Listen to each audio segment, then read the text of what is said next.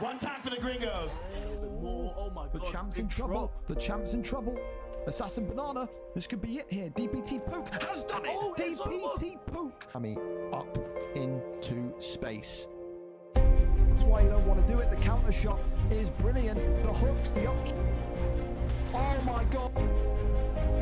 Jab overhand. Who's still coming off beautifully, and it's.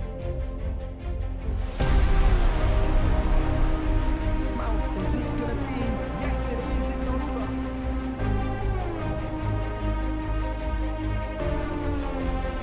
Shots again.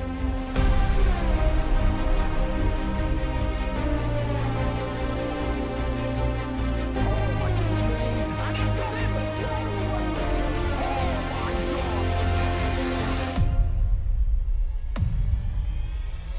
Former lightweight champion of the world. The uppercut and the finish.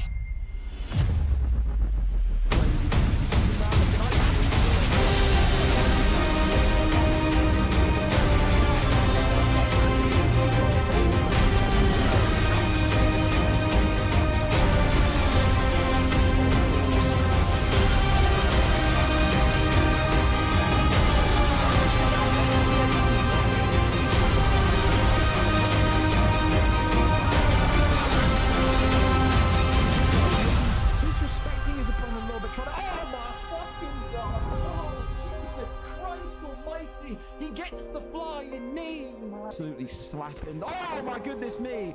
He's slapping something, and it ain't cheap. There's now 1-2's over. Tries to get the takedown and gets another big slam onto him. But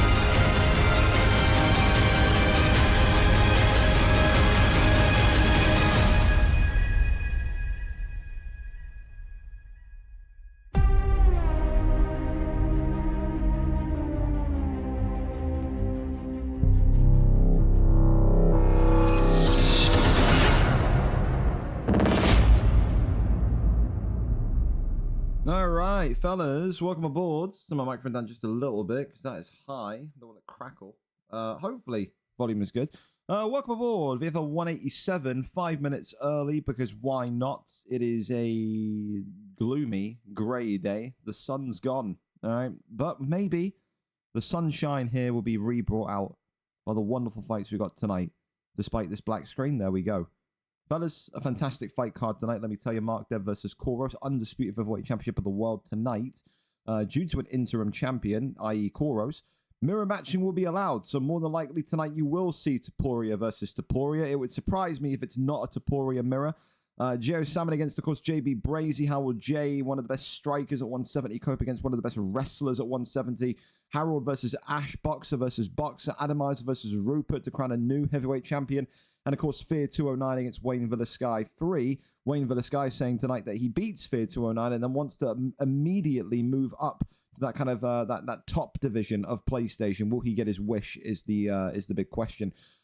Non-title fights, main card just as nice. MarkDev versus Maxi 2. Joe Goldberg against Whimpering Ian. Jack 13 against the Lamax. Of course, he deserves it. He's been on some great form. And for Jack, of course, in a position where he has to fight live, has to fight on this main card now.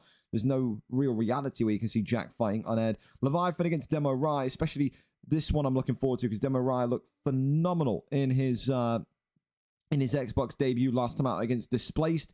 Good wrestling, good striking for Leviathan. Maybe in a little bit of a topsy-turvy bit of form. Not as consistent as what he was maybe a couple of months ago. It's a great, great time for him to come onto the main card to beat someone like Demo Rai and then get a streak going again. Smiley against Stankerson. Stankerson continues to be a main card slot for the featherweight division. One of the most exciting fighters at 145. And of course, kicking off the card tonight, main card wise at 10 o'clock UK, Daichi against Driscoll. Again, wrestler against kickboxer there. Will Driscoll maybe get career submission number 30, is it tonight? It would be number 30 if he can get it, so would be big for him there. Prelim card is just as good. You got Ollie and the new boy Green Bean, Tom and Rise, Wilkie and Alfie. Yam Yam against Della Felder, a great middleweight clash there. Killer of the Heart against the new boy Lupin. Lister against Kieran Crow, who, again, Kieran Crow making his PlayStation debut, wants to fight on both consoles. Smart decision. Like I said, you got UFC on PlayStation and Xbox. Fighting on both consoles pretty much guarantees you a fight every week. Smumlinger against Aiden. Vito against Charlie. Stocky against Jack 9. What You Do against Shadows. Jay Preston against another newcomer, Jaden Marr.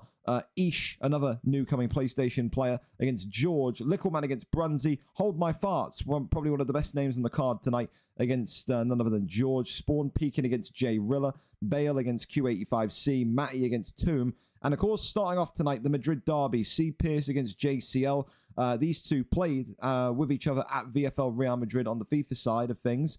Tonight, they are teammates turned rivals. Can JCL come in and get his first competitive win inside the octagon against a man that's effectively now a veteran of this heavyweight division? C. Pierce today comes in with a record that maybe isn't as flattering as what he'd like. 4-12, granted. 1 win in his last 5, a 3-fight losing streak. But has shown signs of improvement. Tonight for JCL, it's a case of coming in, making a splash and asserting yourself and showing the rest of the talent in the heavyweight division that you are there absolutely to go for the strap. Maybe not immediately, but down the road. 0-0 against 4-12, 16 fights of experience against JCL, who comes in for the first ever time this evening. JCL said he felt confident, felt he had some good spars against some of the other guys in the light heavyweight division. He believes tonight there's only one way this fight ends, and it's with him with his arm raised. We can go right up and over to it and get an early start to this card tonight. C. Pierce is live for us. We are here, we are set, and we are ready to go. VFL 187. Of course, as usual, normal rules apply. 4-star picks in this prelim zone, or prelim bout, prelim area of the card. I don't know what you really want to call it, but you know what I'm trying to say. Sergey Pavlovich here tonight for C. Pierce, whereas JCL going to be coming out with the speedy beef burger himself in Derek Lewis. Deceptive speed does Derek Lewis have, and he will be able to use that here tonight. Rilla, I love you because you're new, dude, but I've told you what time your fight is in DMs. Like, again, I know you're new here, bro, but like, you don't know where to look, you don't know how to read your DMs. You got to read the information, brother. I love you like a son, but everything regarding your fight tonight is in the DMs. You just aren't reading it. Here we go. Glove touch and we're away. White trunks for Derek Lewis tonight, whereas Pavlovich comes in with the red. Of course, the favorite tonight, you'd probably say, is C. Pierce with all that experience. And it's an instant knockdown. JCL walking right into the uppercut of C. Pierce to kick things off. And already we're talking about things starting with a bang. And that is a big bang. The first knockdown of the evening, and C. Pierce will take confidence from that. One thing C. Pierce is doing a lot of immediately inside this first kind of 60 seconds of this round is a lot of movement. The thing that he has to remember is with every bit of head movement, every bit of kind of, juking and diving across the octagon, he's going to lose stamina that way. If he gets hit in mid-move, he is not going to like what happens. He will get dropped. Thank you so much as well for the sub. Appreciate you massively. The road back to 200 subs begins today. Big shot there to the midsection again as the uppercut comes forward. Both of these two try to just uppercut the other. But again, we said this before. In this division for C. Pierce, he needs to worry less about the uppercut and worry more about chaining things together. It just seems like at some point C. Pierce gets it, and then other weeks he just forgets everything that he's learned. He's gone back to that kind of that really core base fight style that he had back maybe 2 months ago, where he's not setting up any of his combinations. He's effectively just trying to go for a big hit. He's trying to go for a big hook. He's trying to go for an uppercut. He's got to work off the jab. And if you work off the jab, then the rest of the fight starts to unlock. And I think as well for JCL, he's in a good position here, because for C. Pierce, he is really, really liking the sway to the left, the sway to the right. If the Derek Lewis pick can time a shot perfectly, he can knock C. Pierce out here. It's almost too much movement for C. Pierce here tonight. Punch that immediately as JCL tries to kind of keep Matty... Well, no, not Matty, sorry. C. Pierce pinned. Again, I got confused there because Matty, I know, likes a Sergey Pavlovich pick. Big shot there comes in again. And there's the takedown. All right, okay. First bit of ground game here in this heavyweight division here tonight. But can't keep him down on the mats. But a good little breakup of momentum if you see Pierce as well. Uppercut there creeping forward from JCL and Derek Lewis. Of course, both of these two amateurs in their own right, still learning the tricks of the trade of UFC, as a slam there comes in. And now very much we find our way in the back mount position, and JCL squirming and struggling a little bit, but going to go for a attempted submission, I think it was, but reigns up now with the top mount position. Now, if you can get some strikes from here, this would be great. See Pierce looking like he wants to go into side control, which is an interesting position. You think he would want to stay where he was, but just again, keep an eye on that stamina bar on the top left and right. Just about, I want to say ever so slightly, C. Pierce has less stamina, maybe just by a smidge, by an inch, but it's the reality that he has less, and that's because of those body shots that JCL is putting in, but also because of how much over movement C. Pierce is using right here. Good sway around the side there, and a good sock to the body. Derek Lewis just has to stay calm as the body health of C. Pierce continues to falter. In the end, a decent enough round one from two kind of amateur heavyweights. I just feel like for C. Pierce, I don't know if it's because he's playing someone that he's played FIFA with, because it's a teammate of his. I don't know what it is, but he's just forgotten every kind of core fundamental from the last couple of weeks. He's got to use his jab more. If he doesn't use his jab, he could get countered. And it only takes one uppercut from Derek Lewis. We've always said that. We've always seen it as well. Big 1-2s coming down the pipe here as C. Pierce now begins to use those combinations. And now is almost overwhelming JCL. Cut there, though, is reopened on Sergey Pavlovich. Flying knee comes in as the uppercut there swings forward again.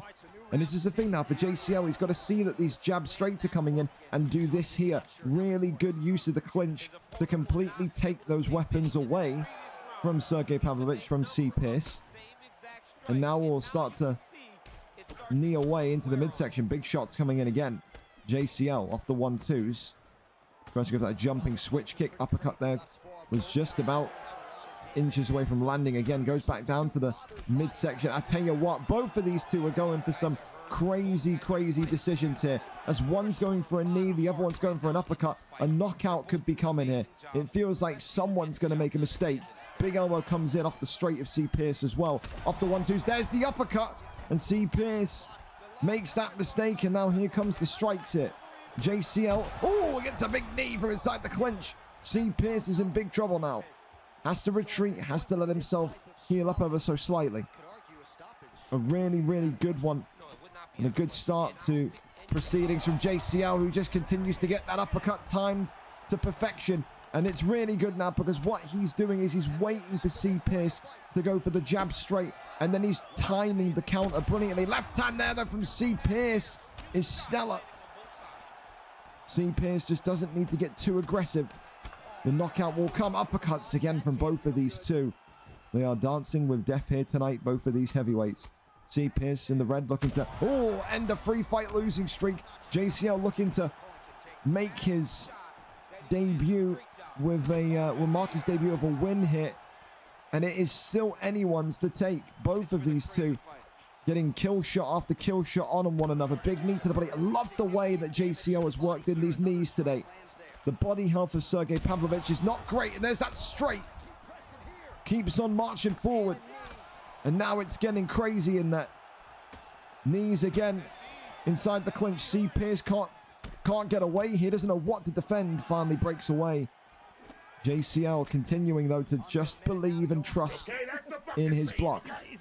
Swings round to the left-hand side. Beautiful shot selection again from JCL. It goes back down to the body. C. Pierce's body health. He is going to get dropped here. He doesn't start to get himself confirmed in terms of defense, and you can see C. Pierce is just not making any smart reads. He's just jabbing, and not watching his stamina, and that's why JCL keeps getting the knockdowns. He can't pair it all together. C. Pierce is an uppercut, clips him again. Big shots coming in to end the round from JCL. Uppercut right back, though. Wow. The heavyweight clash. Absolutely a spectacle and a show here tonight. A good advert for this amateur division and the heavyweights of Xbox putting on. Tell you this much. Could be a 1-1.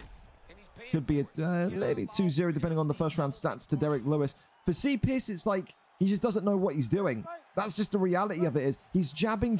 Using the jab was great in that round, but he's not looking at his stamina. He's just jabbing aimlessly, like he's like a Minecraft villager. He's just jabbing, not looking at his stamina, and that's why JCL is getting that counter uppercut. He's got to be a little bit more aware. Throw a couple of jabs off, then walk backwards. You don't need to kind of jab 18 times to get the job done. You've got to be very, very aware of everything around you. Takedown comes in, but the takedown immediately is broken out of as JCL gets right back to his feet. Uppercut there comes in. JCL again with those big hands of Derek Lewis against the cage here now. Takes the back. Big knee coming in once again. JCL just trying to find the body shots. Oh, there's the overhand. And this could be it here. JCL on his debut, but he's not going to get the confirmed kill shot just yet. Back to his feet, C. Pierce.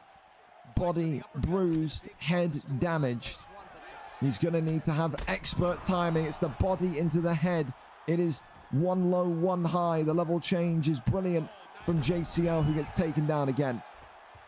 Tries to crawl over now into half guard. C. Pierce with no ground game knowledge whatsoever. He's got no denies. He's got nothing. He's a pure stand-up boxer. He's only going down here to break up the momentum of the fight. JCL just has to stay calm. C. Pierce has to try and make JCL go crazy. Uppercut clips him and drops him again. Can't defend himself. Uppercut the right back. JCL now in trouble as the head kick was maybe being looked for. C. Pierce marauding forward again. Body shot right back. Big knee to the body here. C. Pierce is out of there. What a way to get your first victory and knockout. Holy smokes. It is a one bomb from Derek Lewis. JCL takes it with a 1-0 record. It was a sledgehammer of a right hand for C. Pierce. Just didn't know what to defend. The head was broken, the body was broken, and from there it just takes one shot from Derek Lewis. And one shot is exactly all it took there in that third and final round. An absolute catapult from JCL tonight. And what a fight and what a way to kick off the card. And what a fight, what a way, what a knockout to kick off your career. Opening fight of the night. Listen, may not last, all right, but double award bonus. Fight of the night. And, of course, knockout of the night so far in JCL's control. Hell of a fight to start off his career. Action and entertainment personified. Up next, we go over to Matty, MCFCC, and Tomb. So Matty tonight coming in 4 wins, 7 losses, 2 wins in his last 5. For Tomb, of course, another newcomer, 0-0. No one knows about this kid. Is he good? Is he bad? Is he a kickboxer? Is he a wrestler? Only time will tell. For Matty, inconsistent as they come. Tonight wants to try and make it a 2-fight win streak, but knows that his biggest enemy is his complacency. Number 9 against the number 17 newcomer in Tomb. Let's see if Tomb can go and cause an upset here this evening. Let's go over to it. Matty is our cameraman here tonight. We are there, we are set, and we are ready to go. Alexander Gustafsson against Khalil Roundtree, seemingly the matchup this evening. Thank you as well to Jack9 and also Cellular for the gifted sub to Gillum as well. I appreciate you massively. Top tier from both of you. And again, a great knockout to start off proceedings here tonight. Khalil Roundtree for Matty MCFCC in the blue trunks. He will be the favorite. Tomb, of course, in the white with Gustafsson. Gustafsson is good as a matchup for Roundtree, in my personal opinion, because you got that height, you got that reach. Got to stay on the outside, got to work from distance. Let's see how Tomb navigates it here. Matty, of course, has agility, has speed, and has one-punch knockout power, Khalil Roundtree. Keep in mind as well, Matty in his early days was a competent wrestler in this division back in UFC 4. Will he shoot for the takedown tonight? Will he want to keep it purely standing? Gets the immediate trip there. Matty, though, just towering over Gustafsson, doesn't want to jump in just yet. And you can see Tomb already struggling to kind of shake off Matty. And this is what Matty does brilliantly. Walks you down, cuts off the angles, and effectively says to you, you aren't going anywhere. You're not going to slide out from the left or slide out from the right. You're going to have to really try to meet me head on or take me down yourself. And that's what so many people in this light heavyweight division struggle with. The pressure that maybe one forward footer will put on the other. Big left and right hands there coming in immediately as Gustafsson continues to use the teep kick to create separation. Really nice idea from Tomb so far. Lefts and rights there, burrowing in forward. Another left hand ducks underneath that one though. There's Matty and Roundtree. That's the uppercut. That was dangerous from Matty there. Throws the body shot as he did. Uppercut just sneaked around that right hand side.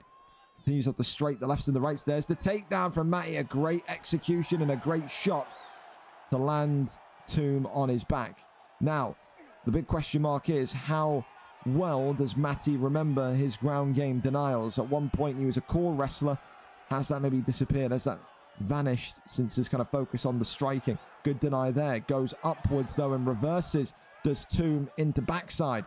Now looking to take back mount here, to which he rolls him through into back sitting. So maybe the potential of an armbar here, but in the end, Matty just cycles on round and gets right back into the safety net of full guard. Posture up is there. Rains down a couple of shots to the body. And now Matty going for that kind of power transition, that momentum transition into side control. Completely isolates the legs and arms of Gustafsson and gets a free passageway to the right. Sweeps the arm back there. Brilliant stuff. And now trying to maybe get into back sitting again. He loves this back sitting position, does Gustafsson. I think he's got to get up, though. I really do. I don't think he looks completely comfortable down here. The only possible thing I can say that benefits him is that he's had no damage so far put on him. He just loves this back sitting position. Rolls through into it again as Matty MCFCC continues to struggle to get any sort of damage going. And if I'm Matty, I'm looking at his stamina here and I'm saying to myself, I've got to put in a submission. There's a real opportunity he could tap Tomb here if he can find a submission that he's comfortable with. Goes over into top mount now. And this is where Tomb can start to have his night go sour. That's a really, really good deny. Posture up here. Matty MCFCC raining down the strikes. The elbow drops, but no stun yet. And look at this. Tomb now is stuck between a rock and a hard place as Khalil Roundtree continues to swing on strikes. I am amazed that Matty has not gone for a submission here. He could have won this fight maybe 2, 3, 4, 5 times over, but he's maybe just not confident enough in his submission understanding. Round 1, clear as day. It is a Khalil Roundtree round. I think that if you're Tomb, you've got to be honest with yourself. There was about 4 or 5 opportunities there that Tomb with Gustafsson had to get back to his feet, but he kept re-rolling him into back sitting. He can't sit down here for too long. He's got to get back to his feet. He's got to stay on his feet. He's got to punish Khalil Roundtree on the feet. If I'm Matty, I'm looking at that first round of 10. I'm getting him right back to the floor. Big right and left-handers, though, continuing to come on forward as Tomb there, now being pushed and pressured against the cage. Uppercut into the right hand from Tomb. Nothing connecting, though. Another front kick comes off, but there's a head kick from Khalil Roundtree in response.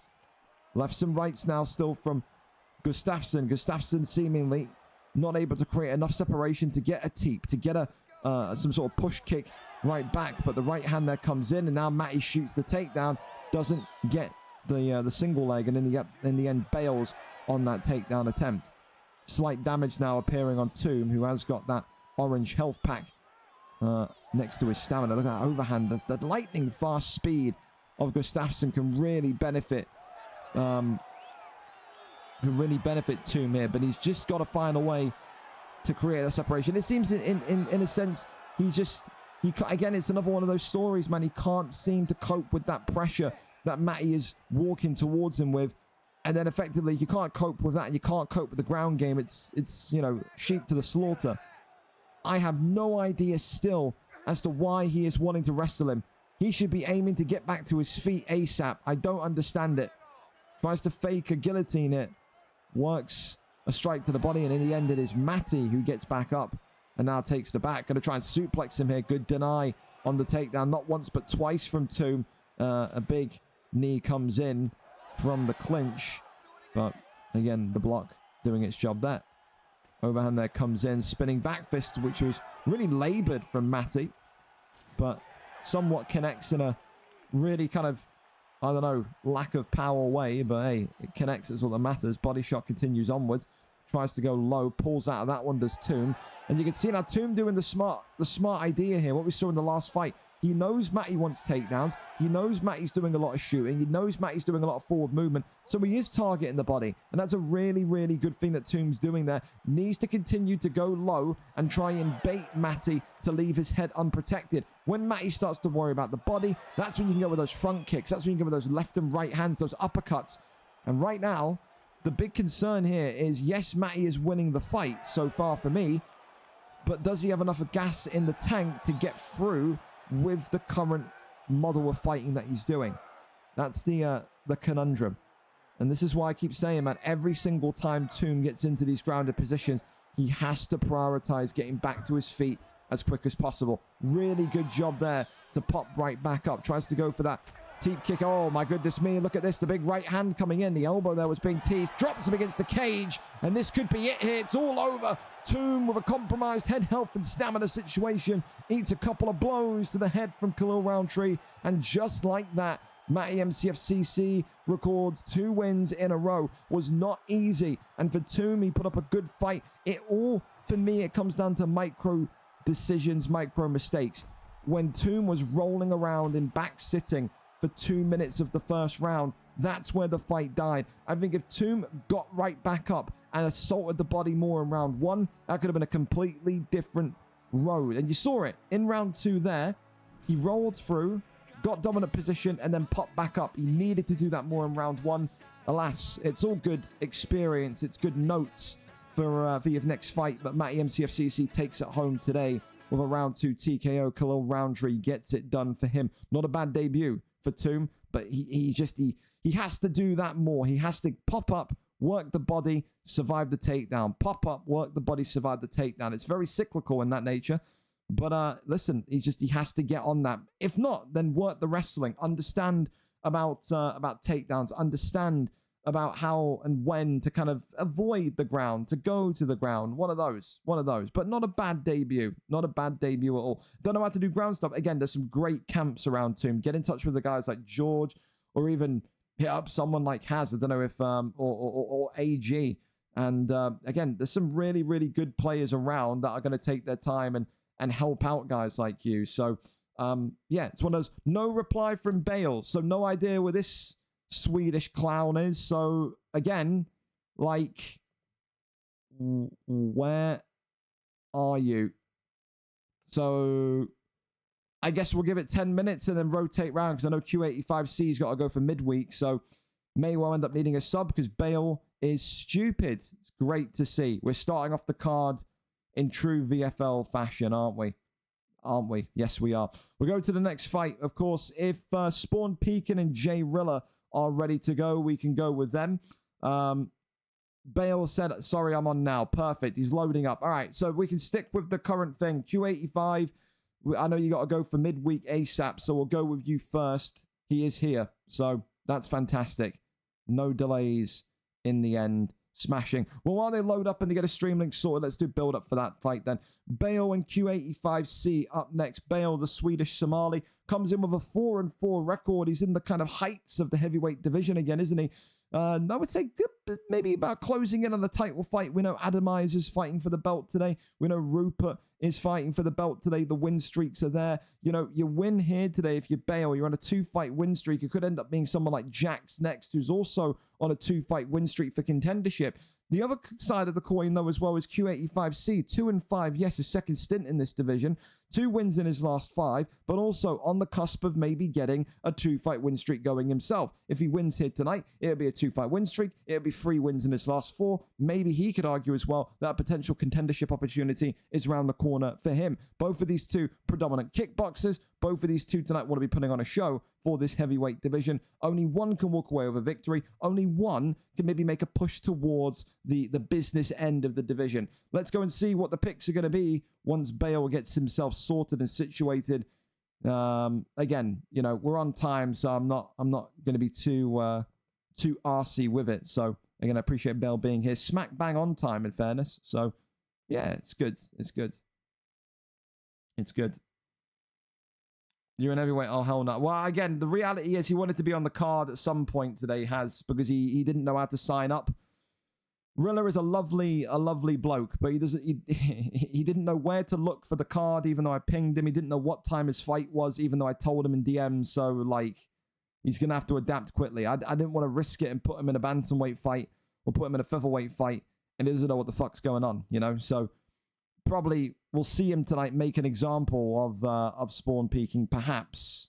Who knows? We've seen stranger shit happen. And then once he's kind of comfortable and situated, then we can maybe start talking about making, you know, moving a move up or a move, you know, somewhere to kind of get him in the correct class. But I'll be honest, I was a little bit hesitant if he was even going to be here. He's American, so when he said, yeah, 2:30 in the afternoon's good for me, I'm like, is it really though? You know, it's tricky. Bale, you got to turn the stream on. The stream's actually got to turn on, Bale. And you want us to watch the fight. So, yeah, turning it on will be a smashing one. Chubb, happening, man. Happening. Do I need to tell Bell to turn the stream on? I'm just fucking... Turning it on would be a great start. There you go. There we go. He's figured it out. God bless him. The black screen of death. Nope. Now the Xbox screen of death.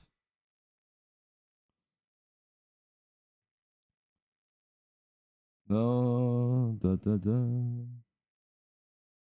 What in the lag is your Xbox doing, Bale? Is it made out of fucking straw and fucking glue? Or is this me again? Let me go to Terry, see if my Twitch is bugging. Nah. It's your fucking garbage Xbox, Bale. Figure it out, buddy. Your fucking horse shit internet. Your horse shit Xbox again. Come on. Dear me.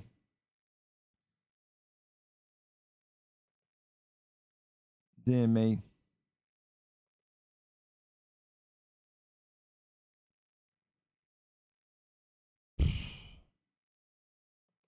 Is it me or is it him?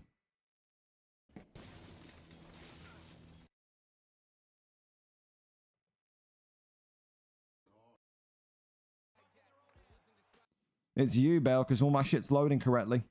So I don't know what fucking terrible fucking garbage internet you got, but like, figure it out, man. You're delaying us here. Your internet's garbage. Your internet is straight fucking garbage. Your stream is just buffering. What are we doing here? Like, come on, man. I need speed here. You're completely sinking us, Bale. Like, hurry it up, dude. Dear God almighty. Any good fights? You missed a good heavyweight fight, Mia, to be fair. Hallelujah. He's figured out how to reset his game. All right. Top tier. EA Sports. It's in the game. There you go. Fantastic. Again, be on time, fellas. It's not really too much of a big deal. We're 5 minutes over. It's kind of like the usual overtime, but be on time. Everyone's happier that way. Yeah. Again, especially people that got midweek. I think, Bale, you even play for a midweek team, so... A new fighter update's been released. There you go. Because you're not fucking turning the game on about 7,000. You have 5 hours on your free trial. Oh, Bale. Bloody hell. Didn't even know this guy's still on the free trial. God bless him. Hey, hey, get your money's worth on that 10 hours. What are we doing, Bale? Why are we loading again here? You've been disconnected. Your internet's garbage, Bale. What in the fuck are you doing here? What, like... Hurry it up, bro. Stop apologizing and get moving. Fucking get the horse in the fucking stable of Sweden to run faster, man. Holy smokes. Why are you cycling for the menu? Why are you cycling for the menu? Come on. What is this kid doing, man? What are you doing, dude?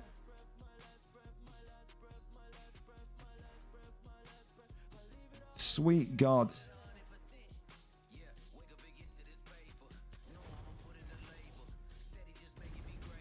Thank God. Eventually, after he cycled through the menu 8 times. God almighty. Well, we're here finally. Hallelujah. Right. Sweden for Bale. The UK for Q85C. Sergey Pavlovich tonight for Rezo or Q85C. Derek Lewis. It is a repeat of the fight we saw just a couple of moments ago. Derek Lewis for Bale. All right. Listen. Better late than never. We're finally there. Bale and Q85C. Never calling him Rezo because he changes his name every single week, it feels like. Holy volume, by the way. Turn that down. Bale clearly deaf as well. Needs John Anik at 6,000 decibels. All right, here we go then. Slightly delayed, but at least we're here. Bale 9, of course, the man that's 4-4 tonight in the black trunks of Derek Lewis, whereas Rezo, Q85C, is the man that is 2-5 with Pavlovich. Both of these two winning their last fight. Both of these two now today in a position where they're talking about a 2-fight win streak, in a position where they could be talking about maybe being the next contender in this division. Right hand immediately comes forward, and Pavlovich here is teeing away against Bale. And this is the thing here, if you're Bale, you know, you're already flummoxed because of maybe the anxiety that's been created in your head of being maybe slightly late.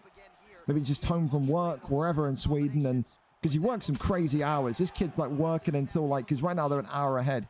So if he's just gotten home and he's getting home at 8 o'clock at night, some days he doesn't get home until 10 o'clock at night. I don't know where he works, but he's got those kind of Chinese communist hour working hours, doesn't he? So maybe he's a little bit tired as the right hand connects against the dome again. Bale there eating an overhand as Q85C continues to just slice and dice his prey here. Looks like it's a one-man show here at this minute in time. Bale can't get any sort of damage, connection, anything going on Sergey Pavlovich. Seems like Reza right now is the unhittable object, the invincible force with the big Russian in Sergey Pavlovich. Continues to backspace away. There's that right hand. Ducks underneath there. There's that beautifully timed uppercut. Big 1-2s down the center. Goes for the body shot. As Bale here. Oh, he dropped against the cage. And it could be over just like that. Q85C not raining down the strikes. No idea why. He just sat there and looked at it almost.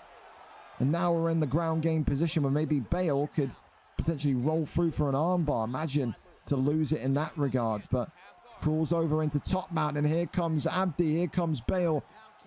Misses that big shot with Derek Lewis. 1:30 to go. If Bale can keep him down, it'd be great, but just shoves him off, shrugs him off, and right back to the feet we go again. Those elbows there coming forward. Another big uppercut there that drops him. Q85C is just, the timing today with the Pavlovich pick is really, really nice. I think the way that he's just continuing to just slice open Derek Lewis, slice open Bale. He's almost kind of baiting Bale to take the shot and then responding in a perfect way every time. Another good two-hit combination there as the right hand connects up. Still, though, Bale believing that he can find some sort of, I don't know, Hail Mary shot here, which we know exists with Derek Lewis. For Q85C, every single minute that passes is another kind of point on the board, but the one thing that you don't want to do is play with your food. Does feel like maybe so far in this round, we have seen Q85C try and almost play with his food slightly. No idea why he didn't go for those ground and pound strikes. Will he come back and maybe review that decision if he gets knocked out in round 2? Derek Lewis absolutely caked in blood. He is an absolute mess in the corner as Pavlovich looks like he's ready to go another 5 rounds if needs be. Good first round for Q85C. Clear as day. 10-9. Maybe a 10-8 to the Pavlovich pick there. Round number 2. Up and underway for Bale in the black trunks with Derek Lewis. He will need a bit of a miracle, and it may well be happening here. Big right hand. And this is why you said don't play with your food, but a big hook right back now. Q85C. That may well have worried him enough to snap him out of any kind of confidence he had. He's got to be careful here. It just takes one shot with Derek Lewis. Avoids that one uppercut that was just being swung forward again. Off the 1-2. Brilliant combinations again as Pavlovich looking for the kill shot. Uppercut connects one more time. Bale here being pushed backwards. Swings on in. There's a big shot. Drops him against the cage. And this has got to be it. It's all over. Bale out of there. And I think absolutely that stun at the start of the round that sliced open Pavlovich on the left side of his brow made Q85C go, all right, enough dicking around here. I've got to get him out of here. He nearly felt that Derek Lewis power. In the end, Pavlovich wins it. And in the end, it is Q85C who has a 2-fight win streak going into VFL 188. Could he be one of the next major contenders? A good win tonight. And again, apologies to Q85C about the slight delay. Thank you to Bale as well, getting his stream sorted out and his connection sorted out as well in the end, not too much of a disruptance to the card. Up next then, Spawn Pekin and Jay Rilla. Listen, for Spawn Pekin, he knows the odds are against him today. 1-1 for Spawn Pekin, but we have seen these future bantamweights, these future featherweights lose before. Tonight will maybe one of the greatest upsets in human history happen, and Spawn Pekin make it a 2-fight win streak. Or will Jay Rilla, who is expected to be one of the great names of the future, expected to be one of the great American fighters of the future, say it's 1-0 in welterweight.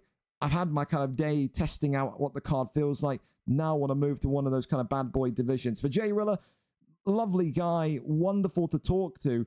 It was just always a case of, do I want to risk it and put him against like a MarkDev or something later on the card where I don't have as many replacements if he doesn't know what day it is, what time it is, whatever. Since he's here in the stream chat, clearly he's already better than some of the people we take in. So, I mean, that's good news. Let's go and see, though, if he can impress us, wow us here in his debut today at 170. 1-1 Spawn Pekin against the 0-0 Jay Rilla. Let's go over and up to it and see exactly what the picks are set to be today. Don't forget welterweight. So, 170, only 4-star picks are going to be the feel of things. Twitch mobile link. I hate it. All right. Carlos Prates against Jeff Neal. All eyes on this up-and-comer. All eyes on Jay Rilla here tonight. Let's see who gets this one over the line. Jeff Neal comes with a punch. Remember back in the day, Shermer used this Jeff Neal pick to get all the way up to the strap at 170. Great power, but also deceptively quick to a degree. You can get combinations off in quick succession with him. Jay Rilla today the favorite in the blue trunks with Jeff Neal. The underdog Spawn Pekin in the yellow with Carlos Prates, 1-1. And a good opportunity for Spawn Pekin to maybe feel what some of these kind of higher end players are going to be like here tonight. Spawn Pekin, of course, had a great career in that heavyweight, light heavyweight division. And, passed with flying colors to get into this position of 170. He says the fighters here suit him way more. A lot of speed, a lot of agility, and a lot of kind of diversity and variety in their fight styles. For Carlos Prates today, seems like he wants to go that kind of level change body strike route. Lovely little slip body shot there as well from Jeff Neal. And just keep your eyes on maybe what Jeff Neal does. So again, these little kind of inward steps, these little sharp combinations that he gets off here just to kind of destabilize Spawn Pekin is always a joy to watch when you see these superior strikers do what they can. And again, it's now, it's combinations leading to larger combinations. It's a 2-punch into a 3-punch into a 4-punch. He's getting comfortable in there as Jay Rilla. And it very much shows in the opening 2 minutes of round number 1. Left and rights again coming forward. The way that he continues to level change and continue to kind of mix shots to the body and confuse Spawn Pekin is really nice. Spawn Pekin taking a leaf out of his book there. Good couple of shots there, down low and up top. Continues to try and work that right hand. Uppercut now goes back down low to the body. As Carlos Prates here now is starting to show signs of damage. Teep kick there puts him backwards. And now against the cage here. Here comes all that pressure. Lovely 3-piece combination there from Spawn Pekin. Off the 1-2s. Body shot comes in. 1-2 down the center again. Avoids that one. Really nice little kind of mini pull, you can almost call that there, from Spawn Pekin, who goes back down to assault the body of Jeff Neal. There's the elbow that comes in. And look at this now. Another kind of real flurry of strikes from Jeff Neal, the American Jay Rilla today. Looking like he is very much here to make a statement. Spawn Pekin, to his credit though, a lot of compliments to Jay Rilla, but Spawn Pekin has not just taken this one lying down. He's done well in this fight so far to kind of mix it in there on the feet against Jay Rilla. Lefts and rights again coming forward. Avoids that big right hand ever so slightly as Spawn Pekin there whiffs with that body shot. Side kick there goes to the ribs of Jeff Neal. And there's the elbow that clacks him. And look at this here. Big shots from Jeff Neal. Signs of sliced cuts on the brow. Now the right side of Prates. As Spawn Pekin struggling to get away from Jeff Neal, who continues to target the body. The way that this kid level changes is second to none. Spawn Pekin has had a masterclass in how to attack the body and work the head here today in this one. Round 1 in the books. Jay Rilla so far over the line Really, really classy and clean boxing. But for Spawn Peking, an incredible job there to put up a fight. Again, you know, we know what Jay Riller can do. His reputation precedes him. The fact that Spawn Peking, a former light heavyweight kind of fighter, has survived the round in there and also given as much as what he can with some great combinations. It's good signs for Spawn Peking as well. He knows that he won't have to face anyone maybe this difficult in this division for a long, long time unless we see someone absolutely just take off in terms of their development. Big shots there to the body again. And that's just what it is. He just can't make the read of when Jay Riller is going to go low. Head kick there comes off, goes right back down to the body. There's that right hand again. Beautiful work. Oh, and there you go, the wind taking out the sails. It was the head, now it's the body. And Jay Riller here continuing to just walk forward and look for that blistering uppercut. Right hand comes in. Intriguing to me that Spawn Peking hasn't even tried to break up the momentum by going low here with maybe a takedown. Body shot there, where you see the way that he's faking hits into body hits. Really nice uppercut that was just slipped, and that there is an absolute knockout for the ages. Blink and you will miss it. Harry Houdini type magic from Jeff Neal tonight and his magic hands. It was a little kind of misdirection hit. I think Spawn Peking was expecting the left hand, and then it was the right uppercut that drops him with a blink of an eye. And again, you just have to say that this kid is one of the top boxers. The way that he really kind of took away the wind from Carlos Prates, and the way that he kind of used his kind of his avenues of attack, the angles that he put in there, the pressure that he put in there, was really, really nice. And you can see why there's a lot of hype around this kid. And I think as well for Spawn Peking, again, a guy that was put in there today, a lamb to the slaughter, you could say, but really put up a good fight. Tried to use almost Jay Riller's style against him, trying to get those combinations quickly to the body, quickly to the head, quickly to the head, quickly to the body, trying to alternate between it. But you can't replicate perfection. And tonight, that's exactly what Jay Riller was. It was a perfect performance at 170. Don't think we're going to be seeing him in there for too much longer. For Jay Riller, all I can say is welcome to the league. But again, I'm the same with everyone. When I release the card, again, I'm not saying this in like a naggy way, but when I release the card and you're pinged, you got to read the Discord. That's all I'm going to say. Because this first fight, I'm going to help you. But like, if I release the card and you're telling me what time is my fight, where do I see who I'm fighting, when's the card, like all that kind of stuff, you're not going to last here. You got to be very kind of attentive, and you got to read the information in the cord. That's all I can really say. Congratulations to you, though. A great victory. And for Spawn Peking, listen, he gave it a valiant effort, but in the end, you were fighting an absolute behemoth in there tonight. You gave it a good go of things. I will say that. Congratulations once again to Jay Riller. Up next, then, we're going to go to Hold My Farts and George. So, Hold My Farts coming in today with a record of 2 wins, 1 loss, whereas George coming in with a record of 0-0. It is his middleweight debut this evening for Hold My Farts. He maybe isn't even here. He's still not answered. Well, if Hold My Farts isn't here, then I'm kicking him. If you're not here, I will be booting you. I told you, like, very clearly yesterday what time your fight is. So where are you? Again, this is what I mean, dude. There's so many guys that come in, whether they're American or Brits. I tell you what time your fight is, and you're not here on time. Like, what is this? What is this? Not in midweek. Well, we'll give it like 10 minutes, and then if he's not here, then I'm kicking him, and then we're getting you a replacement. I don't know what, like... I'll show you the DMs when we do kick him. But he legitimately asked me yesterday, what, again, another one that can't read. What time is my fight? I literally showed him. It's 7:40 UK, 2:40 Eastern. He said, okay, thanks. Well, where are you, dude? Like, where are you? It's ridiculous. It's ridiculous. So, George, don't worry, because I know we've got a lot of middleweight replacements there tonight. Give it 1 or 2 fights, and then we'll swap them around and get you a fight tonight. You will be fighting tonight, but... Again, don't sign up to this shit, boys, if you can't read. Like, I need people that have an IQ above single digits. It's just the facts. It's just the truth. Lickleman and Brunsey. If Lickleman and Brunsey are good to go, should we go with that? We'll see if they're around to go early. Lickleman and Brunsey. If you're ready, we'll go with you two. And then in the meantime, while they're getting their links sorted, I can start to look about middleweight replacements. Jay Saverne would be nice. C27, I think, has had an unstreamed fight. His confidence is, I think, shattered. No, never mind, he hasn't. I wouldn't mind C27. I don't know why he can't fight live. I think it's because he just doesn't want to lose on camera. We'll ask him. But, yeah. I got VP. I respectfully, George, couldn't give a single fuck about your VPG season. Not one, mate. So, if that's a problem, then USADA pull and don't play UFC. Then you can go and play Bulgarians in fucking Division 5, wherever you play.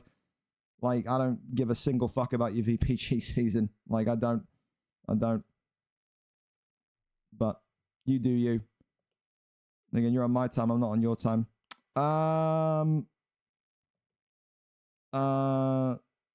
Want to fight? I don't think he's fought George before. Let me double check that quickly. I wouldn't mind. Well, to be fair, I feel like they may have done. C. Pierce, Allergy, Kiko, Russell, Jax, Pierce, Ethan, Chosen, Benji. They haven't fought. That would be a good fight. I would be interested in that fight. I absolutely would. Right now, yeah, lobby up with him. You're up in 10. Would be this guy. Here's his Discord. Perfect. There you go.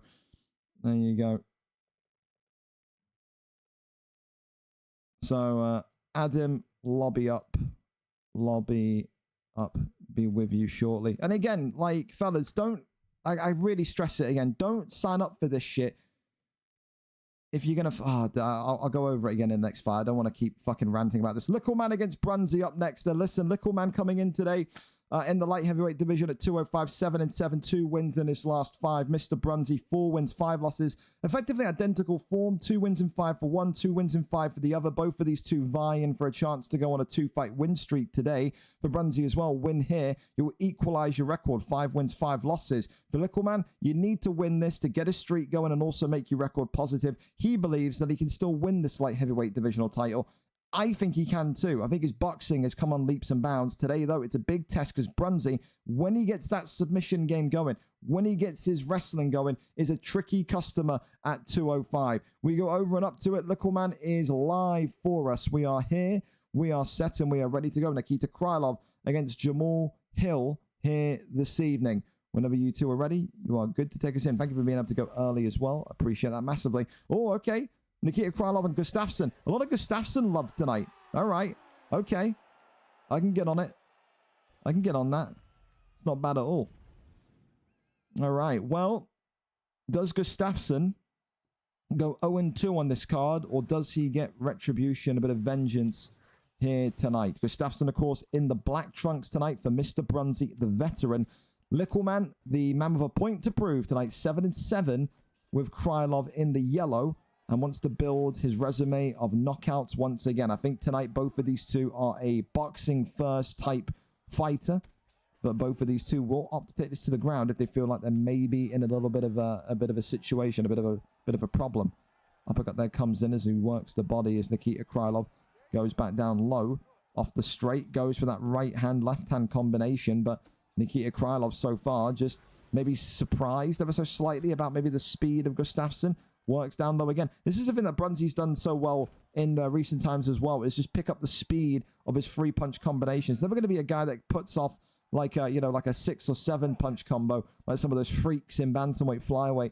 But the way that he kind of can maneuver those mini combinations in are brilliant. Good heel hook here, though, from Lickleman, who does get the deny as well. So now Brunsey in danger of having his leg snapped here. And that one is going to be denied, thankfully. Just gets out of that one. But can he... Oh, well, no. He gets another deny. And Gustafsson has his leg twisted and turned. So really nice start here from Lickleman, who is also showing that his improvement in the ground game, in the jiu-jitsu in particular, has very much taken its forefront here tonight. And that's what you need, especially when you're on the cusp of going into that middleweight division. You need to start to mix all of it together. We know the heavier the weight, the more amateur the opponent. And it's always great to see these kind of heavyweights, light heavyweights, start to embrace the warmth of wrestling. It can win you so many fights. Submissions can win you so many nail-biting contests, especially in title fights, 5th rounds. We've seen it before, haven't we? As he gets right back to his feet. Oh, no, he doesn't into sprawl. Never seen that animation before. Effectively avoided it and went right into a sprawl. So that's kind of cool. Goes now into half guard as Brunzi will have the opportunity to start to work his ground game.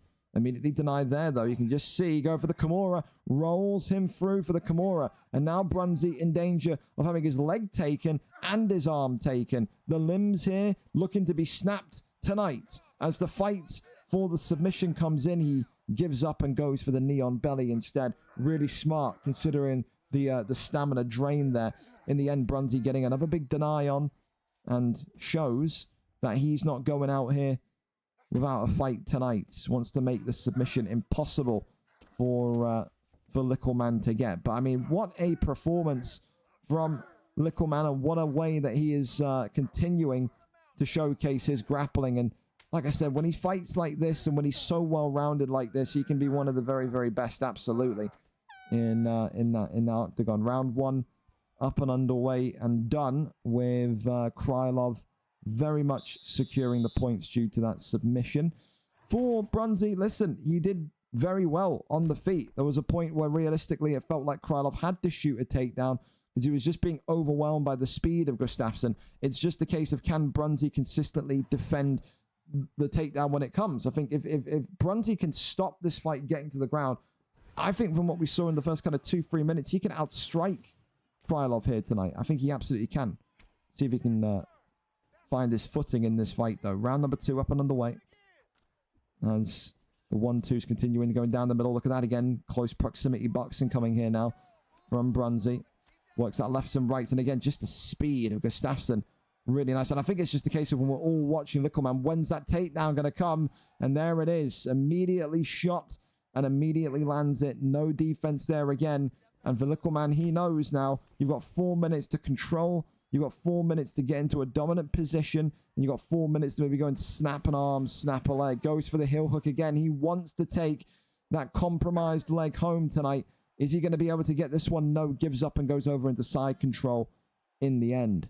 Elbows here now coming on down onto Gustafsson.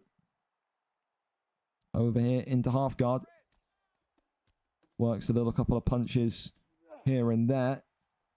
Still waiting for a position change. Goes over into side control again. Over into sprawl.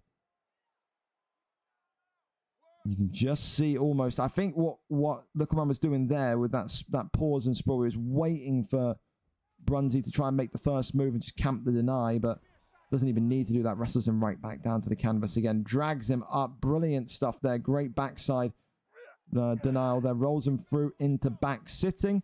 The rear naked choke could be potentially something that ends Brunzi here. The rear naked choke is in, and Brunzi is out of there. Lickleman's incredible performance on the ground continues to be a highlight, a standout point.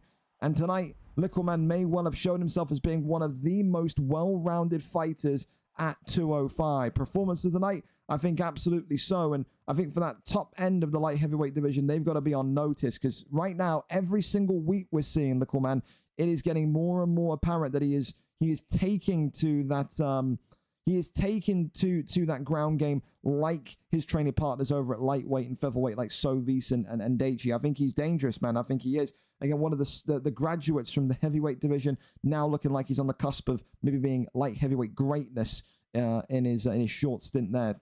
15 fights, you may well say it's not really a short stint. But I think, again, when you talk about some of the other guys that we've seen in this division before, 20, 30, 40 fights, the way that he's rising to the top at such a breakneck speed is really good for him. So congratulations to him. A top performance here tonight.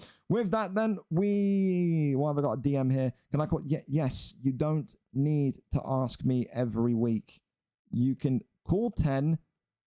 Tell your opponent. Why are the FIFA people just dense, bro? You've asked me every single game day, can you call 10? Why some days you're going to be told yes, and other days you're going to be told no? Holy hell. Dear God. Right. Well, we're going over and up to it then. So hold my farts can hold this fucking kick, because you can't read a clock. Again, I'm very clear, fellas. I'll take anyone of any skill level. But, like, look at this. Look at this. You tell me what more I have to do as a league owner. May I ask what time it is? This was yesterday morning at 6:27. Showed him the time, both UK and US Eastern. Thank you. He's stupid. Like, you can't read a time. You can't read a fucking calendar. You're stupid. There's no other way to describe it. All right? Don't ask to fight here if you can't fucking read. I've been so consistent. I've shown here as well. It's very easy to replace people. It's not a case where it disrupts the card. It's just more the fact that I don't like dealing with fucking idiots, man. That's all it is. So, yeah, Hold My Farts is cut. He won't come back here. Not even for UFC 6. I'm starting to take the kind of the thing where, like, if you are so stupid that even a reminder message and you still don't show up, I can't have you here in general. Like, I just can't. Like, there's no point. There's no point. There's no point asking to fight in a league, whether it be fucking UFC, FIFA, Minecraft, fucking Balatro. It don't matter. It doesn't matter. If you can't read a time, you're useless. You're useless. There's no other way to describe it, boys. There really isn't. Anyway, so George will get priority pick, and Chatterfy here tonight will be the replacement opponent. And with that, we can go over and up to it. Here we go then. Chatterfy is our streamer tonight. For George, 0 and 0. For Chatterfy, 0 and 2. Two former compadres in the heavyweight division, now graduating onwards into the middleweight division. Only one of these two get a win tonight. Brandon Allen for Chatterfy and Michelle Pereira for George, who uses that Solo Velks account. Don't ask me why he's on an alt. He's 14 or 15. He's a kid. So basically, you know, for some reason, every 15-year-old has about 17 accounts. Usually mostly siege alts. Don't ask. I don't know. Anyway, Chatterfy in the blue. Solo Velks. George in the white trunks here. Of course, the big thing to understand here tonight is that both of these two have become even more slicker with their boxing in recent weeks. But I'll also say that their submission game, their grappling, has become a lot more kind of electrifying as well.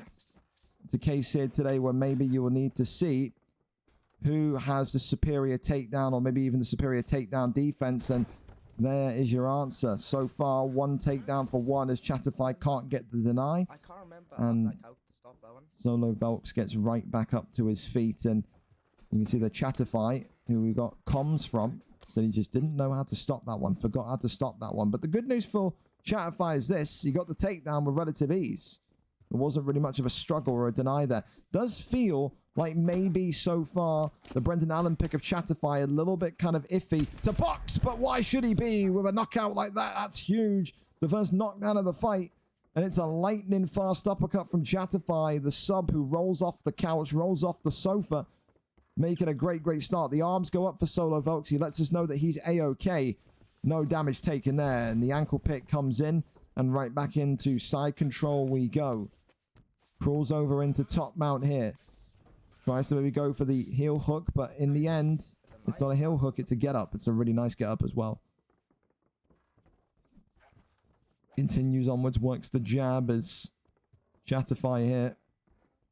Just looking for some sort of... I think, you know what he's looking for? He's looking for that pull uppercut. Yeah, every time he's looking for that pull uppercut. Solo Velks there, George again, just biting on the distance given. And Brendan Allen now, Chatterfy has revealed his game plan. It is pull back, counter, uppercut. Beautiful shot selection again. Chatterfy trying to go for that 1-2 head kick. Nearly an execution shot. George here continuing to back up. He's feeling a little bit overwhelmed, maybe. And I'm surprised now that we haven't seen George shoot the takedown. More and more damage coming in. Chatterfy on the verge of getting his first win in this 185 division. George is lost. His CTE is skyrocketed. He doesn't even know that he's in an octagon right now. He thinks he's at a Tesco, a Costco, shopping for beans and fucking bread. He doesn't know where he is. Unbelievable. His brain's turned into mush. Deep kick sends him backwards again. Goes back forward. The lefts and rights. Beautiful shots. The combinations and the knockdown again. As this could be it here. Chatterfy looking for the finish. But in the end, not able to find the finish. Kicks him off and kicks him away. George back to his feet. But for how much longer will he be conscious? It is a clear as day round one to the late replacement, the late sub, Chatify is absolutely giving him a lesson right now in this 185 division. A really, really good start, a good opening minute for George, but then it was all downhill from there. Chatify seemed to find his rhythm, got a couple of those pullback uppercuts that we saw that he was hunting for. And, I mean, since then, and since that kind of started to take shape, no real signs of recovery. Glove touch and we're off again.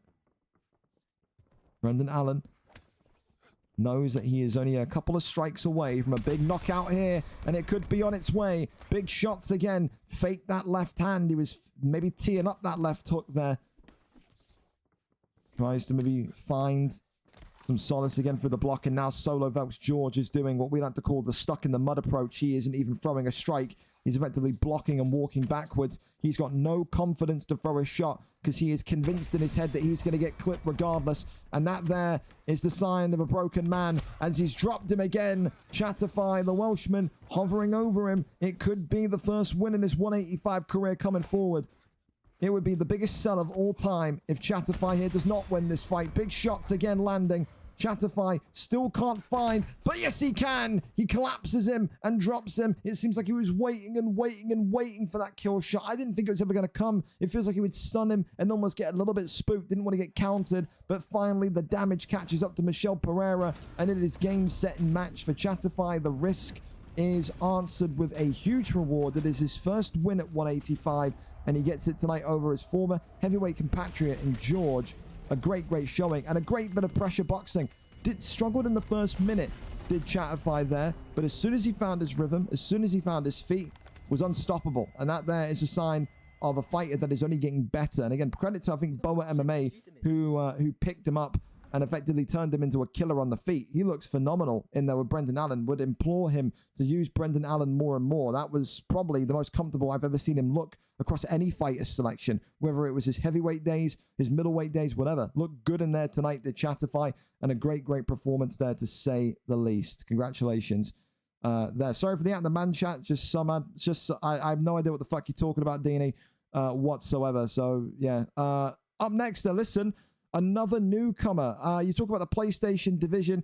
It got like an incredible, I wouldn't say incredible maybe too much of an adjective or word, but it got this boost this week of more and more fighters coming into that kind of division. George, though, today takes on Ish. Ish 0-0, George 0-1. He is a lightweight fighter on the Xbox side of things, but didn't have the greatest start to his PlayStation life. Today, he will look to make it 1-1, and for Ish, he will have a lot of maybe, I don't want to say pressure on him, but when I talked to Pappy, the new guy that's kind of the gym owner, the coach of these guys, he said he's one of the top guys in our group. So maybe tonight it will be a tricky situation for George, but also maybe for Ish, it could be something where you learn about the level of this league. Some people have come into this league before and they've said, I feel like I can win the gold. Then they have one fight, they see the quality of some of the fighters and they disappear. Is that going to happen here today?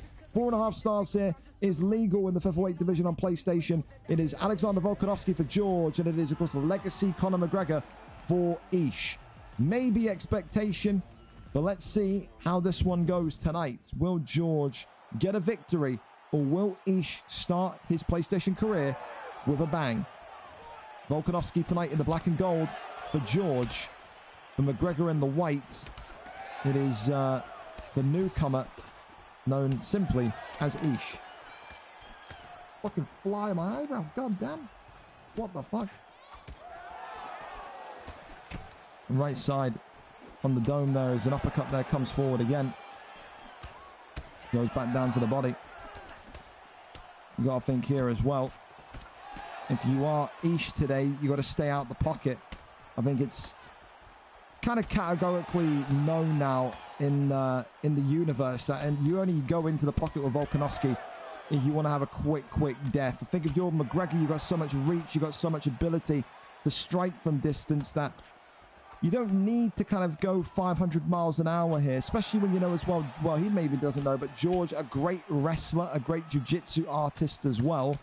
This is someone that absolutely needs to make sure tonight that he can just survive that pressure, just survive that kind of forthcoming dominance on the ground that George can bring. Little takedown attempt there, but just out of reach as Ish continues to work off that jab. Big thing that so far you can see, though, is that there's confidence from this McGregor pick. Ish continuing to walk into George and say that he's not going anywhere. Big left hand comes forward again. Another couple of elbows there, swings in. Also, head kick into the straight, flies forward. 1-2, down the center, ducks underneath. Goes towards that left and right. Swings on round.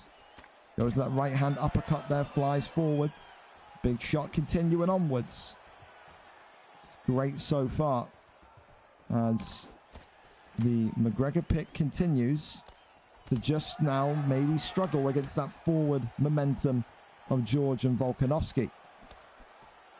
Goes back down low to the midsection again. George, though, is conceding shots, but not conceding damage. A lot of, well, there you go. As I say, that commentator's curse. He's been busted open.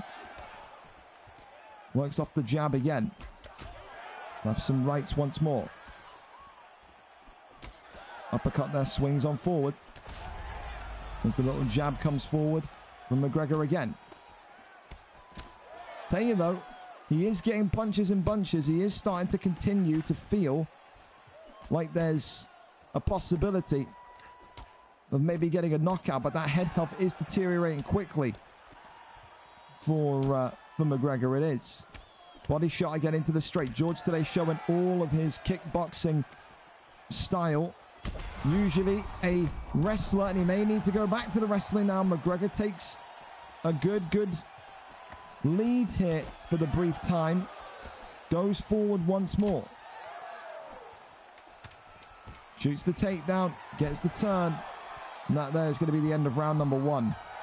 Well, listen, George going an alternative route today. Boxing over wrestling. And he may not be able to do that for too much longer, because the further this fight has gone in, Ish has not only survived, but he's also been able to kind of get his own shots in here and be dangerous. George is not in the driving seat like he was maybe in the first 2 minutes. Broadway maybe now, though. Drops him, and this could be the fight right here. The commentary curse has never been more real. A good deny here, as now George has him right where he wants him. Rains down the strikes here with Volkanovski. Big elbow clashes on down to the dome of McGregor.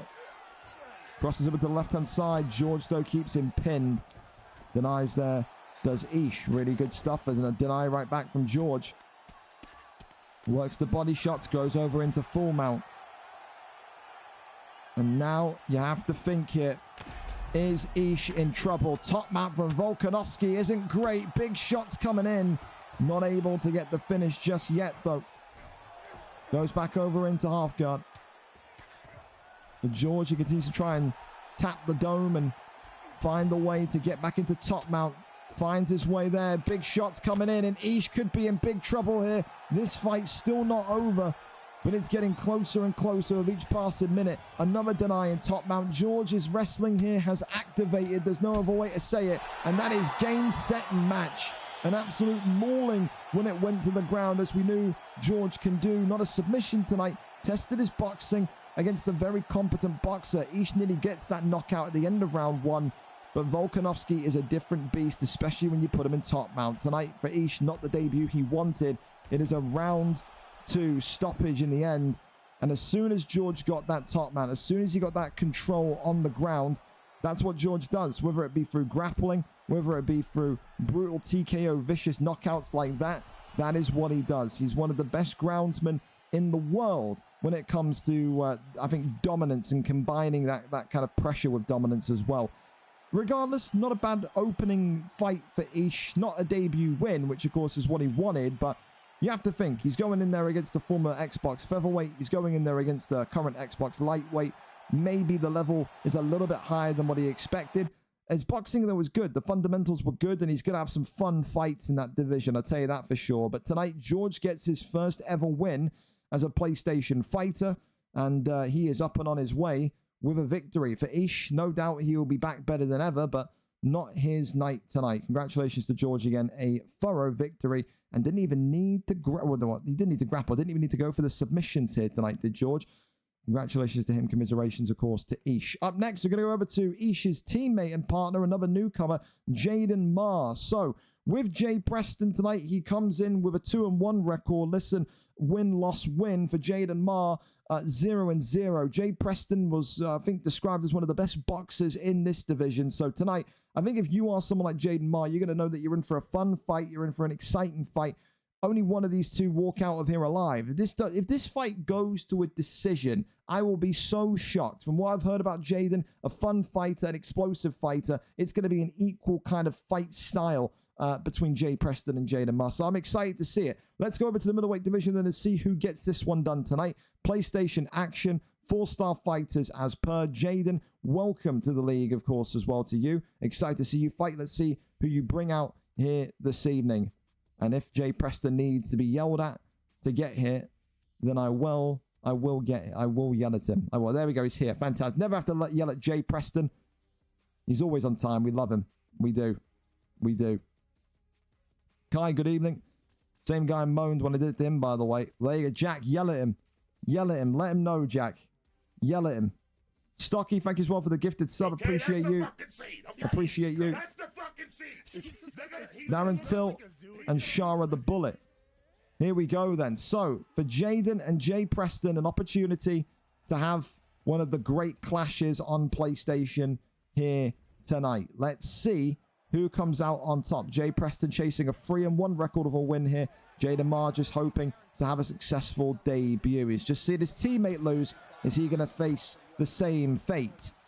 Of course, both of these in red trunks. The man in the blue gloves for Jay Preston tonight, the favorite, Jaden Ma, coming in with Darren Till in the red gloves. And like I said, stylistically, it is going to be an all-out war. It's an all-out slugfest. These two will sit in front of each other.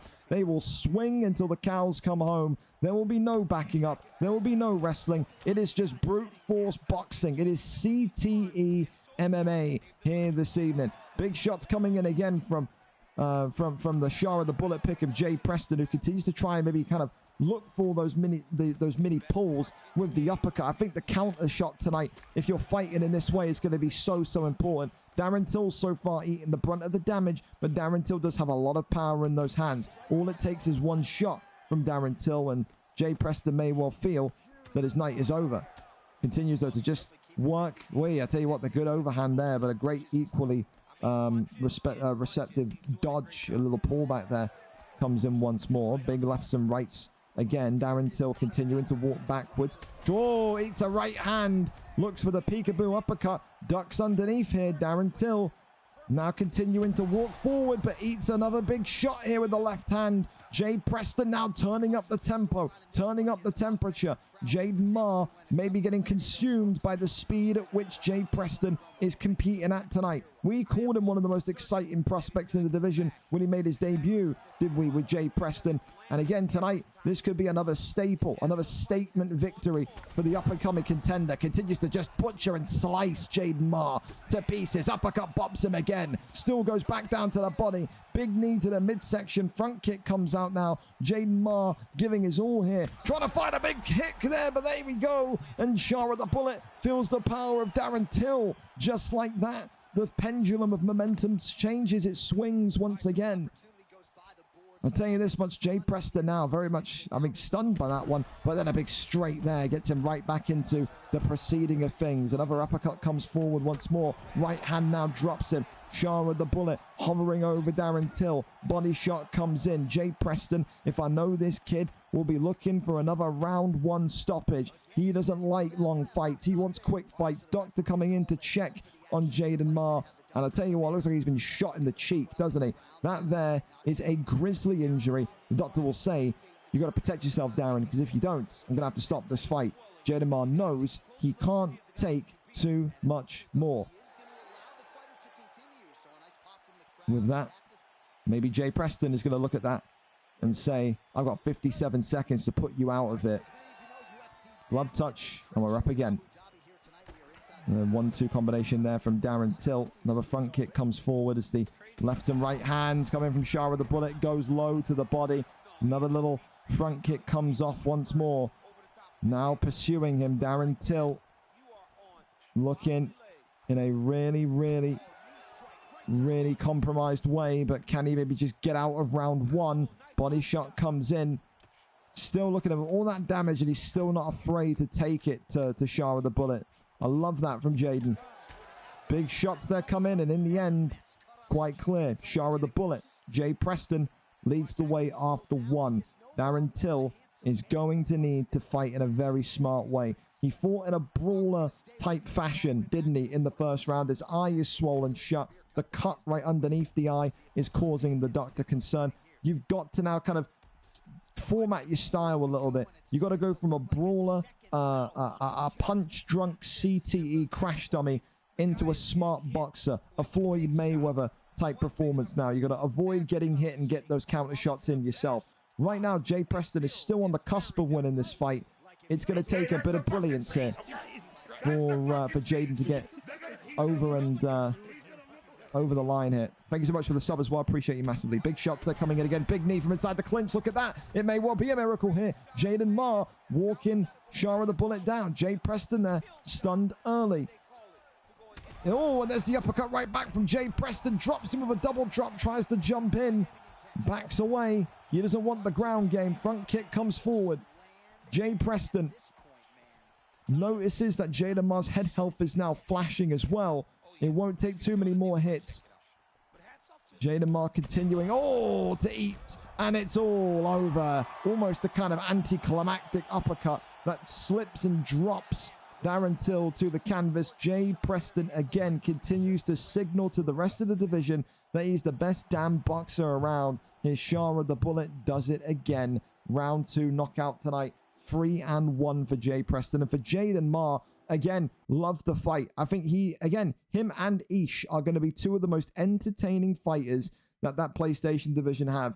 They are prime Justin Gaethje. They walk towards fire. They set up a sleeping bag and they lay down in the fire. No essence of understanding danger or essence of understanding entertaining fights, and that's what we love here. Congratulations to Preston tonight, and commiserations to Jaden Marr as well. You'll get them, and I believe in it. Lewis as well, thank you so much for the tier 1 as well. Appreciate you massively. Up next then, we go over to our next fight. Of course, it's What You Do against Yo Shadow. So What You Do coming in tonight, 6 wins, 2 losses, former #1 contender, 4 wins in 5, whereas Yo Shadows is now 3-1 and riding one of the biggest win streaks in this light heavyweight division. If he wins today, he'll go on a 4-fight win streak, and who knows, maybe, just maybe, win here, your next fight, main card, a #1 contenders match against your training partner, Lickleman. How funny would that be? Could happen. Let's see what You Do can do today. He wants to play spoiler. He wants another shot at gold. He knows today, win here, and it could well be the case that maybe you are next. What You Do and Yo Shadows, 2 of the very best in that 205 division. We're over and up to it. Let's go and see exactly who gets the victory here today. Got to keep adjusting the volume because everyone's stream is different. 4-star picks again as well. Rumble Johnson looking like the pick for Shadows, and will it be Krylov? Will it be Vitor Petrino? Both are favorites for the use of this division, and it looks like it is going to be Vitor Petrino and Nikita Krylov. All right, then. Petrino for What You Do, Krylov for Yo Shadows. All right. Here we go. Can we see a statement performance here tonight? John Anik, we don't get. There we go. Yellow trunks tonight for Krylov, which of course is none other than Yo Shadows, the man riding a 3-fight win streak. What You Do in the black with Vitor Petrino, 6 wins, 2 losses, 4 wins in his last 5, also on a 2-fight win streak.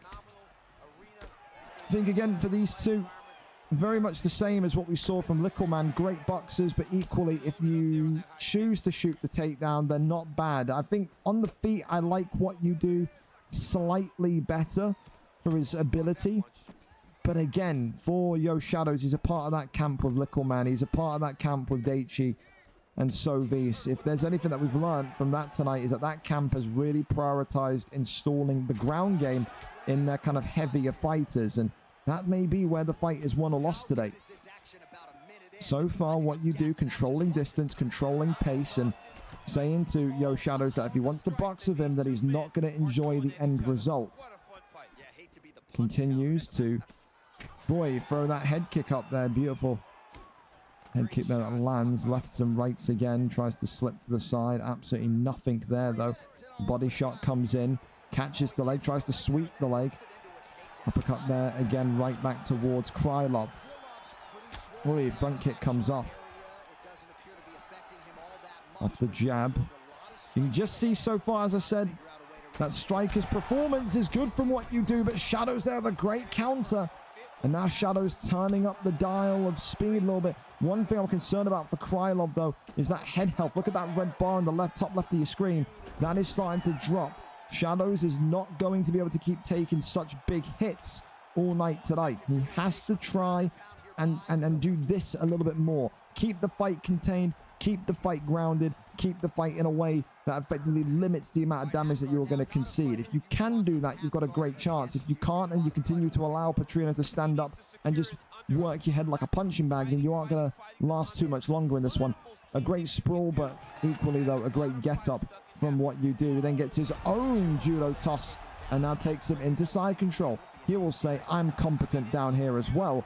Let's see now if he can maybe propel himself into a top mount position. Goes to the left-hand side and gets right back up. Great deny by what you do. And in the end, both of these two get right back to their feet. Oh, Shadows hits a right hand. Slips that one, though. Petrino looking for the kill shot, potentially. Shadow shoots the takedown again. Gets the takedown again. Goes to that right-hand side. I think if you're Shadows, you just got to get to the end of the round. Get to the end of the round, talk to your corner, see what they say, and see how you can get out of it. Oh, it's a really slick armbar. Can he get it off, though, with 15 seconds to go? It could be a bit of a buzzer beater. Fakes the one. Gets a deny off here. He may well have to go for it. Is he going to get the arm extended? No, he isn't. And in the end, fair play to Yo Shadows. He survives a near devastating armbar attempt. Still, I think Shadows knows he's lost that round, but it could have been way worse. If his block got deteriorated from that armbar, it would have only been a matter of time. He's still in it, is the Krylov pick. He absolutely is. He just can't continue to take shots like he did during round one. Here we go. Round number 2. Krylov re-busted open. Boy, I tell you what, the pull would have been nice. Oh, his slip is nice as well from Shadows. The movement from these two, very, very surprising and refreshing, especially for two light heavyweights. Body shot right there. Goes for the uppercut lefts and rights again. Continues to work the jab forward. Big knee to the midsection. Goes low, goes high. Right hand uppercut there. There's Vitor Petrino. Goes back down low to the body. Petrino here continuing to try and find the way forward. Shoots the takedown, gets the takedown, and that there is good enough for Yo Shadows again. Posture up is there, rains down the strikes. Big hits coming in, more and more damage. And I tell you what, if what you do got knocked out there, I think he would have smashed up his room. That would be one of the most heartbreaking ways to lose a fight, if that ground and pound was enough damage. Left hand there comes forward again. Left hand now from Petrino.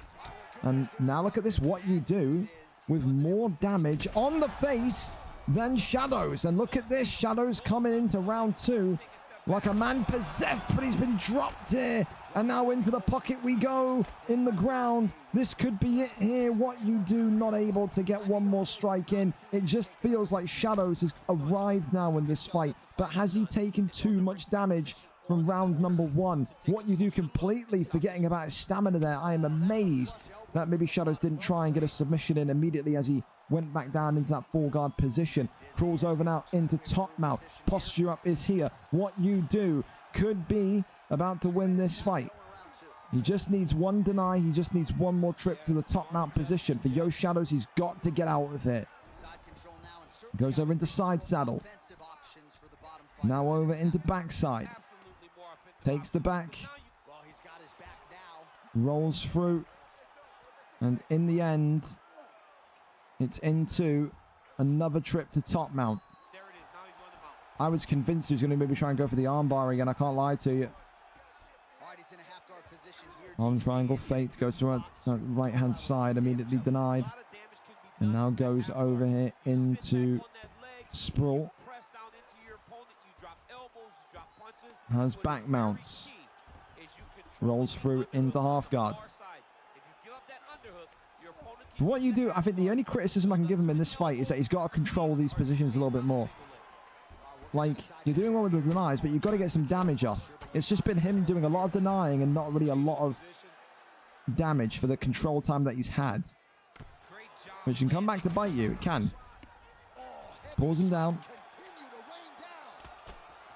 And I tell you this much, for what you do, I think he's going to maybe regret that round. It's going to be a tight and nervy third round. You could have ended the fight in that round, especially when Nikita Krylov on the feet, Joe Shadows on the feet was giving you concerns early on. Every round starts on the feet. I just think what you do had to get more damage off there. There is a real possibility that Yo Shadows in the yellow gets a knockout here. It is all about how this round starts and how quickly Petrino gets this one to the ground. I don't think what you do wants to stand with Shadows anymore. I really don't think he does. Left hand comes in. Big straight there down the pipe from Shadows. Oi. That heap kick kind of counter. Lefts and rights again. The block there from what you do starting to evaporate. Oh, clips him with the left hand. Good slip there. Left hand right back though. Shadows with some superior. Great head movement. Drops him against the cage though. That was wonderful timing. Back down low to the body. 3-piece to the midsection uppercut. And now he is swarming him. And that is an absolute wonderful knockout of the highest degree. For what you do, he's going to be saying to It's Arsenal, what are you going to do to get out of our impending meeting? No doubt about it. Here, what you do has to be next for It's Arsenal. Really, really measured performance. Showed everything. Great ground game to control the fight. Could have done more damage on the ground game, yes.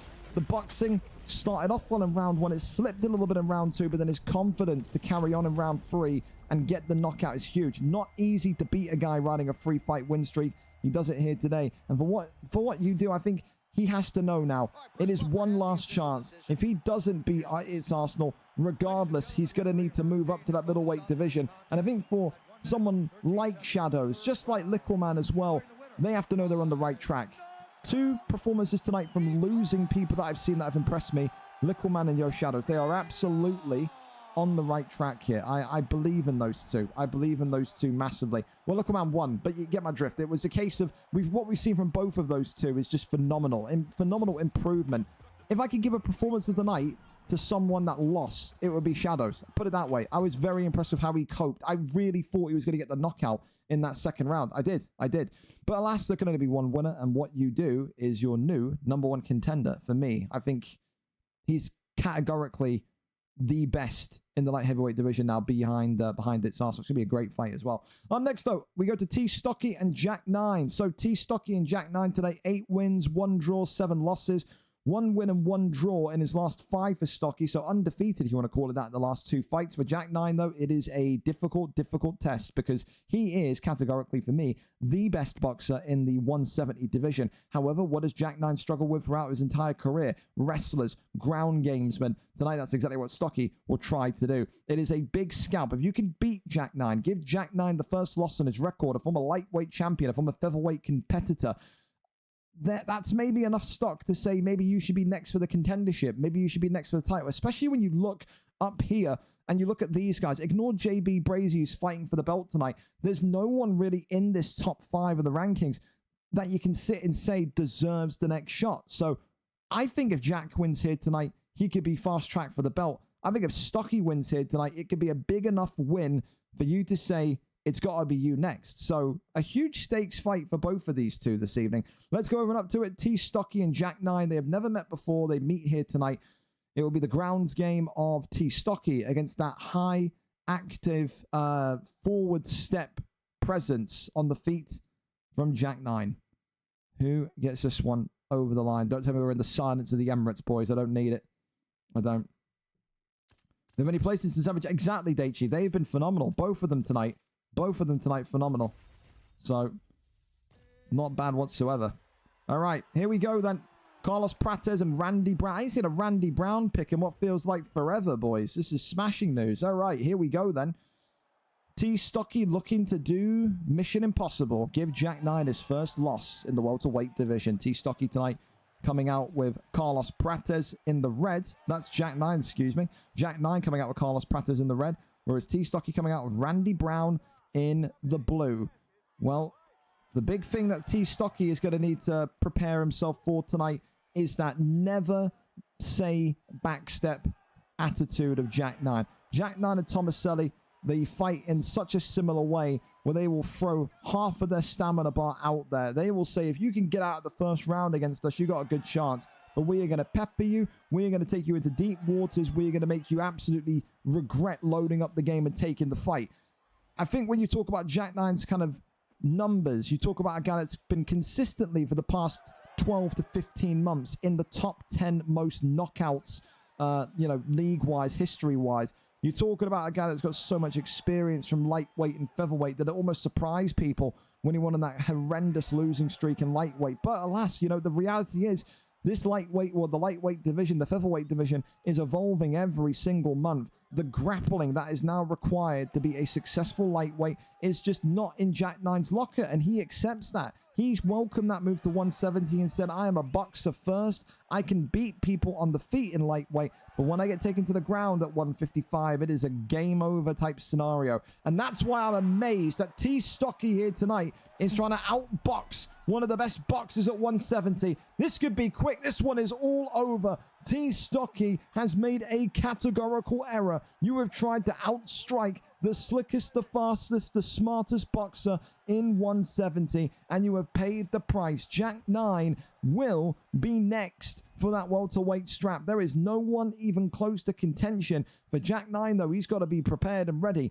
J.O. Salmon and J.B. Brazy, two very different fighters. J.O. Salmon, a great illicit striker in the division as the current champion. If J.B. Brazy wins the belt tonight, though, against Jack 9, what does J.B. Brazy do? He makes it a mission to make people hate him. He will take Jack 9 down over and over and over and over again. For Jack 9, if you see J.B. Brazy tonight, it could be a week of getting in the lobby and just defending takedowns. Who knows? But a fantastic boxer's performance tonight. I can't believe that Stocky didn't shoot a takedown. I can't believe that he tried to outstrike a man that has got such a clean record on the feet. It's clear, dude. You know what? When you face Jack 9, when you face Tomaselli, no disrespect to them, you have to know as an opponent, it is immediately find the takedown, control the tempo, control the fight. They don't like it. Jack 9 tonight didn't even need to worry about it. Up next, we'll go over to our PlayStation division once again. Vito 92 and Charlie 18. Vito, of course, coming in tonight, 6 wins, 7 losses. Charlie continues to be one of the eyes or the main prizes that eyes are on in this PlayStation division. 2 wins in a row. Win here tonight. It's a 3-fight win streak. 3 wins, 1 loss. You get a 3-fight win streak here tonight. I'll be honest with you, same again with this division. Look at this. We know Wayne for the Sky and Fear are playing tonight. If Charlie beats Vito here, there is a real possibility that he is next for the PlayStation belt. So maybe that will light a spark for him. Who gets it done tonight, though? The veteran, Vito 92 or Charlie 18. We wait for our stream link and then go from there. Let's wait and see exactly who gets this one done. Do we have a stream link? Vito and Charlie. Oh, Christ, I can't do an underscore. Where's my underscore? There it is. Link plus. Again, we are early, so I'm not going to be too much of a dick. I'm not. But again, the more we can get close towards being early, the absolute better. Why haven't been pinged here before? Commissioner HQ. Jesus Christ.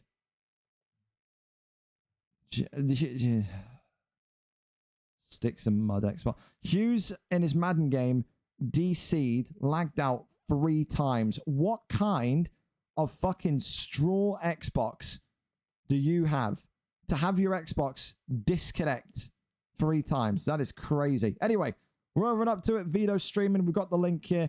We're on to YouTube. Everyone's favorite Croatian. I think he's Croatian. I keep forgetting. I love him, though. He's the most happy-go-lucky fucker in the league, man. He is. And tonight, maybe he puts it into the hype train of Charlie 18. Who knows? Mijn kampf wird als nächstes übertragen. There we go.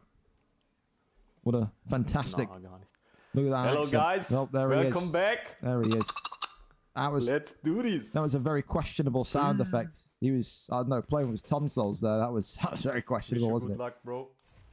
All right, here we go for Charlie. A big opportunity here. Can he get over the line against the veteran in Vito 92 and maybe book himself in for a title fight? For Vito, another opportunity to climb the ladder, to knock out Charlie 18, to end the win streak and maybe get back to the top of the division himself. Brendan Allen and Darren Till once more. It's been a fan favorite pick tonight. It's Darren Till and Brendan Allen pick. Charlie, of course, maybe the favorite tonight in the blue trunks with Brendan Allen. For Vito 92, they're one of the most dangerous knockout artists in this PlayStation division with Darren Till in the black and gold. Big thing for Vito is you got to be aware, inside the pocket, he's a killer, but he can also work combinations brilliantly from the outside. Darren Till maybe not going to be as good as doing that as maybe what Vito needs tonight, because we do know that Darren Till fights almost like with the speed of a heavyweight. Very sluggish, very sloppy fighter, but does pack a great punch. The strength of a heavyweight, the speed of 1-2. And maybe that's because of how much cocaine Darren Till does before entering the octagon. Who knows? Big left-hand, right-hander coming forward from Brendan Allen. Gets that head movement going and ducks underneath as the early damage is very much in favor of Vito, who is just not afraid of standing in the pocket with Charlie here. You can just see walking towards him, almost with limited kind of block in mind, and saying to himself, I can swing your head off if I time it correctly. Charlie was right as well earlier on to try and go for the takedown, but a big uppercut there has maybe clipped him, and Charlie 18 now looking a little bit lost and flustered. Again, Vito 92 has had so many fantastic fights, so many high-level fights, so many big stakes fights. And back in the day, he was losing those fights. And now, with a little bit more experience, now with nearly 20 fights in his locker, he is very much more calm in these big moments. However, how calm will he be here against Charlie 18's ground game? This is where maybe the Boa MMA influence starts to come out. A great deny there as Vito 92 now maybe talking to his corner and trying to find out what he should opt to go with. And patience will be absolutely the main thing. Vito there with a good deny stops Brendan Allen getting over into backside. Another good deny there, though, from Charlie, who now gets a singular strike off. Got to think, if you're Vito, you don't need to rush. You just need to wait for this round to end because of how well you've done. And look at this, a transition into an armbar. Really, really nice from Charlie, who will now look to try and take the block down of Darren Till, and in the end has to give up on that one and go back round into backside, or back sitting, excuse me. Now we're in backside, though. Gets back to his feet, and really, really good defense from Vito 92. Although he's wrestled right back down, didn't succumb to either of those compromising positions, especially that submission with the armbar as well. Flips him over into sprawl here. Tries to get up that one there, immediately denied, and now back into backside once again. And like I said, I think realistically, if I'm Charlie, I'm not thinking about a submission here. 20 seconds to go. Get him into back mount. Maybe try and, you know, flatten him out and get some big shots off. But Vito gets right back to his feet and will end the round standing. It's a very good round for Vito 92. Clear as day. 10-9 to Darren Till. For Charlie. A bit of grind game. But Charlie, what will he be thinking here? Will he say to himself, I've got to get this one back to the floor? If I can get maybe 4 or 5 minutes, a whole round down there with him, maybe I can get the tap. He did get him into an armbar at a point. A little bar of respect there from Vito 92, who will now continue to try and land some big bombs from Darren Till. Big knee comes in. Big thing for Vito is just to not get too complacent. This fight was a good start to the fight. It was a good round one. But Vito has to know that some fighters, they take a round to warm up. They come into round two completely rejuvenated. And look at that there. That's why Charlie is on a big win streak. Great start, great little pull, great combinations. And now Brendan Allen, now Charlie has arrived at the party. And that's going to absolutely send Vito back into full focus. There is no moping here coming from the red corner of Charlie as a takedown there lands and gets through. Sprawl is where we're at, and a big deny there is now exactly what the Brendan Allen pick needed, and you better bank on it. This is exactly where Charlie wants to be. He's going to try and keep this fight completely grounded and at a stalemate now for the next 3 minutes. Completely try and work the morale of Vito into the ground. And again, we know Vito won round 1. We know, of course, right now, because of that stun and because of all this ground game that's going to be happening, that Charlie would win round 2. So it could end up being a very, very tight and finicky finale in round number 3. Elbows continue to come off here as Charlie just continues to try and work the damage into the side of Vito's temple. More and more blistering shots as now Darren Till is starting to really be sliced up from the side control elbows. 2 minutes and 10 remaining, and again, Charlie continues to get the denies off. Really, really clean ground game here tonight from Charlie. And you'd have to say, you know, he said, I want to keep taking these PlayStation fights to show you that I can do it in the middleweight division, in the welterweight division. He says, I want to use these fights that I'm doing on PlayStation to justify a move up to Xbox. And he may well get his wish here, because since he's kind of had these PlayStation fights, he's only become more confident in doing this. This is the most ground game and the most kind of control that we've seen from Charlie in any of his fights ever. And it's against a really, really tough opponent like Vito. The big thing that Vito has to do is to not start panic transitioning like he did there. You start to do that, you run out of stamina, you end up gassing yourself out, and you end up getting tapped. It's a really good get up, but again, drags him right back down. And again, just like that, Vito is back down on his back. And I think it's such a great strategic, smart round. Maybe not the most kind of entertaining round from a viewer perspective. I get that, but he got the stun. He got the boxing respect back of Vito. And then since then, he's taken him down. And for 3.5 minutes, he has had his way with him. For Vito, he knows he's lost this round. He knows that there's still a chance to win this fight, but he has to defend the takedown. Takedown defense now is absolutely the main focus. And you can hear there he's in good spirits at least, but the lay and pray shouts have come out. Maybe 1-1. Yep, 100% 1-1 going into the third. Takedown defense going to be the most important. Third and final round. How quickly does Brendan Allen shoot? Goes back down low to the body. Uppercut there was just being looked for. That looped uppercut. Left hand, right hand there coming in now from Charlie. Look at this. Darren Till's maybe lack of speed starting to become maybe a little bit of a problem. Shoots the takedown and good deny. No! Gets it in the end. Gets that final push through. And for Vito 92, that may well be not what you want to see. That may well be Charlie getting over the line here. Goes up and over now into side control. Crosses over into sprawl. Gets back out, pulls him back down. Now works the shots to the midsection. And again, Brendan Allen continuing to just maneuver, twist the board around Vito. And it's going to be frustrating for Vito. I love the guy, but I know him. It's going to be frustrating. It's going to be so annoying. Because, again, it's such a different type of fight to what he's used to. But this is strategy. This is strategy 101. He's effectively not looking for the finish, is Charlie. He's just looking for points victory. And that's all you need. You know, especially when you know you win this fight, you get a potential title shot. You're going to play the most smart and intelligent way that you humanly possibly can. Another great deny. The denies that Charlie's pulling out here.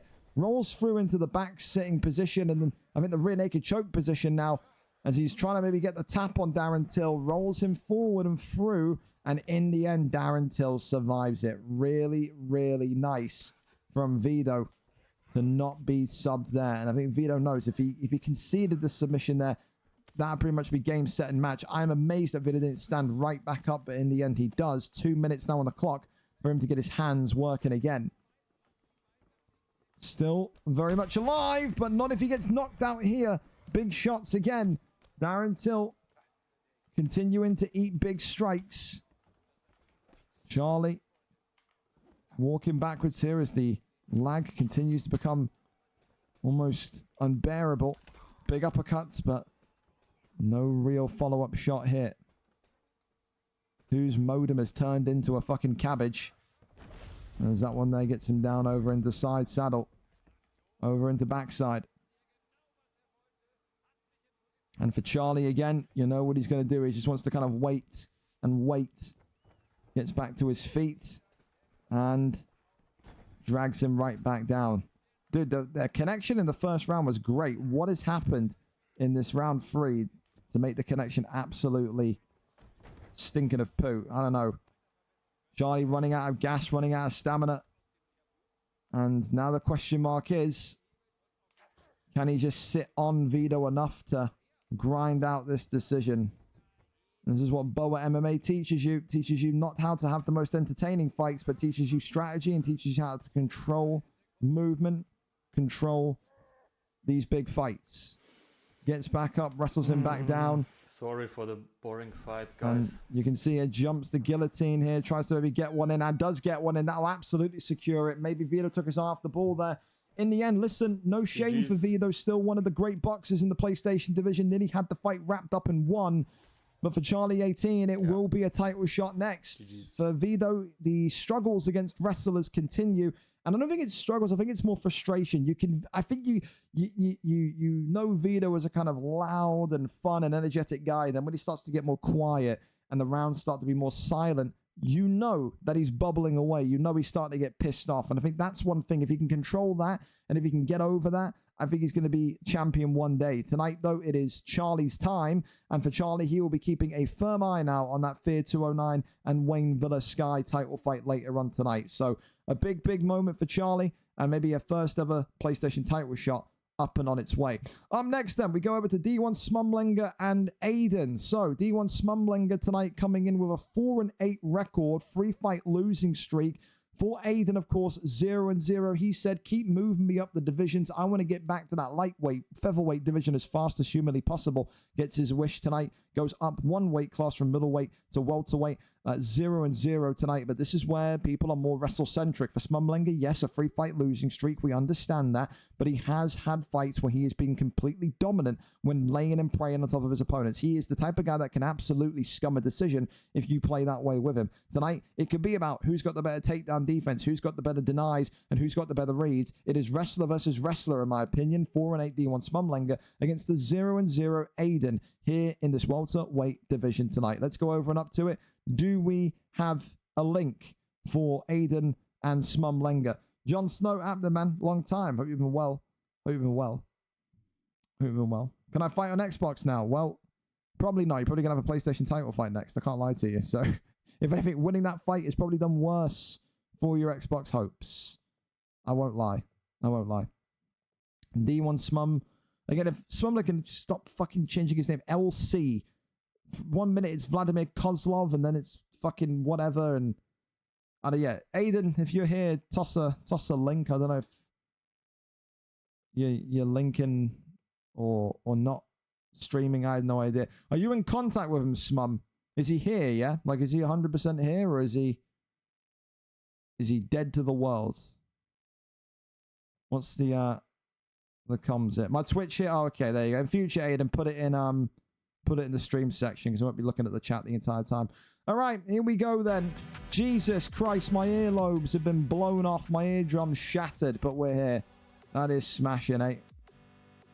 I should turn this down my headphones and turn this up because this isn't too loud. This is really loud in my ear.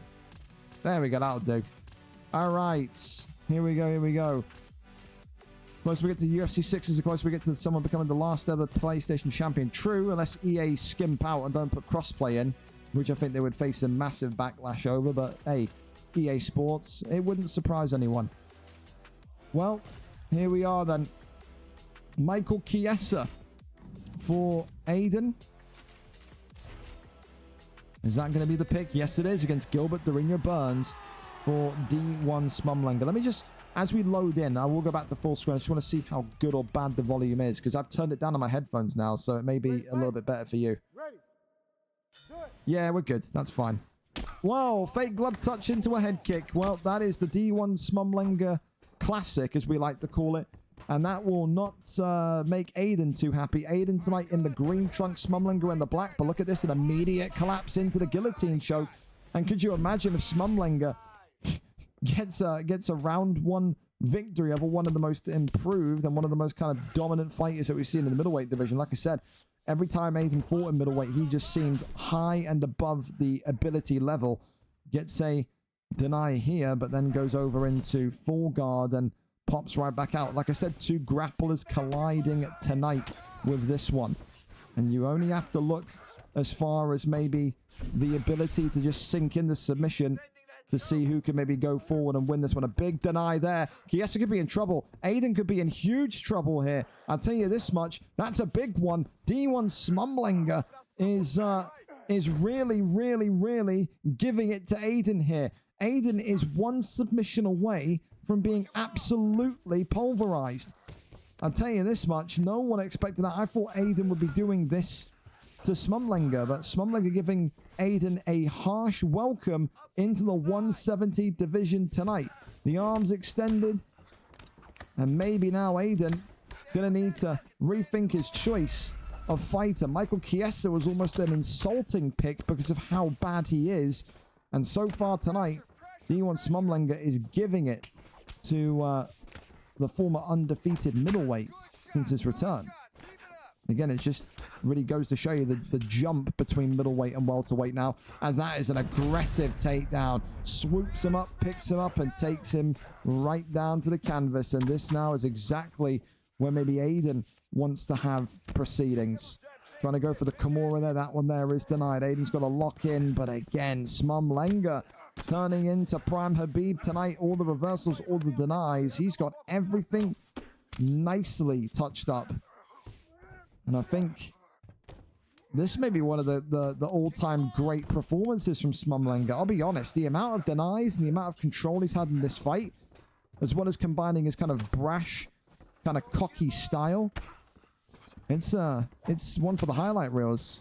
Unless he gets knocked out, then that's just the biggest sell of all time. But I mean, he's doing a phenomenal job so far.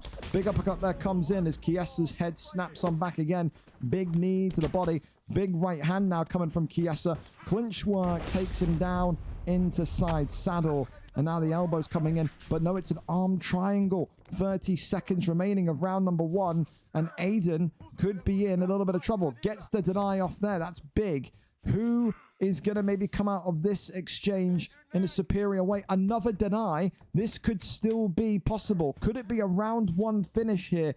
The answer is going to be no. It looks like we're going into round number 2. But for Aiden, that is, since he's come back, probably the most manhandled he's felt in a round, period. For Smumlinger, he is not looking like a fighter that has lost his last 3 fights in a row. That is how good 170 is right now. It is a fun division to be a part of. Smumlinger 10-9, and it's not even remotely close. Aiden knows one more submission being locked in on his Michael Chiesa, and he is out of that. Gilbert Burns draining all of his stamina, and again, the cockiness from Gilbert Burns continues to maybe be a calling card for Smumlinger. Works the body, tries to go for that front kick, goes back down low. There's that piercing elbow up top. Right hand from Chiesa maybe being targeted, but pulls on back again. Still works the body spin kick there. Wonderful. Body kick into body spin kick. Goes back down low to the ribs. Left and rights, but still nothing there. Clenches up, gets the takedown. And now the elbow's coming through again. Big shots coming in. Goes over now for the arm triangle. This could be big. Could Gilbert Burns tap out Michael Chiesa? Could Aiden take his first loss since his incredible return? Neon Belly gave up with that one, did Smumlinger, and in the end gets right back to his feet. Still, there's no real signs of recovery. There's no real signs of matching the tempo here from Chiesa. It just feels like, again, he's a little bit lost in that. The only thing that could defeat Smumlinger right now is himself, is too much overconfidence, too much cockiness. Body shot there, pull back, body uppercut there, works nicely. Leg kick now coming in. Gilbert Burns again, swing and a miss, and again that spinning back fist there, not even worked. And again, that deny of the takedown, over into sprawl we go. Look at that. Swings him back into a central position once more. Body shots coming off. Half guard, nothing there. Beyond a simple transition. That one there, not denied. Okay, well maybe a deny was preemptively going to be the call there, the play, but There's the posture up, rains down body shots, big ones coming in, gets that flip and rotation though, really nice. Half guard is there, goes over and into top mounts. And now Aiden with 1:30. It's a lot of time. Could well take it here against Smumlanger. Smumlanger's in big trouble here. Big shots coming in. That's probably one of the most scary positions that Smumlanger's been in. And now he's really in a bad position. This is not good for Gilbert Burns. Aiden may well get it here. Big ground and pound. Do you want Smumlanger's out of there? And his own cockiness, his own complacency has come back to bite him. Aiden, who was down, who was dominated in the first round, has come back from the death and has managed to find a victory. That is one of the biggest sells that Smumlanger will face in his career. It was one of the best round ones that Smumlanger has ever had, since his debut. Complete dominance, complete control, and then he just got too overconfident. He got too happy with the way that he was performing, doing all the movement at the start of the second round, and then boom, taken out and eliminated by Aiden. The streak goes on, and it's a round 2 TKO in the end at the hands of Michael Chiesa. For Smumlanger, the sooner he gets kind of locked into fights, the more successful he's going to be. I can't get over how much of a sell that is tonight. That is... I got to take performance of the night away from Lickleman. I'm sorry, Lickleman. Really good from you. But for Aiden to come back from an absolute butchering that he was that he was taking and then do that, really impressive. Really impressive. Thank you so much again as well to Cams for the sub as well. Appreciate you. Top tip. And what did I just do? Why do I do this to myself? Only you know. Only you know why you've done that. I just can't believe that you were completely in the zone for round 1, and then you thought, this is a piece of piss, and then you sold, bro. Your mentals. If you were an FM Wonder kid, your mental stats would be all below 6. I'm telling you right now. Up next, then, over to the PlayStation division we go again, and it's Lister 2000, of course, against the debutant in Kieran Crow. Lister, of course, a former multi-time champion, 8 wins, 2 losses, 3 wins in his last 5 for Kieran Crow. He is a Xbox bantamweight flyweight competitor. Last time we saw him, I think he was fighting Viper, for the strap. So he's in that elite division. He's in that superior division. And today he gets given a top opponent to start. Lister will know this will be tough. Kieran Crow, one of the great boxers of Xbox. But Lister, on his day, one of the great grapplers of PlayStation. Will it be a yin-yang matchup tonight, or will they try and just outbox each other? 8-2 Lister against the 0-0 debut of the PlayStation side of things, Kieran Crow. Let's go over and up to it and see exactly who gets this one done. We are here, and we are ready to go. Appreciate these two being ready to go early as well. Top tier. Whenever you're ready to go in, fellas, you can. 4-star picks of McGregor and Barbosa here tonight. No, he can't play game 2. If he does, he misses the next 4. So there you go. Aiden DM'd me as well. 2 seconds he stole my pick. Wow, so Aiden had his pick stolen as well. That's something. So even more fuel to the fire there for that one, eh? Unbelievable. All right, well, we're here for Kieran Crow's PlayStation debut. Best of luck to him. Lister wanting to give him a harsh welcome to the blue side of the octagon. Kieran Crow tonight coming out there with Conor McGregor, whereas Lister coming in there with a really nice Edson Barbosa pick. Love the Edson Barbosa pick. We don't really see him used a lot because people say, well, he's not meta. There's so many players or fighters that are better than him in terms of the key areas. So you don't see him too often. Lister saying tonight, I'm going to come out with my niche pick and I'm going to leg kick his bollocks off. You make it make sense. Big lefts and rights here coming on forward as Kieran Crow here wanted to maybe step on the inside and get his feet moving quickly. Really nice for Kieran Crow as well as a bantamweight flyweight competitor to be able to be in this PlayStation division and get to use all of these different weight classes. Lightweight, featherweight, he's going to be able to kind of use some of his best picks here based on how he performs maybe in OWC. However, it's not going to be an easy fight. The one thing Kieran Crow has to keep remembering is that just because he's on PlayStation doesn't mean that this division is a fodder division. There are some great fighters in here. We've always said when crossplay comes in, if it does for UFC 6, some of the dream matchups, some of the dream fights we're going to get are going to be really, really, really fun. And I think for now, the one thing you've got to remember is if you're Kieran Crow, and if you are Lister taking on Kieran Crow, He doesn't have a good record against those that wrestle. The only difficulty is Edson Barbosa is not your first choice of call when it comes to me trying to wrestle control in a matchup like this. Big uppercut there comes in, lefts and rights again. Big shots, right hand comes in. Edson Barbosa here, teeing away. McGregor getting some big hits off here. Keep in mind as well for Kieran Crow, he's got to get used to that really funky controller. People from PlayStation have come to Xbox and said the controller is an issue. People have gone from Xbox to PlayStation and said the same thing. The controller being different, feeling different is so much of a factor when it comes to performing well in these kind of comp fights. Big shots still coming forward, and you can still see Kieran Crow not fading in terms of what his style is. He is a pressure-first boxer, and now he's getting that movement with McGregor. Drops Barbosa against the cage, and this could be it here. Big shots coming in. Lister, though, survives. Now being judo tossed. 1 minute and 20 seconds remaining of round 1, and just like that, with the snap of your fingers, you have a complete fight flip in terms of momentum. Works the body shots here. Continuing to rain on down. Maybe he was thinking about the crossover there, but not possible. Goes to full guard, gets the flip, and now has control once again. Barbosa. Full guard posture up. Rains down a couple of big shots to the body. Pulls him on down again.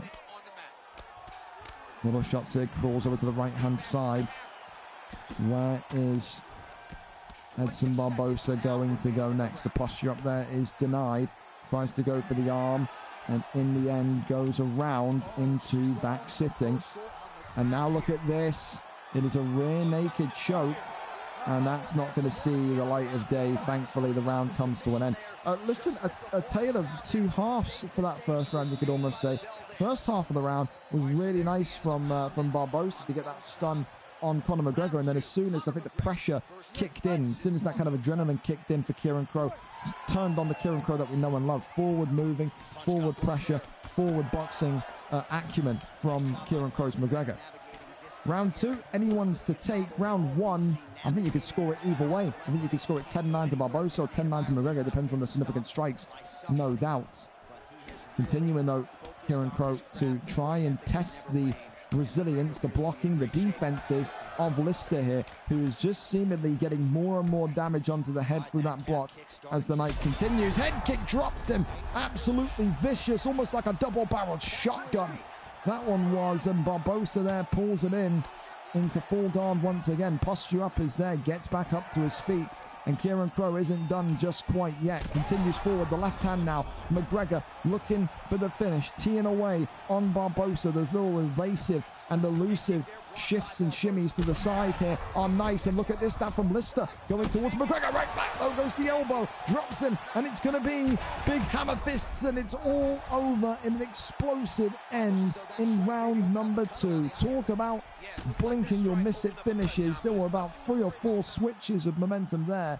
And for Lister tonight, I think he can still be happy with himself. A really, really good performance with a non-meta pick like Barbosa. For Kieran Crow, maybe we'll be breathing a little bit of a sigh of relief there. Was in some major trouble, not once, not twice, but 3 times during that fight. A difficult start to his PlayStation career, but he comes up with a victory. He's going to be a great, great boxer in that division, absolutely. He gets it done in round number 2. Lister and Kieran Crow, for me, probably taking the fight of the night accolade there. Really enjoyed that fight back and forth as it was, and a great start for him over at the PlayStation division of things for Kieran Crow. Congratulations to him tonight. A big, big victory. That there means that we get the fight of the night taken away from JCL. He still holds on to knockout. We got a knockout. We got a performance. We got a fight. Technically, we have to give this as submission. There's been no other submission on the card. Who did Little Man use again? Anyone remember? Anyone got a good memory? Unlike my early onset dementia. Anyone remember who Little Man was using against Brunzi? Who was it? Who was it? Your vote for being a mug against a grizzled vet. You've described yourself as a grizzled vet. That is smashing, by the way. And we'll go with Krylov. I'll watch it back and see if it was anyway. Thank you, Animaz. Anyway, up next then, we're going to go over to Killer with a Heart against Lupin Joe. Lupin, of course, another debutant, another part of that kind of group that came in today, Ish and Caden. Lupin, however, though, is someone that very much feels like he is the top of the pile out of his friend group. Maybe cocky, maybe confidence. You be the judge of what it is. Killer over Heart, though, 2 wins, 1 loss. It is another opportunity to extend the win streak today for Killer. Can you win? Can you make it 3 in a row? And can you continue to build your profile up and up and up in this division and maybe go and knock at the door of Kruger? I think it's quite clear. Should Killer win today, it sets up that matchup with Kruger against one of the greatest of all time at VFL 188. So not only is he fighting today to extend the record, but he's fighting to get that legacy fight booked in with Kruger. If Lupin, though, lives up to the hype, lives up to what he's supposed to do tonight, and shocks and breaks that win streak, who knows what could be in store for him next. A really fun one tonight. It is Killer over Heart against the Lupin Joe in the PlayStation Featherweight division. Let's go over and see exactly who is live for us. Killer over Heart is our cameraman tonight.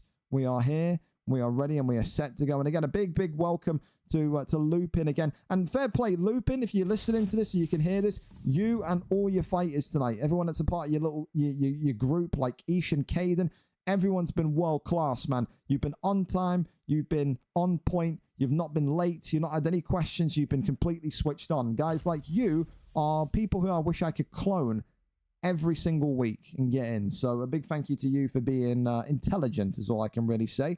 For Killer over Heart, though, looks like it's going to be Alexander Volkanovski. And for Lupin, more than likely, it's going to be Diego Lopez here this evening. So whenever Killer is ready, we can go and get underway. And we are indeed ready and underway.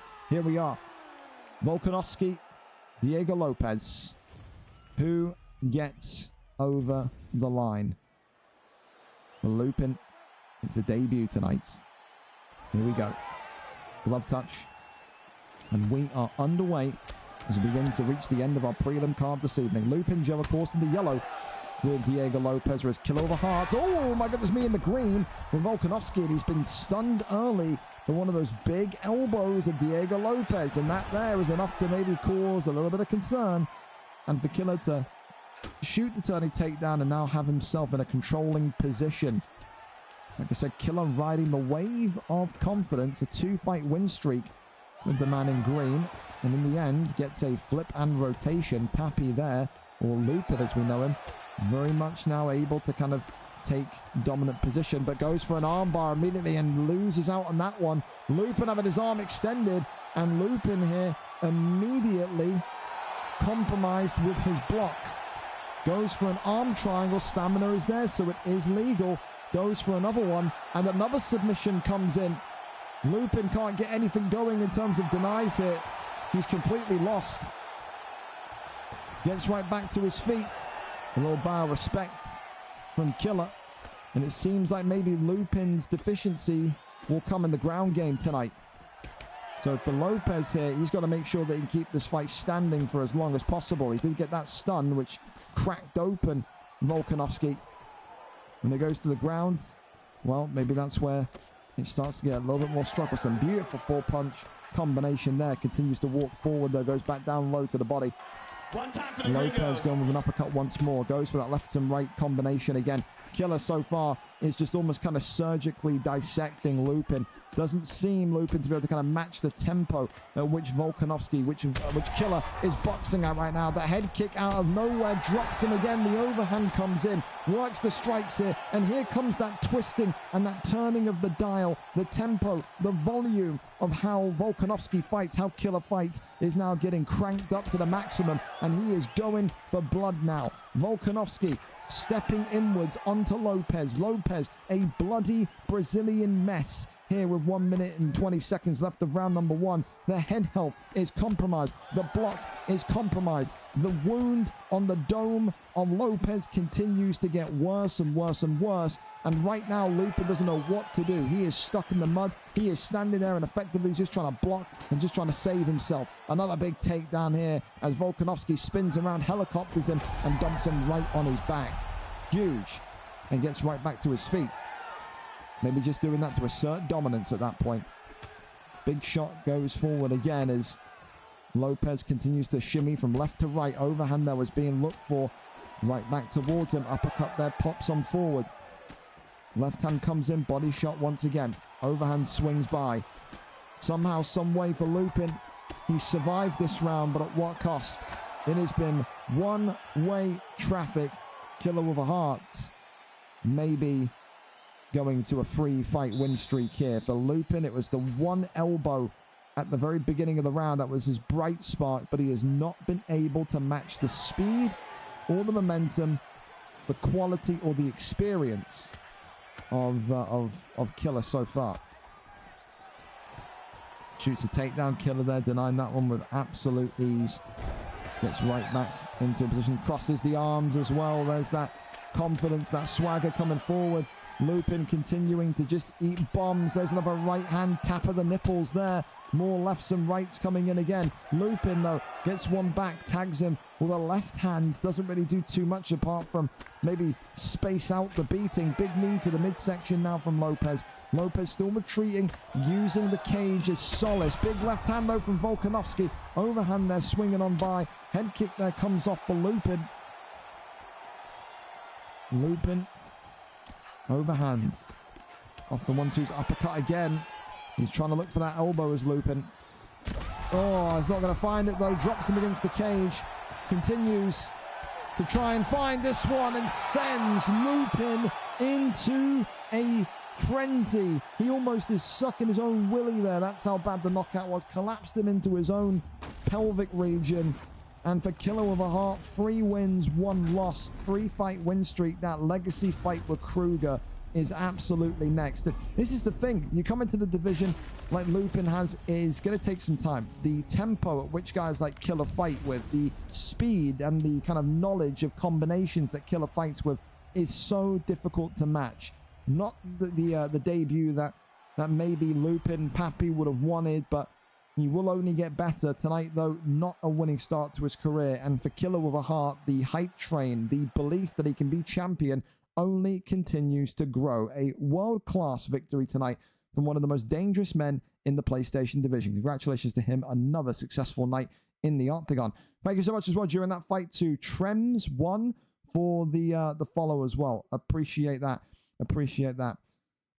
It's Felder time. Lay and pray, says Cyril. There you go. There you go. Well, up next, then we go to Sir Yam Yam and Della Felder. So, Sir Yam Yam tonight comes in as one of the most experienced boxers in the division. 12 wins, 11 losses, 2 wins in his last 5. For Della Felder, of course, 4 wins, 6 losses, 3 wins in his last 5. Looking to make it a 4th tonight. Della Felder felt offended that Ash H98 had got the title shot before him. He can absolutely book himself as the next man up should he win here today. No one in the division would have a 4-fight win streak. For Yam Yam, we know he is one of the most angry people in the league. He is temperamental. He is explosive. As soon as that first takedown lands, Sir Yam Yam will maybe already mentally tap out. That's what Della Felder needs. That's what Della Felder wants. Lobby up. Let me just read my DMs quickly, so I'll make sure there's no issues here. So, Udinese taking forever to get in. Let me just double check that this is all going ahead. Adamizer, a message is going. Adam, he doesn't need to respond to you. It's 9:10. You don't fight for another 2 hours, buddy. Come on. Give me him again next week. I'll decapitate him. I can't. Smum, I can't. My manager has put stats in for the wrong games. No problem. That's fine. Kieran, that judge guy still isn't responding. No problem. Nothing by the weekend. He's kicked again. Why ask for a fight if you're not going to reply to your opponent? Just dense. Woo. There you go. Venezia ended up with 1 player.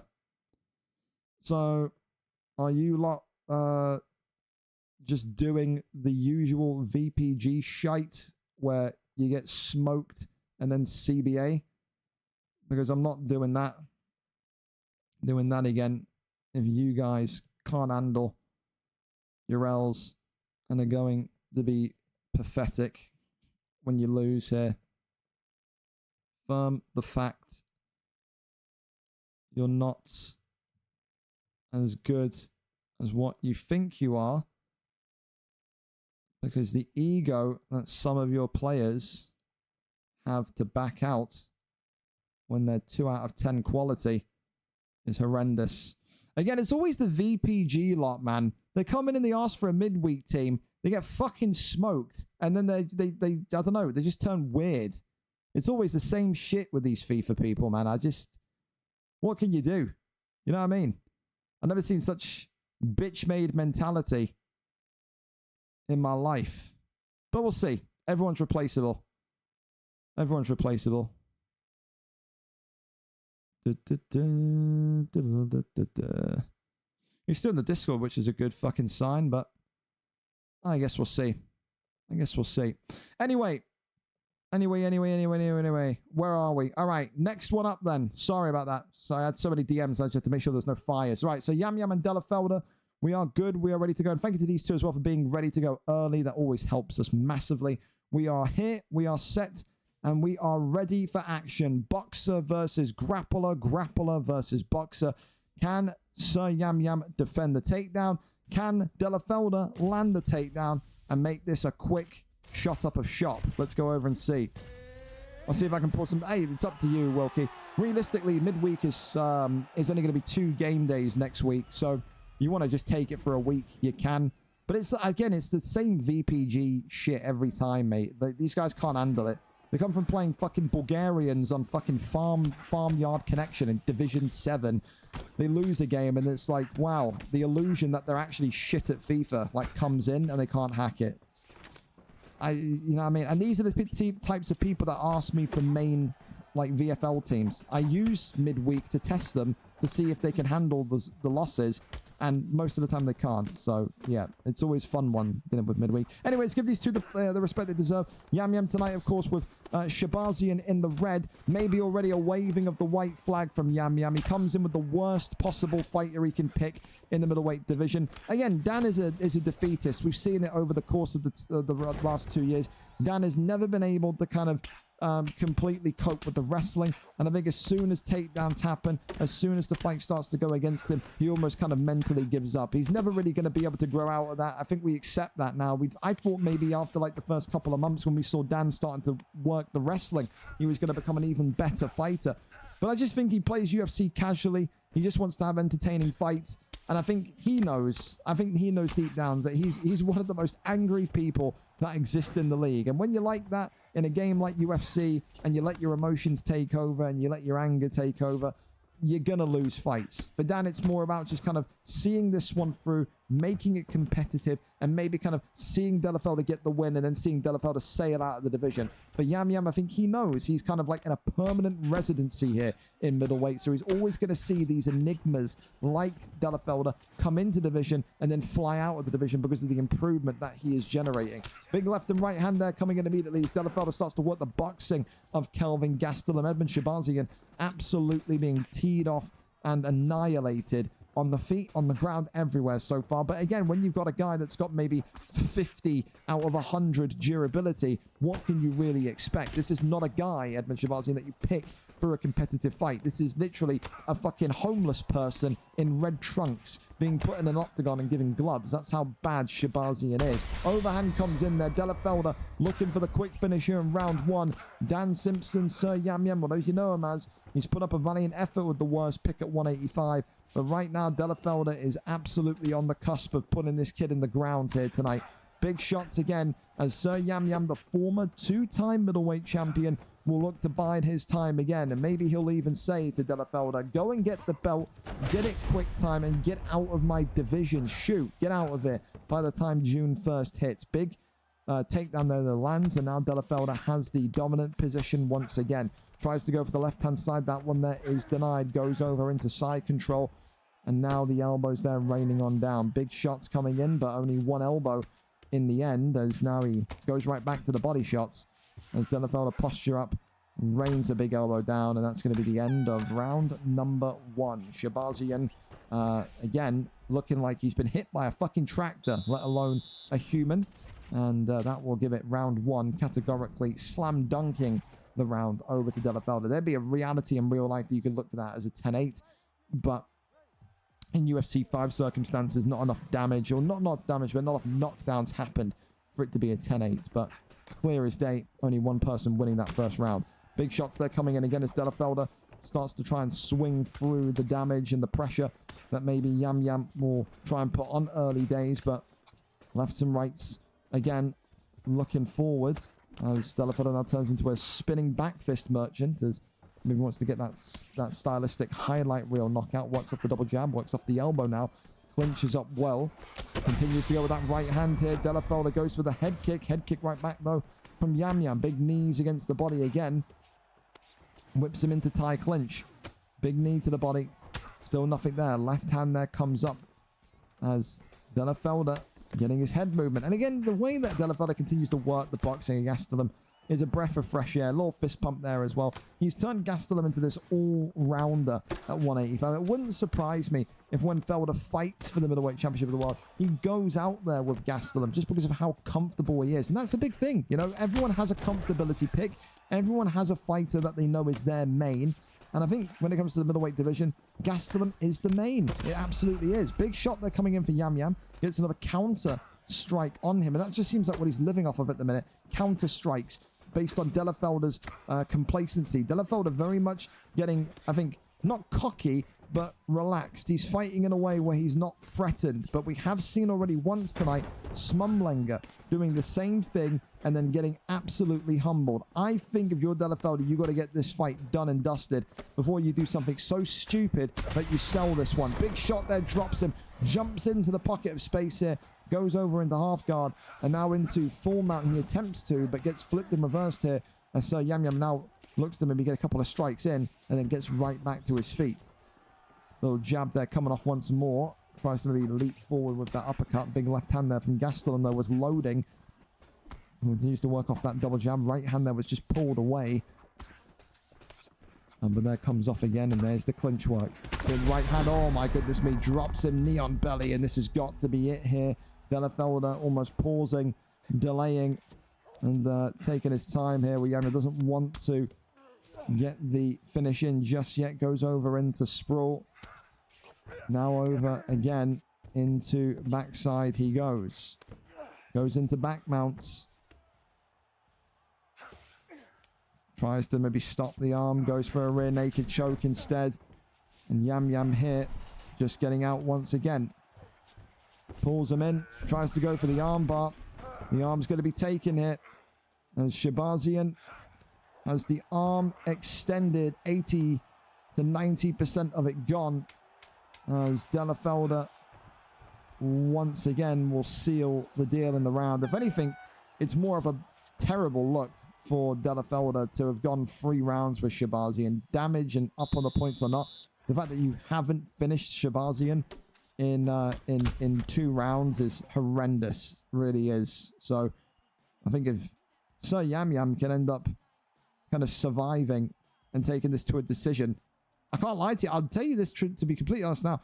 If Delafelder doesn't get a finish against the Shabazian, I don't think I'm going to give him the title shot.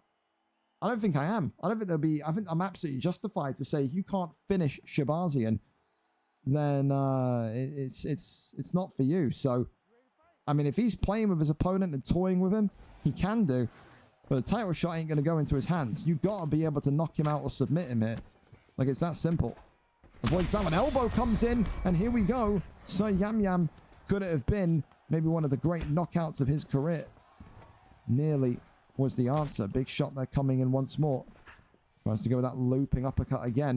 Another one comes forward. So Yam Yam continuing to give some attempts of striking into the dome of Yam Yam, but that one there again survived, and Sponge gets up, and look at that, the uppercut there looping forward. Big shots coming on again as Yam Yam continues to look for that pullback elbow, and there's another big elbow, and Delafelder, oh, drops him.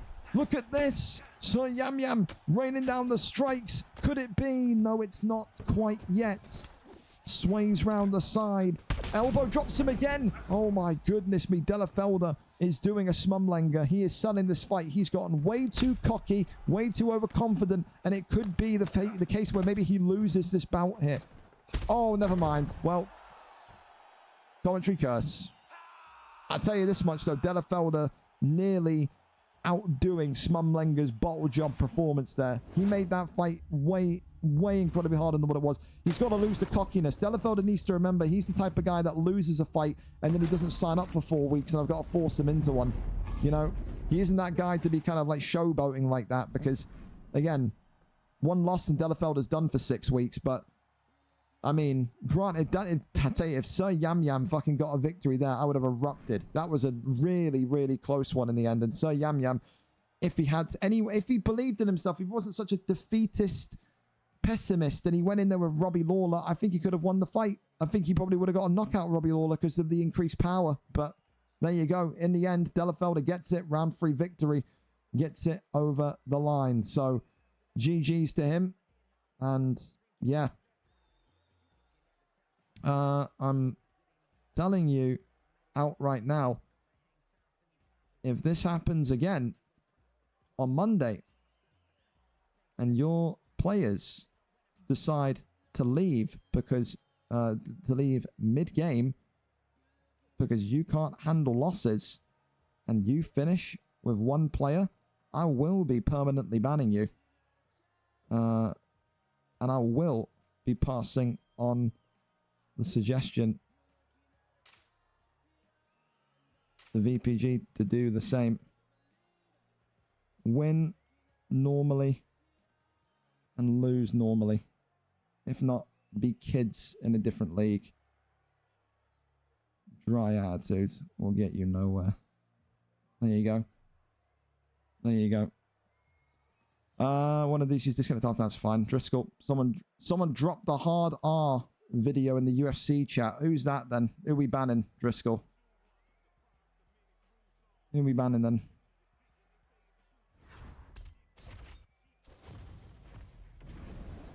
Oh dear Jesus Christ. That's just weird, dude. That's just strange. All right, well, there you go. Ish came in, did a fight, lost the fight, and now has been banned for dropping in racism. I mean, I'm not really too fucking surprised. PlayStation fighters, always the same.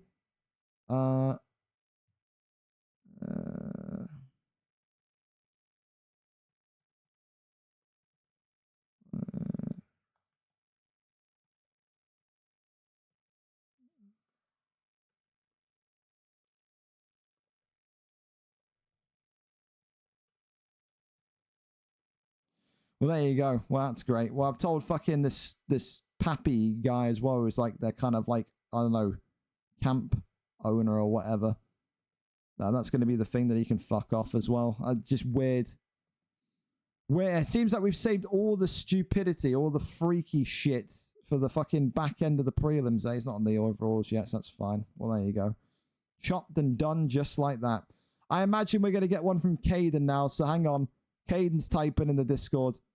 Never mind, he's not. How often these UFC events? Every Thursday. Every Thursday. Driscoll, you're my racism monitor, alright? You see any more of these fucking weird bastards putting anything in that are new, then you tell me, flag it to me in DMs and link it to me, alright? You're the guy for that. Anyway, up next, where are we going? We're going over to our next one, which is Wilkie against Alfie. So a great veterans clash in the light heavyweight division. Wilkie, of course, 9 wins, 11 losses. Alfie, of course, 6 wins, 8 losses. Alfie, the last time he was in this division, was a champion.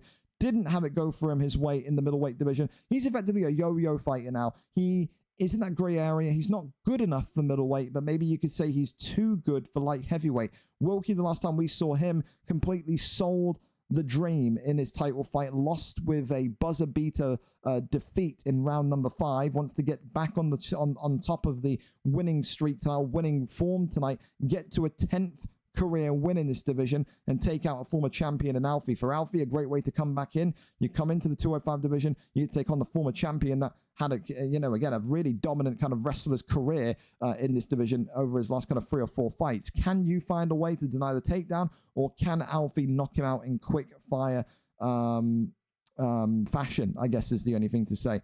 We go over and up to it and see exactly what the picks are going to be. We are there, and let's see what the picks are set to be here this evening. Nikita Krylov and Alonzo. We haven't seen Alonzo Manyfield forever either, have we? I mean, Alonzo Manyfield coming out. I mean, Jesus Christ. 2 months, maybe 3, since we've seen Manyfield. I'm all for it, though. Ready and whenever. 7 as is diabolical. Hey, prime up, motherfucker. Prime up. I love you, but these lights don't keep themselves on. 5-hour cards, come on. Here we go. A big opportunity tonight for Alfie, back on the stream card. A little bow of respect here. Lovely work there from both fighters. Again, both of these two champions, former champions in this division.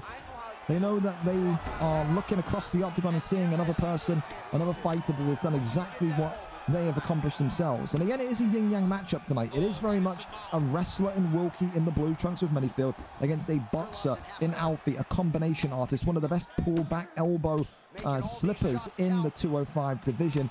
Alfie, though, of course, has his negatives. The negatives for Alfie is that he does not have a good record against wrestlers, against these jiu-jitsu guys like Wilkie.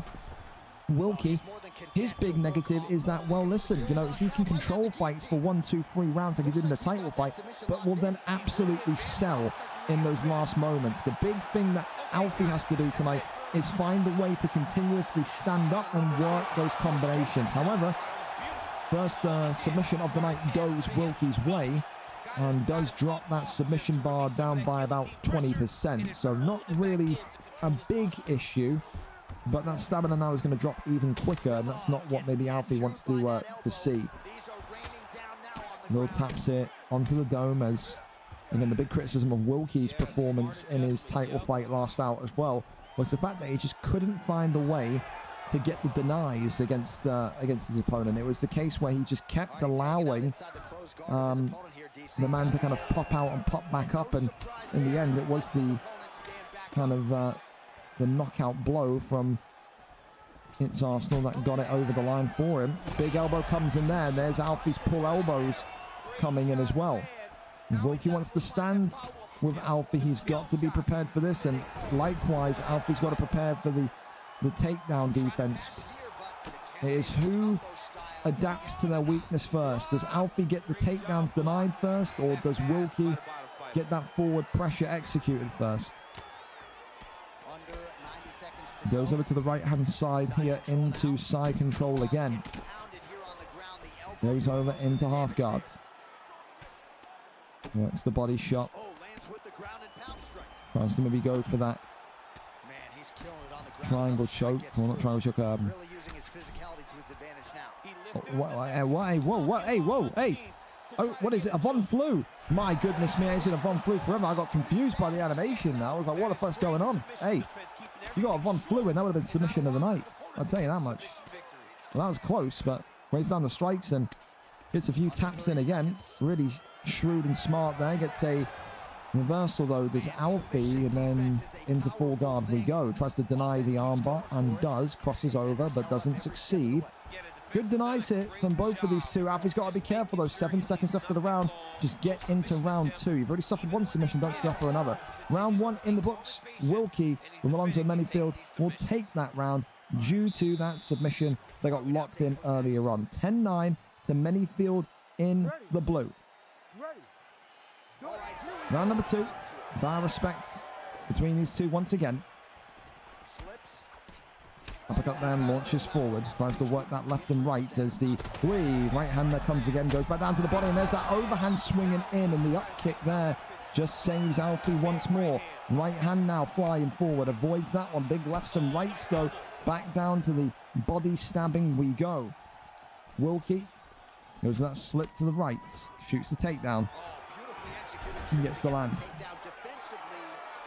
Little taps here to the dome, goes over into full guard.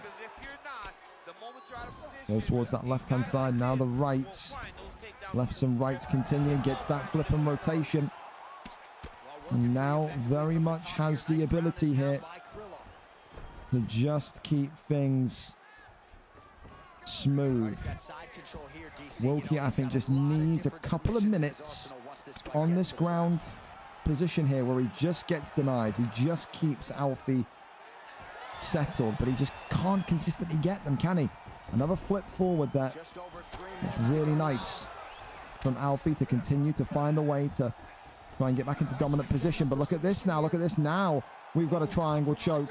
And can he get out of it? Yes, he can.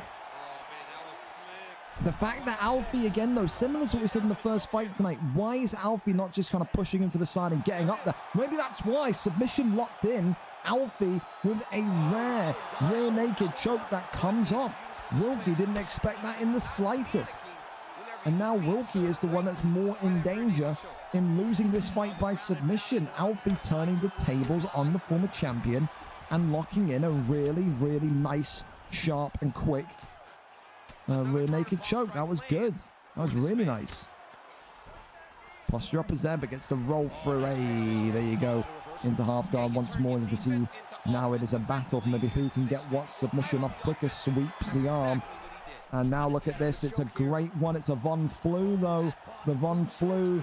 Could it be in? No. The answer is he pops out of it. And that could have been, again, dangerous for both parties, depending on what way it would have ended. But you just see Alfie continuing to just try and struggle his way forward. But again, another Von Flue comes in. And the Von Flue, could it be locked in? The answer is no. And now Alfie has superior position inside control. Not a bad area to be in, especially with maybe an armbar. I think it's all it's going to take is one armbar from Alfie as well. And he does know those armbar denies good enough at light heavyweight to maybe cause Wilkie a little bit of problem. A little bit of problem, can't even speak, a little bit of issues. Can't even speak. A little bit of trouble. That's the one I'm looking for. Head kick drops him. Huge. Big shots continue on forward again. Elbow comes off elbow again. And uppercuts again flying on in. And in the end, I would say it's a good round for Alfie. I think 1-1. I think absolutely 1-1. We'll show you some of the action here, and you got to think of knockdown. Ready to fight? Ready. Third round underway. Third and final round. 1-1. Oh, both of them are trying to telegraph the pulls, aren't they? Oi! Body shot. Elbow. Oi! Ooh, ooh, ooh. This could be a really close one. Alfie, though, surviving that body shot and then getting his pull elbow off to perfection. Wilkie here on the cusp of getting knocked out here. Fires an elbow right back for Wilkie. I think he's just got to commit to the ground game. I really, really don't feel like he's going to survive with Alfie up top here. At some point, Alfie's going to get the timing down to a T like we have seen him do before. Brilliant shots coming in once more as now the clinch work comes in. Wilkie continues to get those knees up into the skull of Alfie. Uppercut there comes forward, back down low to the midsection. Another couple of strikes there from Krylov as well. Big knee once more. Right back to him. Left hand, right hand. Swings round, shoots the takedown and gets him down. Now for Wilkie, 2 to 3 minutes of potential control time. Very much possible to get that submission in and wrestle the fight, literally and figuratively, away from Alfie. Goes for the armbar, and if tell you this much, it would be the most backwards shit in the world if Alfie got a submission win against Wilkie tonight. That would just not make any sense. Very, very few, if any, submission victories in Alfie's career. Goes over into half guard again. The little hammer fist there comes off. Tries to shift the legs back around and finds full guard salvation. Works the body strikes again. Crawls over. No, he doesn't. Back into full guard once more. Denies him there. Alfie. Whoa, Alfie still there looking for the armbar. Could it be? Wilkie starting to struggle, but Alfie lets the armbar slip. And now it's Wilkie who gets a couple of big elbows off onto the dome. 1 minute and 17 seconds left of round number 3. And it could come down to who gets the most significant strikes in this round. But it's been a really, really back and forth fight between two former champions here in the 205 division tonight. A great re-entry for Alfie. And oh my goodness me, gets him flipped over. And Alfie gets out of there. Very, very fortunate. Rains down the strikes here. Wilkie not going to have enough stamina maybe to finish off the job. Alfie's got to just be a little bit more patient. Another submission comes in. And look at this, the Von Flue here And it could well be, and it is going to be, a Von Flue submission tonight. Buzzer beater for Wilkie. Did Alfie need to rush? Did Alfie maybe have that fight wrapped up if he just went to a decision? It's one of those, but again, it was a yin-yang fight. Alfie superior on the feet, Wilkie superior on the ground, and his two former champions show again how good this division can be. A really, really good top-end fight in 205 tonight. But it goes by way of Wilkie, and it will be a Von Flue submission for Wilkie. That very much seals, I think, submission of the night so far. Could change, but yeah, I liked it. I liked it. And of course, as well from a Manyfield pick that we don't really see often. Wait, Manyfield was... yeah, Manyfield was Wilkie. I was completely confused myself. Again, we don't see Manyfield often. Again, one of the kind of forgotten fighters of 205, but we see him there tonight. Congratulations to Wilkie. Commiserations to Alfie. A really, really good performance on the feet. Alfie looks sharp as ever with his pulls and with his combinations as well. I think he's gonna be back in the win column very, very soon. I don't foresee him being a loser for too long. Up next, though, we're going to go over to the flyweight division. Tom, UFC 45 against Rise. A big welcome back to Rise, who was out without his Xbox for the last 2 to 3 weeks because it exploded.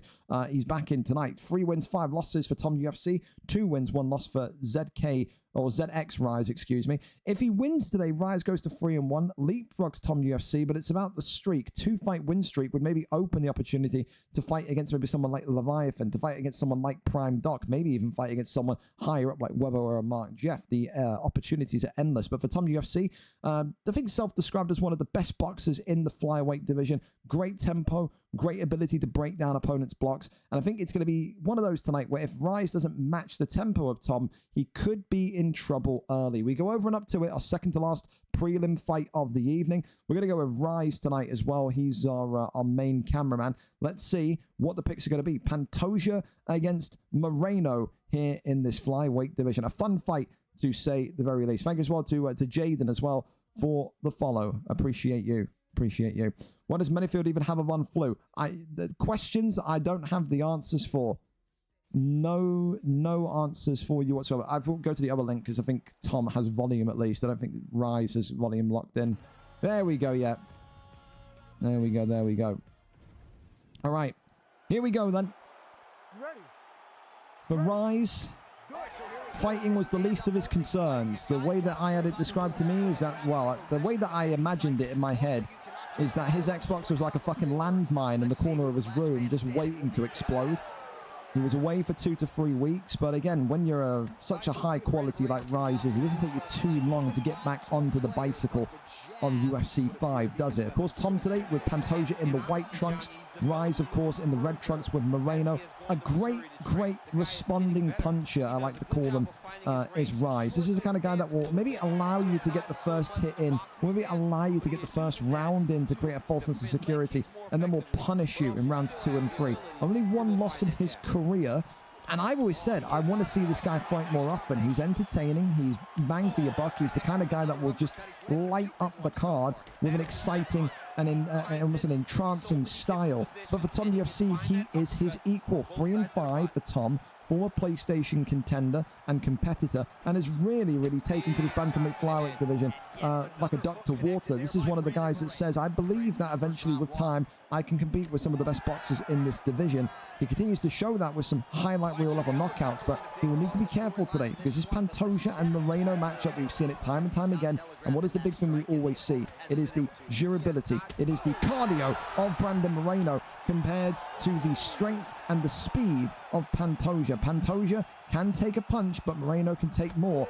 However, when you start to get those combinations in and flowing from Pantoja, then I tell you what, it's a different ball game. It really is.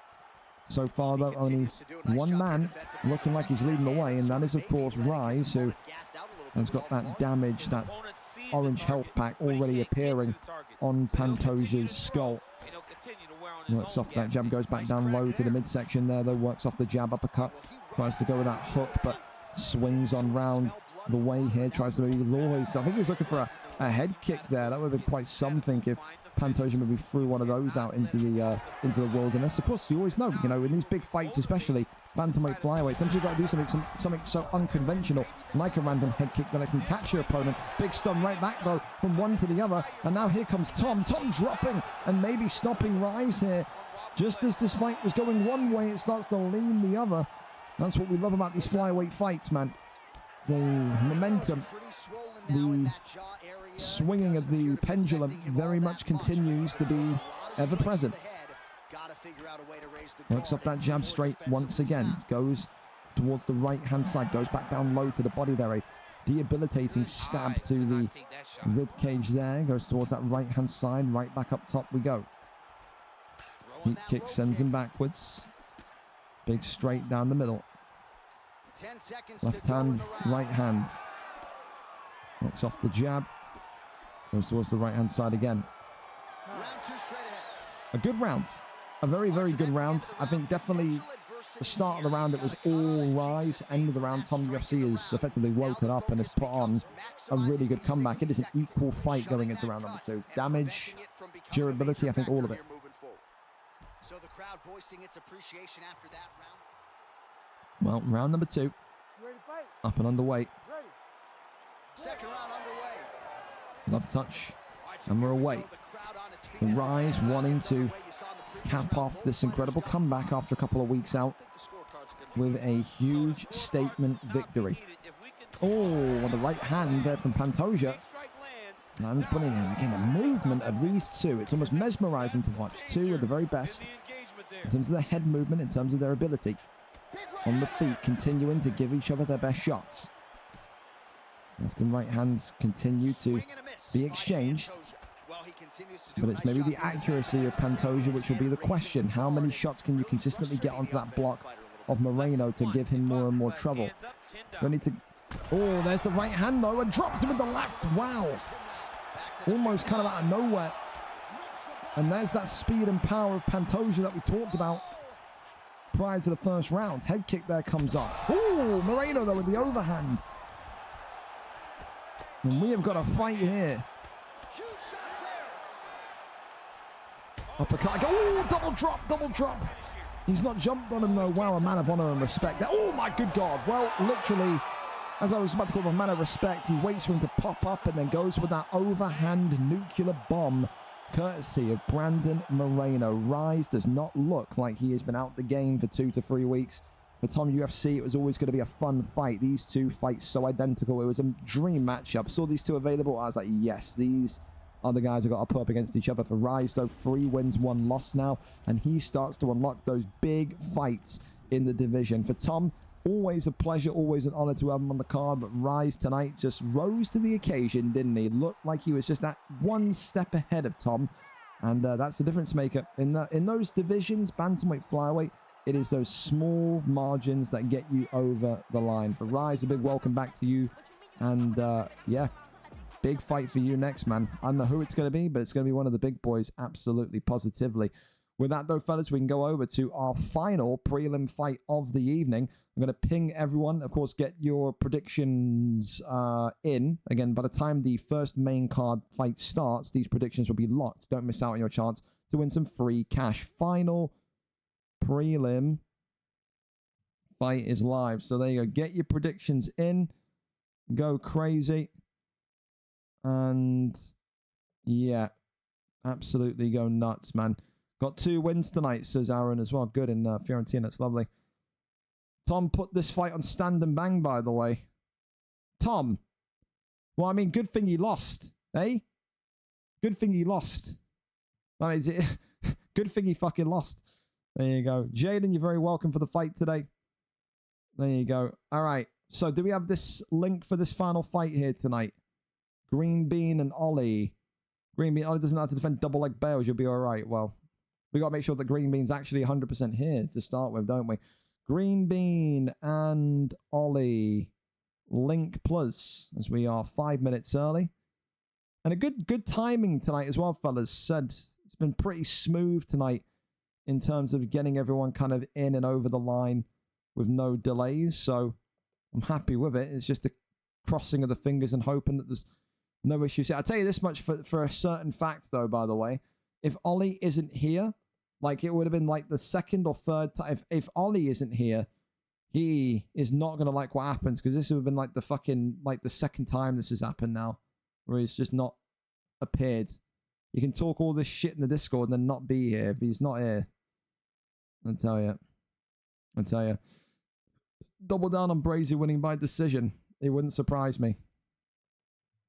If you aren't here again, don't expect to fight here at all in UFC 5 or UFC 6. Because again, I don't mind it if people shit talk in the Discord, but they actually show up to their fights. But holy fuck, man. You better be here. Do. Apologies for standing bang. I thought I changed it in the lobby. You're all good, man. You're all good. Well, I guess we're going to see if Green Bean or fucking Ollie get here. The alternative is that they both aren't here. They're both kicking. I both ban and kick them both. So, yeah. Is this, Jack, are you smoking fucking drugs again? What are you talking about? What are you talking about? How's it been tonight? Good. It's flowed well. It's flowed well. Let me rematch Ollie. Again, it would make the assumption that Ollie's here. So, when was it that Ollie last missed a fight? There was one fight where he literally, like, didn't show up. It was the 1st of May. Yeah. So it was like 2 weeks ago. So if he's doing it again, then I'm just kicking him. Like 1,000%. I'm going to tell Matty. Matty's his friend as well. Maybe Matty can fucking get a hold of him. Get a hold of Ollie, by the way. If he's not here again tonight, after no showing his fight 2 weeks ago, he's banned. It's just boring from Ollie. So there's just no fucking point. Yeah, maybe open your fucking ears, Jack. That'll help, wouldn't it? So it's just annoying. And again, for this Green Bean guy, like, what, like, where are you at? Like, what's the point? If you're not here, I'm going to have to kick you. Like, where is this guy at? This guy's been DMing me on the 13th saying, oh yeah, my opponent this, my opponent that. Like, where are you at, dude? Like, why ask to do these fights if you CBA to show up? So, one of those. I'm going to give it to like 9:55. I'm going to give it like 5 minutes. And then if they're not here in 5 minutes, then I'm booting both. That's just what's going to happen. Again, you give people opportunities to show up onto the card. But again, some people are just fucking stupid. You know, what can you do? What can you do? So the fight cards and the fight times have been out since Monday. Like, no one's got an excuse. No one's got an excuse. So, are we allowed to bail? You can bail. Of course you can bail. You can take down bail. You just get booed massively, won't you? Last time Ollie, let's have a look. The last time Ollie typed in this Discord. Today at 1:35. Cool. So you can type all of this shite, but you can't show up to your fucking fights. Brilliant. What about Green Bean? Who I still feel like Green Bean was an alt. I do believe that. I still feel like Green Bean's an alt. You go and look into that gamer tag, and you go and look at like the friends and the followers. It's very, very sus. It's very sus. But hey ho. We'll wait for it. Is Linus on holiday? So I told Linus if he's not here next week to defend, he's being stripped. Linus hasn't even replied to me since I sent him that message either. It seems like, I don't know, maybe he's all whimpering Ian coming to the division and he's just ghosted since then. I've had absolutely nothing from him. Not one thing. 12th of May, I sent him a DM saying, you need to be here next week or I strip you. It's been 4 weeks. 188 is your mandatory. So time will tell. If he ain't here next week, it will be a new champion. 100,000%. But, yeah, I agree with you. I don't know where he just disappeared off the face of the earth. But then again, we've seen it happen with PlayStation champions before. Look at, before your time, Wavy Pappy was here. Did the same thing. Won the belt. And then just dropped off the grid. Dropped off the grid. No one knew where the fuck he was at. So, Yeah. Boot him. It's time for the main card. At 9:55, I promise you it will happen. And then I'll tell you this much for a fact. Ollie will not fight here again. Like, dead set. Because it annoys me when people don't show up to the card. It annoys me when it's people like Ollie that will sit here in the Discord at 6, 7, 8 a.m. and just be a freak to people. Like, what are you... Just stick to OWC, bro. Like, just stick to your OWC fights and fucking cheese people. Think he's nearly home. His train got cancelled, so won't be long. Yeah, doesn't work for me.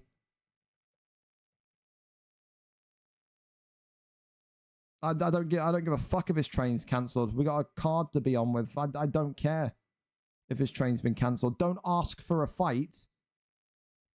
Shouldn't ask to fight live if he knows he's not going to be in his house. Well, Green Bean replied, thankfully. I'm here. I'm ready. Excellent. So, Green Bean's here. So, I'm going to go and get a replacement fighter. And then as soon as that replacement fight is in, I'm kicking Ollie. It's just that simple. I'm not doing it with the guy, man. It's a waste of time. Don't ask for a fight if you know you're not even going to be in your fucking house. I mean, how much stupidity do you have to have in your own fucking slow head to not get that? We could do Prime Doc. It's kind of like, well, we could do Final Black actually. 2-0, 0-0. I don't mind that. Let me go and see if Final Black's here for it. Excellent. Getting you a replacement since Ollie isn't here and is being kicked. So there you go. I'm going to message Final Black, go from there. Final, you want to fight? Had a no-show. See what he says.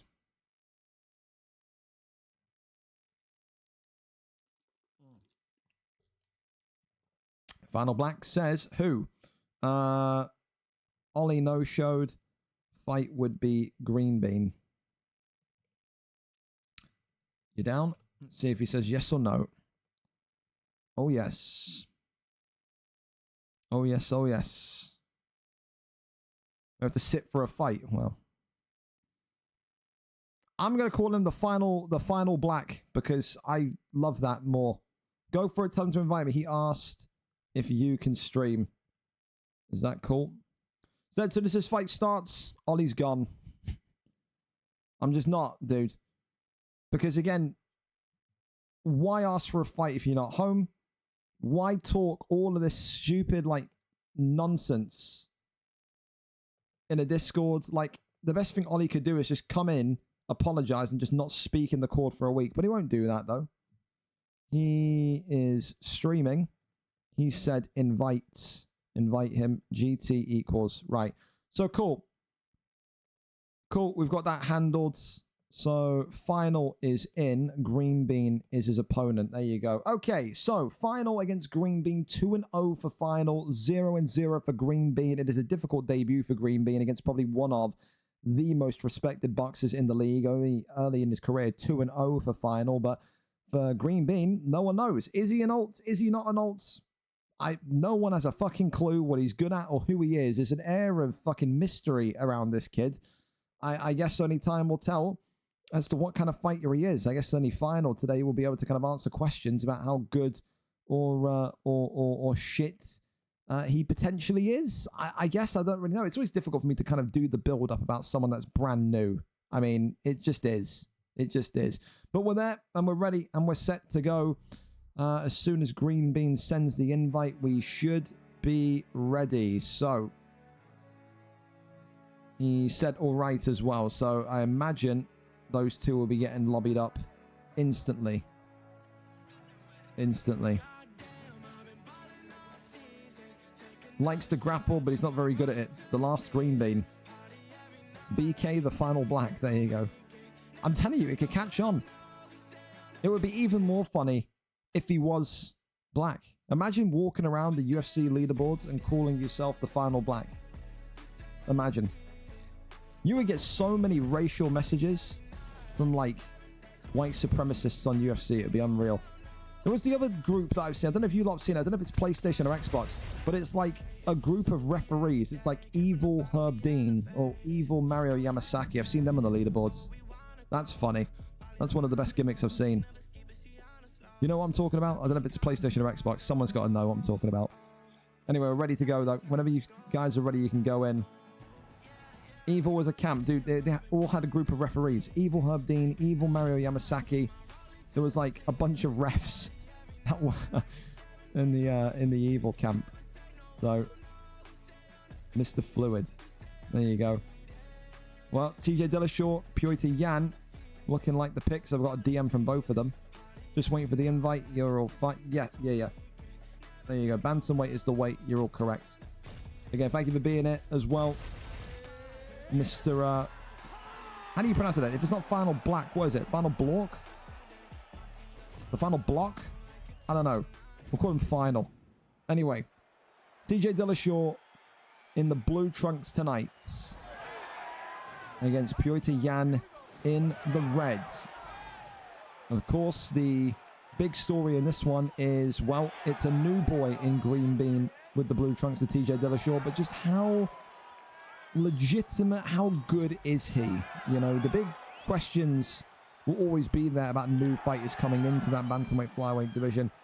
For Final, of course, this is someone, like I said, 2-0, but has been described by Kieran Crow, by a lot of the guys in that division, as a future guaranteed champion. Big left hand drops green bean already, and I think if anything, Final taking the fight tonight only speeds up his ascension to the top. He said 2-0, give me the champion Viper Arco TTV next. That wasn't possible. 3-0, maybe you're starting to say it's unavoidable. And I think every single time that Final steps into the octagon, you're going to need to pay attention. Whether you're a champion, a contender or not, you have to find holes in this kid's game as the right hand, left hand continues to bop and drop him. Really nice stuff there. Kicks him up and away.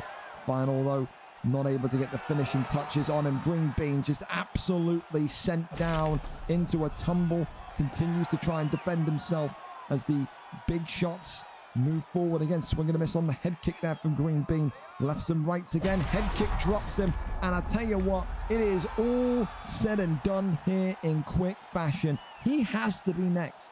2-0 is difficult to swing it. 3-0 is not difficult at all. I think Viper Arco TTV, you have your next confirmed challenger. It is categorically not even a question. Off the couch, 5 minutes notice. This guy is the best striker in bantamweight right now. 100,000% he is. He's got the win streak, 3-0. There is nobody leading up to Viper that is coming off of a win. He has to be next. He will be next. And he earns the opportunity by taking a fight late tonight. Congratulations to him for Green Bean. Never easy. Never easy. But one of those where, you know, what can you do? Yeah, to be told you're going to be fighting a different opponent, you got to go against Ollie, who maybe you've done your research on, you know, is a bit of a takedown bailer, XYZ, he's a bit of a scummy cheeser, and you go against this crispy, clean striker in Final. I mean, it's one of those, man. It's such a different type of fight. I can't hate Green Bean on it. I'm going to say thank you to Green Bean as well. Thank you for being there. You're a stud for that.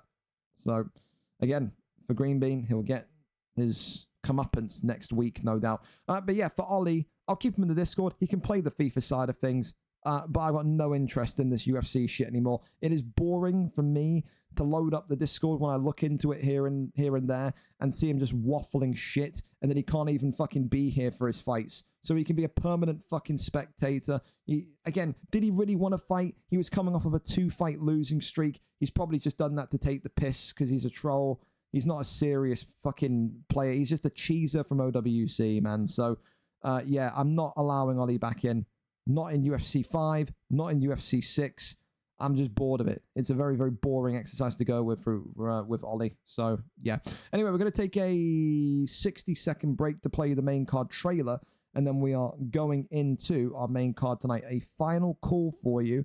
Make sure you do your prediction card. It is free cash to win from our great sponsors over at Instant Gaming. All you got to do is tell me who wins the fights. You haven't got to tell me the round or the method, just who wins the fights. And if you guess all of the, I think, 10 or 11 that it is, and you walk away with a bit of cash in your pocket through PayPal come tomorrow morning. Main card is now live. We'll put the poster up again. Grab a snack, grab a beverage, because, again, we've got some great fights tonight, including 5 fights for gold.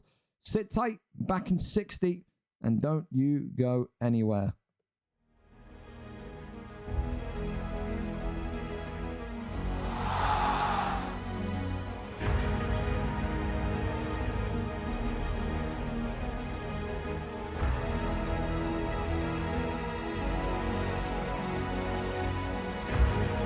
It is over.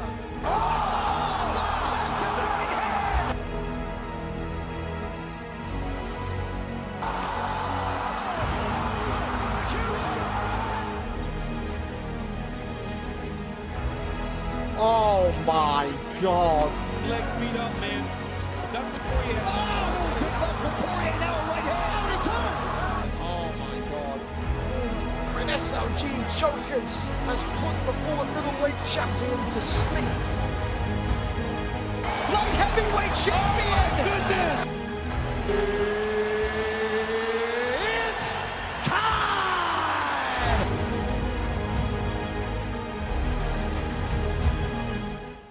All right. Thank you as well to Badder CBK for the follow. Appreciate that. Fellas, welcome aboard to the main cards for tonight. If you've missed the prelim fights, you missed some absolute doozies, but 5 title fights tonight, including a undisputed fight, Featherweight Gold. Tonight's main event, MarkDev and Coros, close to 12 a.m. UK time, 7 p.m. US Eastern. Champion versus interim champion. Coros will have the ability to mirror match MarkDev tonight due to his interim champion status. However, where better else to start than a battle between two incredible lightweight talents. Daichi tonight comes in maybe as the underdog, despite Driscoll not being in the greatest of form, but on a winning kind of winning side of things.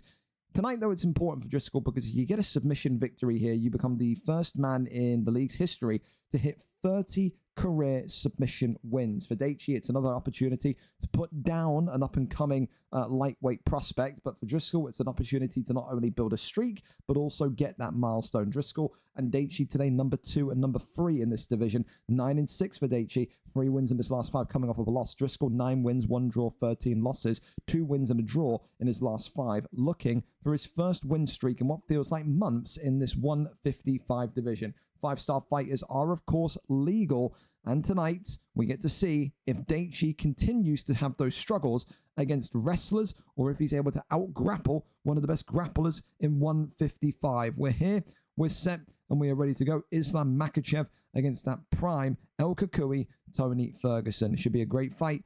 Again, for Makhachev, all it takes is one trip to top mount, and you're lost in the sauce, aren't you? Here we go, then. We're ready, and we are set. Volume is good. And we're in. Welcome to the main card. Prelim fights over, and prediction cards now locked.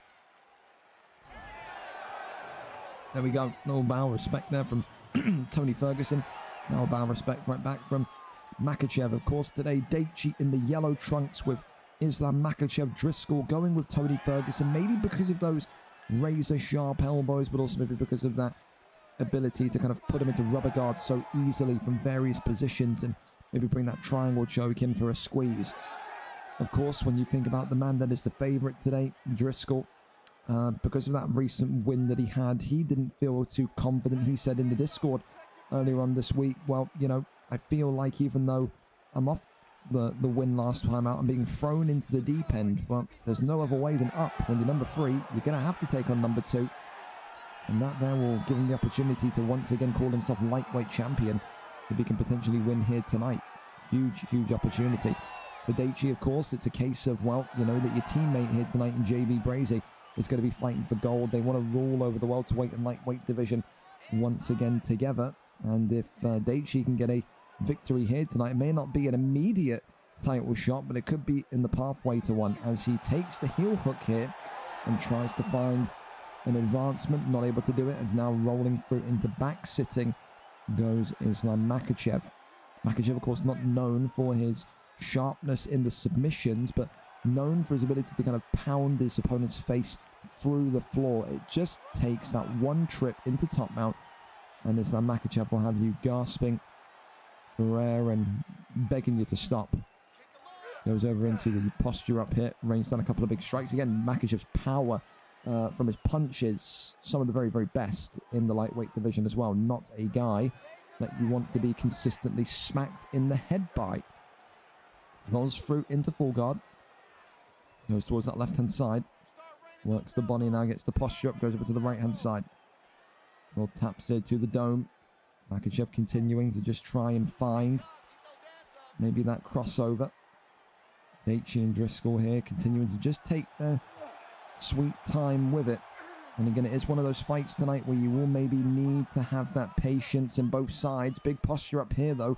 Gaethje running down the strikes, and this could be it here. Makhachev's big power, especially if that elbow landed, could have been enough for Driscoll. But Driscoll avoids that one. The Irishman continuing to just survive and keep on with his game plan, which I think is going to be to outlast Makhachev here tonight. Rains down the big shots once again, pulls him on down. Goes for the fake of the Kimura, but then has his arm swept by Gaethje. And again, this is good from Gaethje because it reminds the lightweight division that you're not just the striker. Gaethje's ground game is often dismissed, is often ignored because of the style in which he fights in. But he's got good denies, he's got good reads, and so far he's doing enough. Round one in the books, and round one, that is all Islam Makhachev.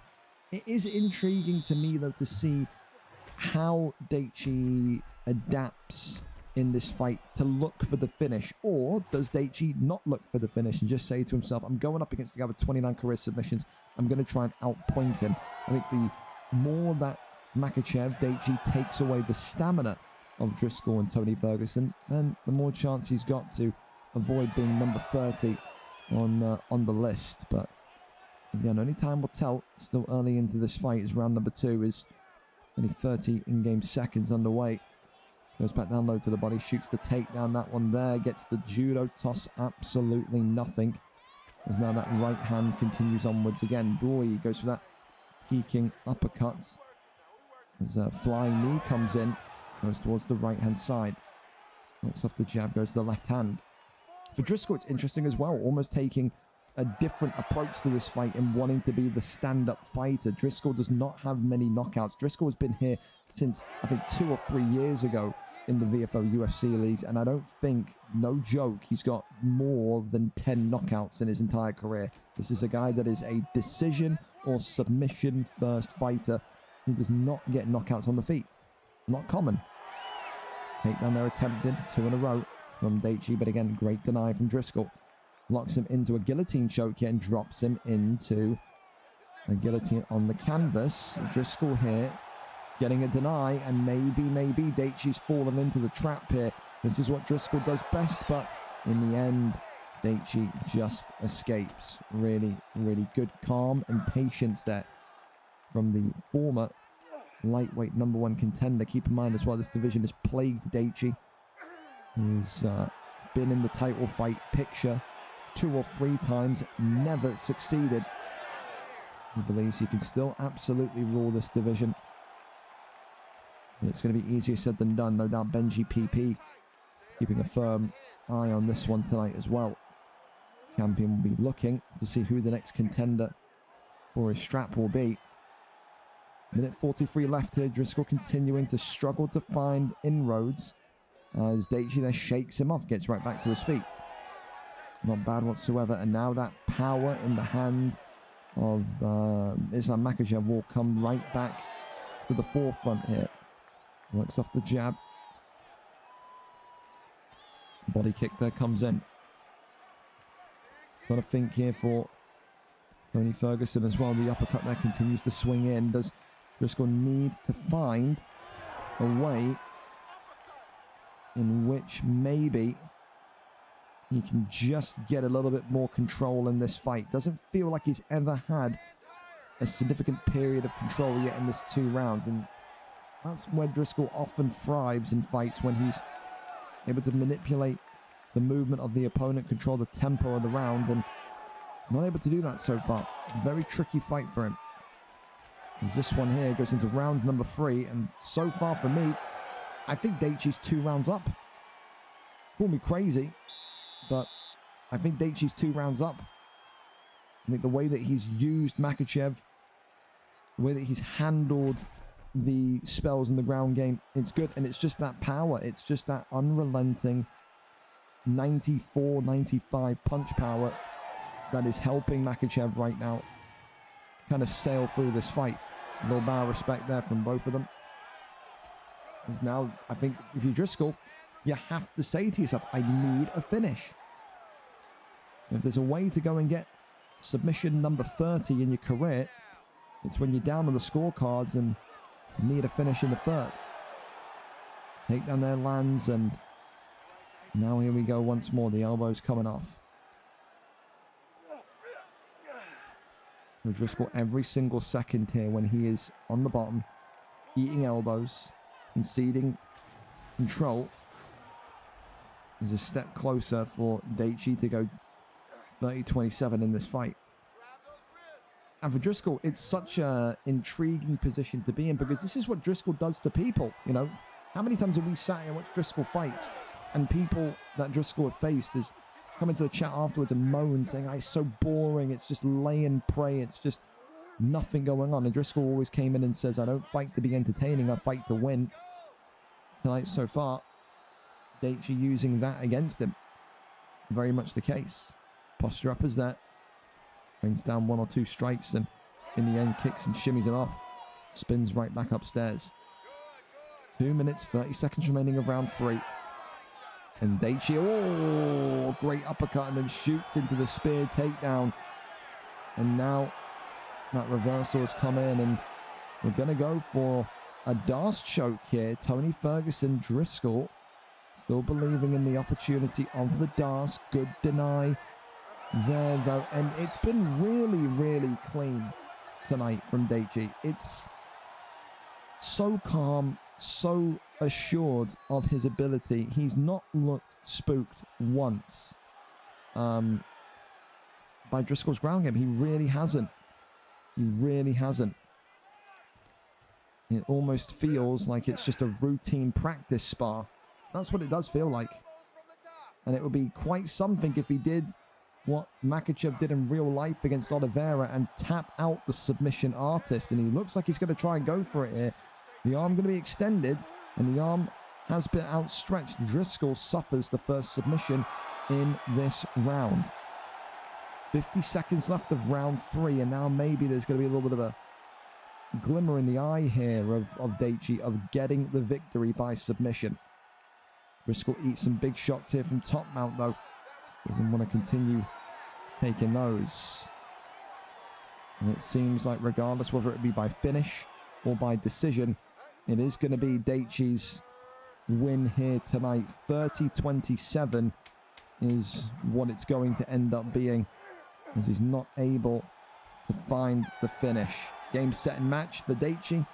Not an entertaining fight by his standards, but a really controlled fight. Never looked in danger once, and there you have it. Celebrates in the corner. Daichi tonight gets it done and reopens that division of lightweight into a frenzy. Who is next for Benji PP? If Daichi can fight like that in certain fights, he could be one of the next men up, but 30-26 by one judge as well. Just really easy, really controlled, and Daichi did a Driscoll. That's the only way you can say it. He did a Driscoll. He completely negated all of Driscoll's benefits and grounded him. It's a really nice way to do it. Up next, though, we go over to Smiley and Stankerson. Well, listen, Smiley, of course, 13 wins, 21 losses, 2 wins in his last 5. And, of course, it's another top 5 opponent, you could say, for Stankerson to sink his teeth into. Stankerson, of course, is one of the most talented North Americans in the league right now, but he's also the most exciting 145er right now. Great boxing, great distance control, great wrestling. He's great at everything. The former lightweight champion says, I want to win this fight tonight. I want to get to a 3-fight win streak, and then I want the contendership opportunity next. It could well come. Listen, Mason is there. Coros 67, if he loses tonight, is there. Chub Nardino. That would be a big fight for Stankerson. How does he cope against the cheese of Chub Nardino? You win here tonight, you're one more win away from being the #1 contender. So it's another big one tonight. But can he get past the Scotsman, Smiley, who has a track record for violence? This guy is known for high tempo, high action, high velocity fights. His fights don't often go to round 2. He starts fast like a tornado. Can Stankerson keep up with the pace? Or does an unlikely man in Smiley AUFC give him his first loss in this 145 division tonight? We are over and up to it. Scotland takes on North America once again. Stankerson and Smiley, Smiley and Stankerson. We are there and ready for it tonight. Thank you to these two as well for being patient as well after that decision. So here we go. Topuria and Volkanovski. Red trunks, of course, for Smiley. And the black trunks, of course, for Stankerson and Volkanovski. And again, listen, Smiley has been here before. He knows exactly what to look out for with Volkanovski's. He cannot get too crazy in the pocket. If Stankerson walks towards him, you've got to almost walk away. You've got to retreat away, run away, and make sure you don't just take too much damage. You do not want your head cracked and split open in such a record time. So, yeah, we go over and up to it. Here we go. Here we go.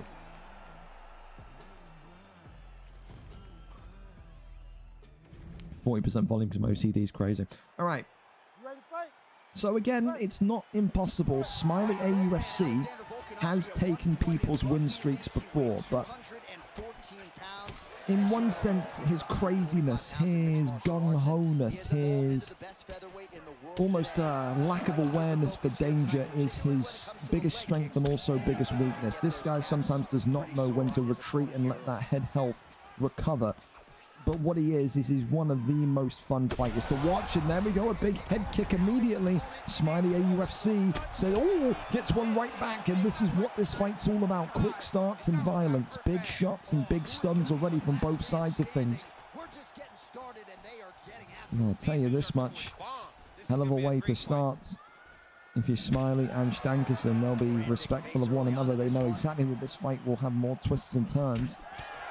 As it continues onwards, body shot there comes in, but front kick goes forward into the body shot there. Does Volkanovski. Interesting from Stankerson that he's not really, I would say, as fast starting as he was in his last fight. He was very, very much more aggressive. And he is just starting to just try and work that body kick from distance. There's the uppercut, though, from Topuria. Overhand there swings in, but continues to land the body snatcher that is Stankerson here tonight.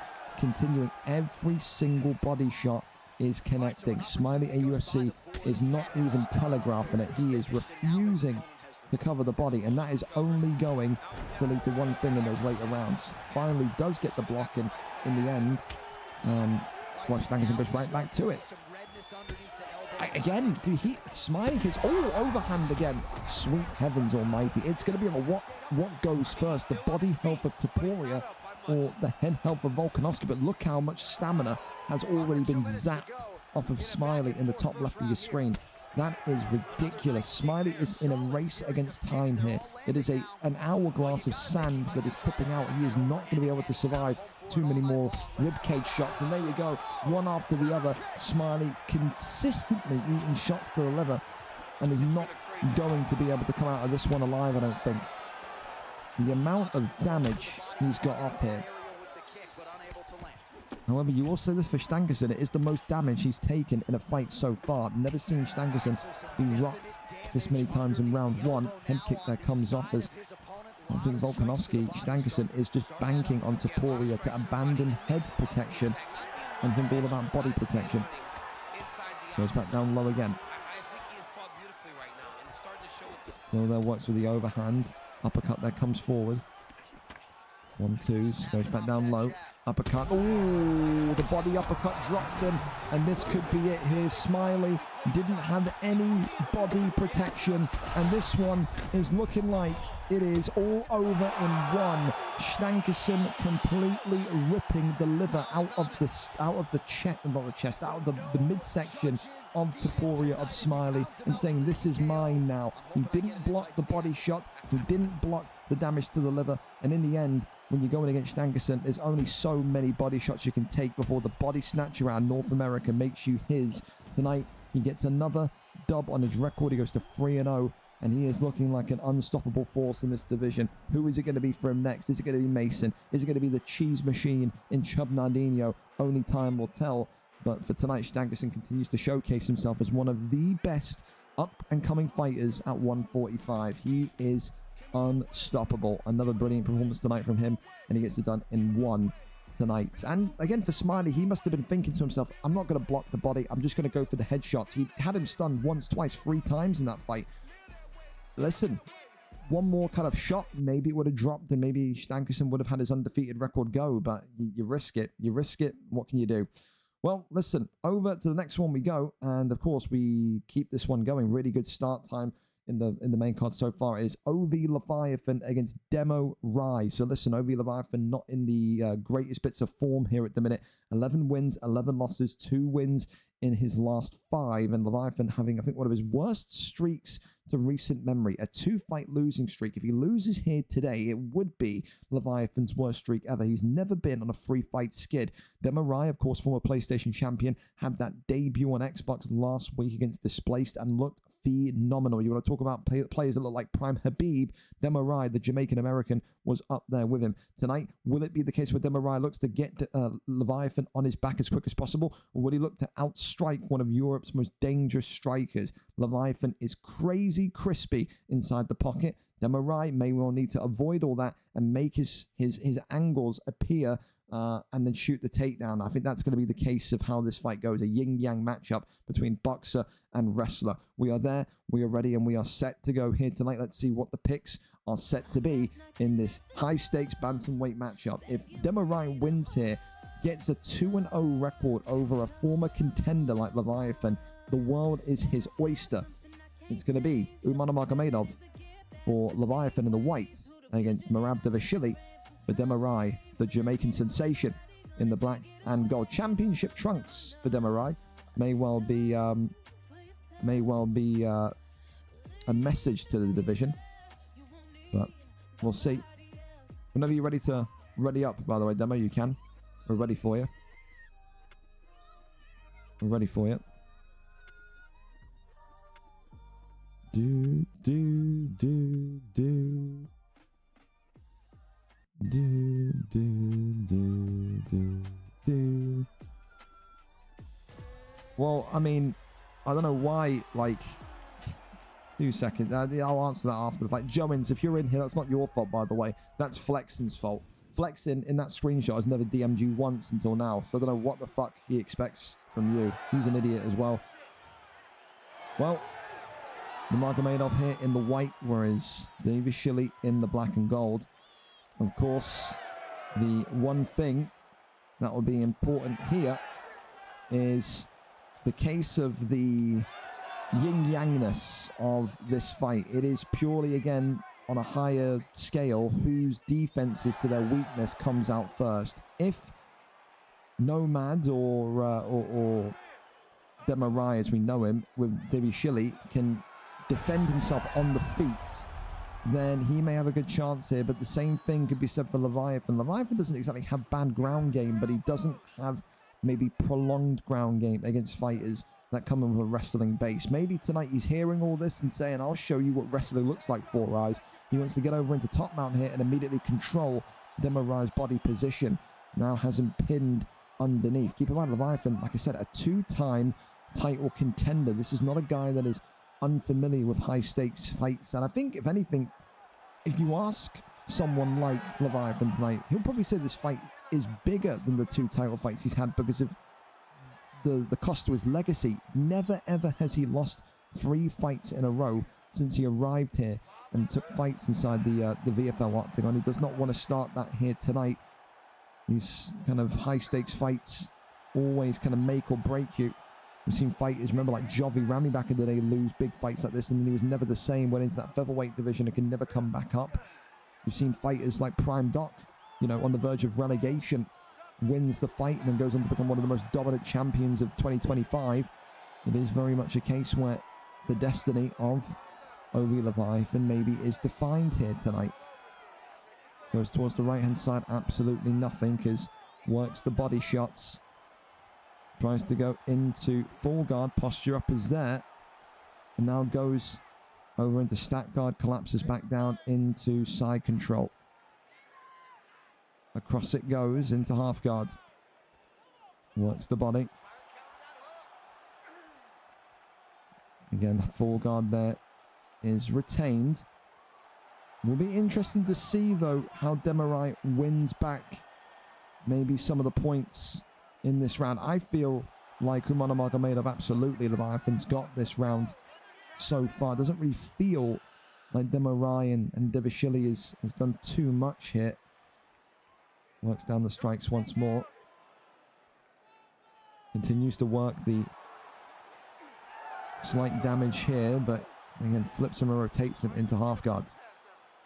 And I think this feels like, again, another fight where I potentially feel like Demarai is going to be saying to himself, based on that round, maybe he needs to try and win through the points here tonight.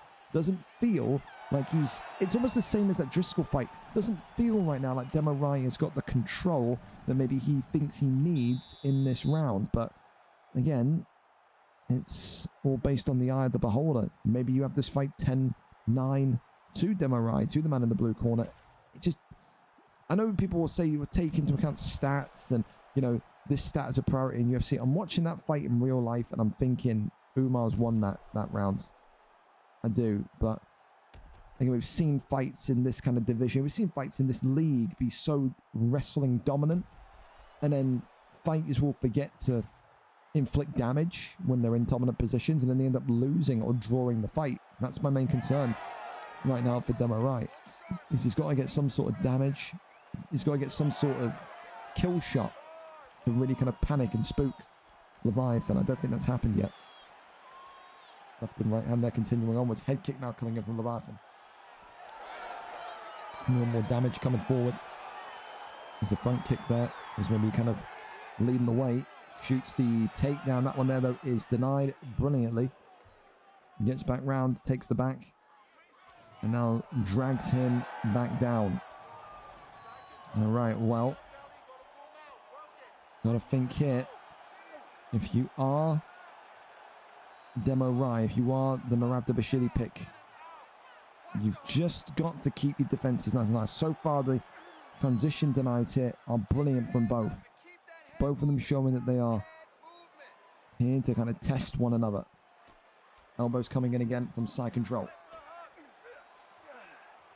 The MarkDev now also compromised in terms of damage. The orange health pack, not what Demarai wants to see. Posture up is there.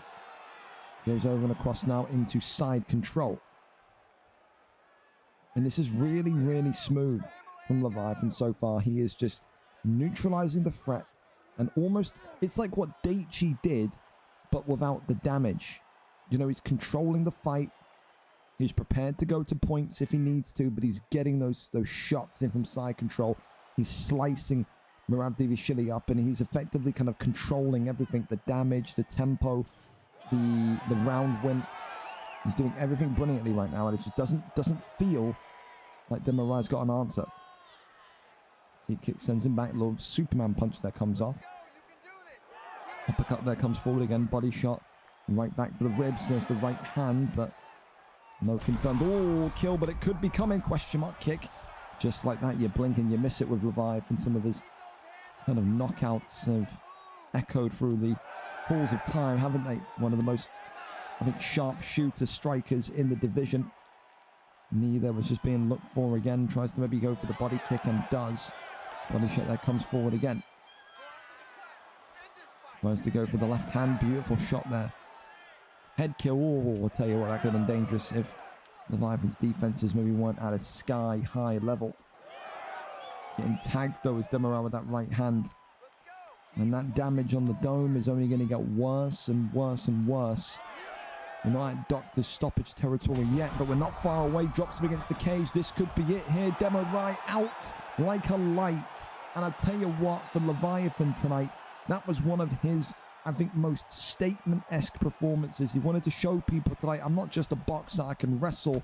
And he did exactly that tonight. For Demarai, not the same kind of performance he had against Displaced. Granted, but it just felt like tonight he was up against an unstoppable force. That was a Leviathan that had something to prove, and I think he proved it there tonight. He ends the 2-fight losing streak. He's back to winning ways, and it's a brutal destruction there of the Jamaican sensation in Demo Ride tonight. A round 2 victory for Leviathan, which also gets his record back to positive 12-11. So, yeah, again, people often forget, man, when they see Leviathan box so much, they forget how good his ground game is. And again, I'm guilty for it. It's the same kind of disrespect that MarkDev gets. You know, people see, I completely put the wrong person in green.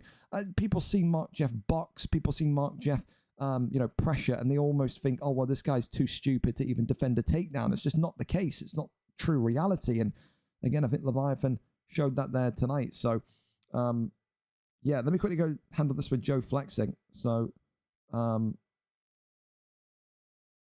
mean, why say my name in the DMs to Joins if you literally refused to message him once until today? I mean, I need common sense. Like, you knew you weren't going to be here after Wednesday. You didn't bother to DM him once. Why? Like, I'm going to send him the DM as well. It's just like, stupid, bro. Like, I'm not here on Wednesday, but don't worry, I'm not going to DM my opponent at all. You're fucking stupid. You know what I mean? You're crazy. Anyway, up next, Jack 13 and Lamax. Listen, keep this one going. Jack 13 tonight comes in 13-10 in this featherweight division. Of course, he's at a position now, Jack, where he has to fight live. He's got to be in there for the main card because he's on the cusp of being featherweight royalty again. Win, loss, win, loss, win. He needs a win here tonight to make a 2-fight win streak appear. However, his opponent is one of the most exciting fighters in the division. Yes, Max is 4-3. Yes, he's only won 2 fights in 5, but they are dominant performances in the last couple of fights. Even fights where he's lost, he's looked so good. And I think this is the kind of fight that Jack needs. Jack is, again, known for his wrestling, known for his control, known for his dangerous top mount, whereas Max is known for his fast starts, his almost kind of riptide impact in the first round where he can completely butcher the head, butcher the body. Jack has not done well in recent times against fighters like that who start with such aggression. If Jack wants to be featherweight champion of the world, he's got to have a mix. He's got to have that brilliance of the wrestling like he already does and always has had. But he also needs the ability to cope with fighters like Max that bring so much aggression in the first 2 or 3 minutes in rounds. Tonight, we get to see who is more, I think, battle-hardened and ready. Is the takedown defense and the transition denies of Max at this level, or is Jack's ability to cope with pressure fighters at this level? Only time will tell. But again, you need both if you want to be able to kind of compete for the gold, whether it be MarkDev or Coros. We're over and up to it. Max is live for us tonight. A fun fight it's going to be. Wrestler versus striker once again. Volkanovski, of course, in the black trunks for Max, and Topuria, of course, in the red trunks for Jack 13. So we can go and we can take a look here as to who is more ready for a leap towards the gold. This is no doubt for Max, his biggest fight so far since entering the featherweight division. Love touch, and we're up and underway. So again, a reminder, red trunks for Topuria tonight for Jack. Beat up other people virtually. And Max here, of course, in the black and gold trunks with Volkanovski. Thank you so much for the sub as well. Appreciate you. Moving close towards the goal. So top tier from you. Goes back down low to the body immediately. And this is the thing. I think tonight, if you're Max, you just got to kind of let it all out there. Just go towards Jack and just try and get that strike in the pocket. When he's used his, I think it was the Conor McGregor pick the last time out we saw from Max. It was just so brutalizing. And that's something that Jack doesn't like. Jack has got okay hands, but where he wins fights, where he's won the featherweight title before, all stems from his wrestling. And again, you know, Jack is one of those guys that if Max wants to get into bantamweight flyweight, he needs to be able to beat. Jack is almost kind of yo-yoed into that division and out of that division consistently. He's been bantamweight, he's been featherweight, he's been flyweight, he's been featherweight. He can't keep his position in there, but he is good enough to get in there, and he's already got the first stun tonight on Max inside 2 minutes of this first round. So coping well, but I just feel like everything needs to be upped and level. I know it's only 2 minutes in, it's only halfway through the first round, but I just feel like Max needs to just turn the tempo dial right up. And there you go. There's the head kick that gets things back in maybe his favor. A good start here from both fighters as Jack now shoots the takedown and gets the slam to the canvas. And this now is where players, no doubt, like Bass Inferno has felt it. I think players in the featherweight division have felt it for so long. People just kind of go, oh, it's Jack's speciality. Dominance on top, in control, and with every, I think, ability to end the fight from here should he wish to. However, a bit of a sloppy one from Jack to allow him to get over into sprawl. Maybe allows that to get him into a submission, but that's a great reversal there. And Max here retakes position as the man on top with a little bit of now dominance coming towards him. That one there is denied. Goes over, of course, with the elbows, running the point of the bow right back into the temple of Topuria. That one there, though, just shimmies out of it. Jack, though, is the more injured. I mean, yes, we've seen a stun on both, but look at Jack's health pack. That there is exactly what Volkanovski does. He packs a punch. He brings the violence. Continues to get those little jabs on, but again, you've got to do more than that to get past Jack's guard. He is always waiting there with his denies. One of the best denying wrestlers in the 145 division, and Jack just like that gets right back into a superior position here. Gets up and wrestles him to the cage. One knees against the body. As that one there, we'll see the end of round number 1. Realistically, 19 significant strikes, a stun each. You've probably got to give it to Jack based on those 6 strikes, but longevity-wise, with the damage that Topuria is eating from Volkanovski, it's set up for a Volkanovski late finish. That's what it feels like. So for now, Topuria leading the fight, but Jack 13's got to protect himself a little bit more and almost avoid those kind of brawleristic tendencies that maybe are emerging. You do not want to get into a slugfest with Volk. Takes the back here and grabs him down, but gets right back up. Max says the takedown defense is going to be sky high tonight. Really clean from Max there as well. Front kick comes off. Takedown again from Jack, but denied once more. Max continuing to keep himself firm and upright. Works off the jab. Continues forward again. Lefts and rights. Works off the jab. Shoots the takedown. That one there is denied again. Body shot comes in. Big straights. Both of them was having a little of a standoff there. So no doubts the tempo has maybe slowed, and it could be about who takes the first kind of drop, takes the words right out of my mouth, and there's the left hand. Volkanovski looking for the finisher. Jack 13 in big trouble now. And for Max, this could be one of the biggest wins of his featherweight career so far. Big shots there, though, from Jack. Uppercut that goes forward. He's got to get out of there. Does Max. And this fight has its kind of 30 seconds of stalemate, and then boom, right back out into an explosion of action. We go again. He ducks right into that uppercut. Right hand, though, from Volkanovski. Sweet mother of God. Take your eyes off this for a second, and you may well miss the finish. Works off the jab again. Ducks underneath. Uppercut there is huge. Still there with the jab. Oh, the elbow is just his T-Rex arms of Volk are so short. Head health of Jack 13 is disintegrated. Look at that in the top right when he gets a jab off. That is really, oh, drops him again. Hovers over him now. Goes over into side control. Really, really smart. Get the damage onto the head. Make the target even more easy to acquire. In round 3, Neon Belly is in, but not able to get too much now. The head health is flashing.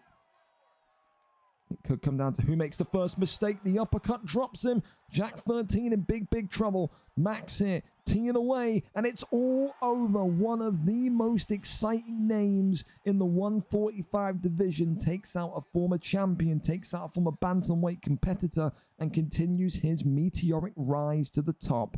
Max is the name to look out for, one of the best strikers at 145. And he showed it again there tonight for Jack 13. Maybe the rust of fighting live was there, but you take nothing away from Max. That was a really composed performance, especially with some of the controversy he had to deal with, the stuns, the ground game of Jack. He survived every trial and tribulation tonight, and he gets a thorough victory. It's a round 2 victory, and Max could well be on his way to being another one of the kind of big names for contendership in this division. He only gets better week after week. His first, if I'm not mistaken, main card victory since becoming a featherweight contender as well. Congratulations to him.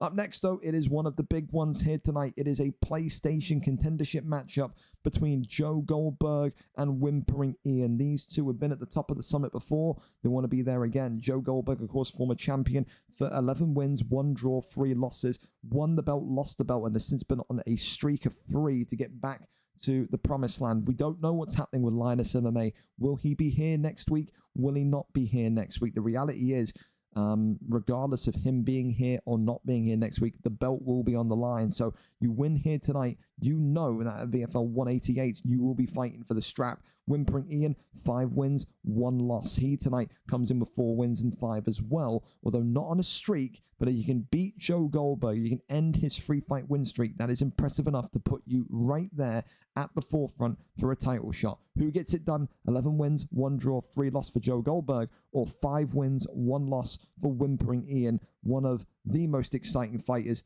in the entire division. We go over and up to it. Let's see who gets this one over the line. Horrifying striking methodology. So there you go.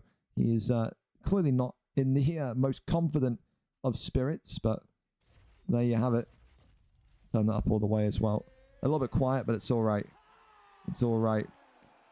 Thank you as well to Dre earlier on again for the sub. Appreciate you. And Cabbage fights have been going well tonight, man. The card is at a nice speed tonight. It is. So I can't complain, mate. Second time we see this Tony Ferguson. Interesting. But Islam Makhachev, of course, brings a lot of punch and brings a lot of, I think, presence in the octagon tonight again. The Whimpering Ian, a guy that will rely on that punch power, but will also not be afraid to wrestle should he have to. For Joe Goldberg, listen, disgraced himself as the champion when he lost the strap. Listen, he was on a great streak. Lost the strap against Linus. I think quit midway through the fight as well. We got a lot of flack for that. He was kind of banished to the unstreamed section of the card. He said it won't happen again. It's just a heat of the moment, emotional thing. He's back here on the main card today, deservedly so after that win streak of 3, and wants to continue showing people in this PlayStation division that he is the guy to get across the line from. Of course, with Whimpering Ian, when you look at him, he's had this incredible rise to, I think, dominance in PlayStation. 5 wins in a row, well, sorry, 4 wins in a row, then lost, and then got right back on the horse after that loss. The loss was almost kind of surprising. No one gave the PlayStation champion Linus a chance in that fight against Ian. And look what happened. Maybe that's when Linus himself maybe silently decided that's where I'm going to set sail, beat Whimpering Ian, and then never ever compete again. It's, again, not too much of a crazy theory considering we've seen it happen before. And, you know, that shows you how much of, maybe, if that did happen, how much of an impressive win, you know, Whimpering Ian is, to sit there and look at Ian and say that's the one that I end my career on, because he's such a prospect, he's such a you know, a highly respected fighter. Maybe that's the case. Big shots here coming in though as Joe Goldberg continues to stun and slice open Islam Makhachev. And right now you'd have to be asking yourself, when does the shot for Whimpering Ian happen? When does he shoot that takedown? Right now it's that slice and dice of Tony Ferguson, which is very much creating problems in the stand-up for Whimpering Ian. A knee there to the back of the thigh pulls him down, but in the end gets right back to his feet. Joe Goldberg, of course, with the less stamina so far, as now Makhachev, through his heavy brick hands, has caused a bit of damage onto Joe Goldberg. There's that right hand, left hand goes underneath. Wee, the uppercut there was being swung towards. Body shot comes in again. Uppercut there. Still being teased. Left hand comes in. Wee. 1-2. Oh, but there's that right hand of Makhachev. And just as quickly as you start to forget about Makhachev's power, you're reminded instantly. One shot, all it takes. I can't wait to see what they do with Makhachev in the welterweight division when he eventually fights for the welterweight strap against JDM. What kind of, feeling is he going to have in 170? Interested to find out. Listen, end of round 1.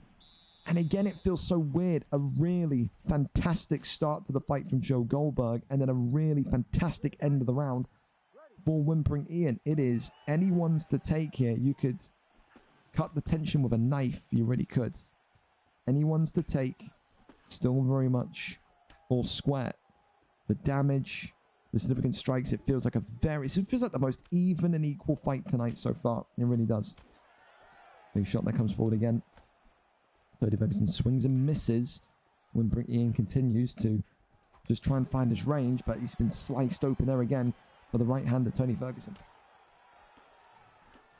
Continues on forward with the lefts and rights. Ferguson trying to find a way to just come forward ever so slightly. Goes towards that left-hand side. You can see as well Joe Goldberg ever so slightly continues to try and maybe move like towards us, towards the left-hand side. He likes that angle on the left-hand side. Seems like he's sticking to that as Makhachev continues to throw punches and bunches while eating some hits as well. Body shot there comes forward. Knee there inside the clinches. Of course, now both of them re-split open. Lefts and rights again, swinging onto the block here from Whimpering Ian. Tries to go for that uppercut. Still nothing confirmed there. As a takedown comes in and works. So, there you have it.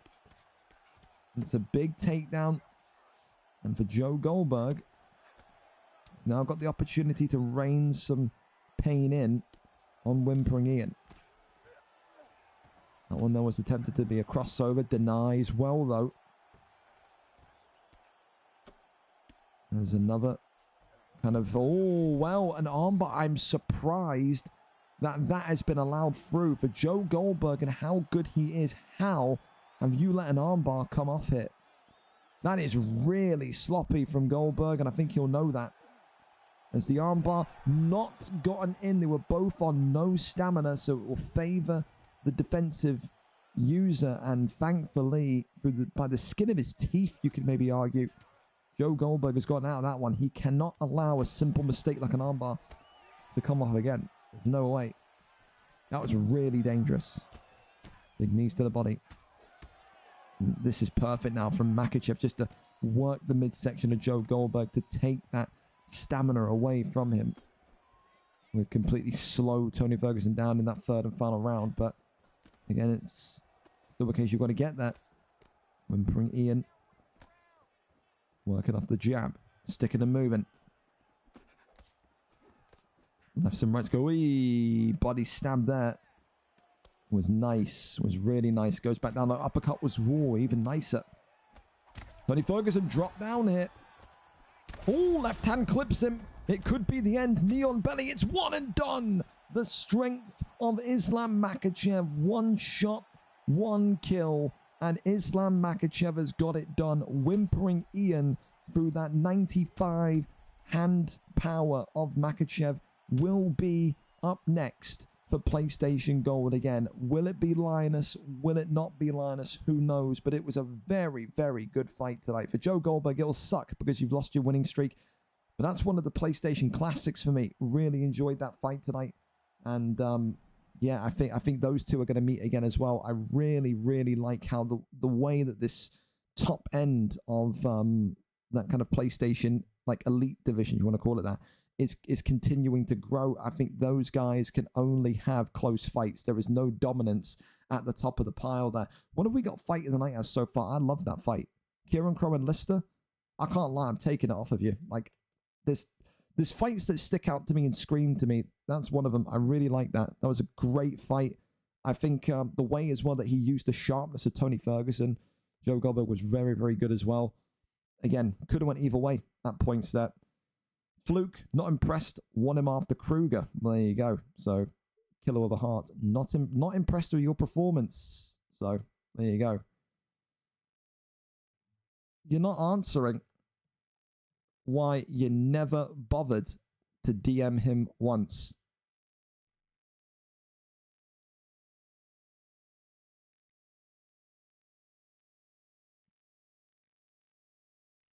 The answer was, I'm busy and packing. You pack 24 hours a day? He didn't message you, Joins, because he was busy and packing. I mean, what kind of stupid shit are we talking about here? Like, what a fucking bozo, dude. Honestly. Jesus Christ. Unbelievable. Well, listen, we go to our final non-title fight of the evening, and of course it's Mark the Shark against Maxi UFC. Well, listen, this is the second time these two have fought. I think when you think about Mark, listen, this is a great fight for him because, again, it feels like this could have the potential to be a mirror of styles. The last time Maxi and Mark the Shark fought, though, back at VFL 165, 22 cards away or ago, the 12th of December 2024, on that fateful evening, Maxi got the job done against Mark by round 1 TKO. Tonight, Mark has the ability to avenge that, but also make a huge step once again towards flyweight greatness. He is 13-14 as Mark the Shark, the Irishman, today, looking to make it a 2-fight win streak. Maxi, of course, 10 wins, 5 losses. Win here, he'll make it 11-5, but also make it 4 wins and 5 with a win streak of 2. Could he maybe be the next man up? I think Spooky and Dave is the matchup to make, but you can't make Spooky be here. For example, he was only able to fight on stream this week, so I think if Maxi wins here, regardless whether it be a week from now, 2 weeks from now, he'll say to himself, I've got my next fight booked and it's for gold. Can he beat Mark, or can Mark upset the odds and put himself back again in fan favorite contention? Because we want him to win the belt. We want Mark the Shark to win gold, but he's got to get through Maxi here tonight, which is a very, very difficult just not responding or if Maxi isn't here again, by the way, I'm cutting him. What is this? He fucked the card last week. If you've fucked the card again this week, I'm absolutely never letting you play here again. Where are you? Again, I just feel like I'm being trolled by some of these guys. Maxi comes in last week and he's like, oh yeah, I can't fight 20 minutes before his fight, and now magically he's not here. Like, what is this, dude? What is it with these guys? What is this? Like, are you here or are you not here? What's the comms here, man? Your favorite fight is Clay Guida. Hey, respect Clay Guida, by the way. Relax on the Clay Guida slander. Well, I don't know what's going on here, Mark. Let me read my DMs quickly. Okay, no problem. Means I can do my UFC work tonight. So play whenever. There you go. So they're playing Madden whenever. There's a fantasy trade to vote on here. Haig trading a 4th and Jordan Meredith for a 3rd. I'll accept that. It's not bad. Job Naldini, give me Mark. No. He was atting me 30 minutes ago, so it's a weird one. So is he here? Is he not here? Like, what's going on? Like, where is he?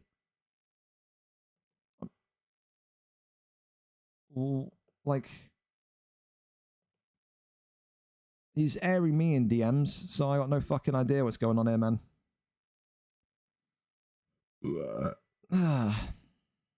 Dear goodness.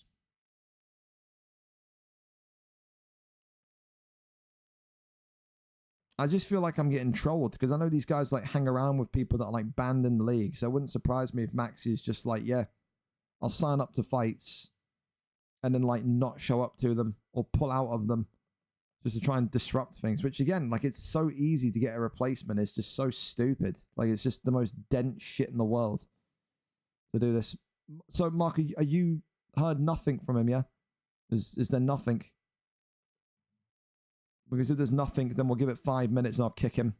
I've tried with Maxi, but like clearly he's probably fucking sat there just purposely doing it. I can't lie to you.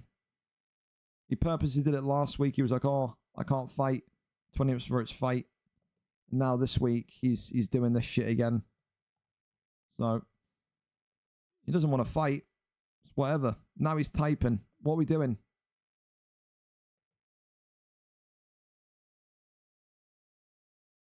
He's typing to me. I have it. He's typing to me. If he tells me he can't fight, yeah, cut me. I can't lie. The buses are cooked. Cool. Maxi's cut. Again, don't ask me for a fight if you're not here inside your fucking house come fight time. Ridiculous. So I'm convinced he's done this on purpose. How can you be so stupid, right? To be like, yeah, I'm going to ask for a fight when I'm not even at home, when I'm at school. What are we doing, Maxi? Like, it's just dumb. It's just dumb. Stick to the American leagues. You can't fucking fight in the UK leagues. What do you want from me? Just ridiculous. And I like Maxi too, but it's clear it's a troll, dude. It's a troll. So, yeah, Maxi's cut. I don't want Maxi back in the league either. I don't.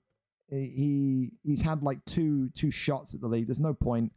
The guy don't want to fight. The guy's not interested. The guy's just a fuck around, man. So do prime time on Sundays and all that shit, but just keep away from here. There's no point.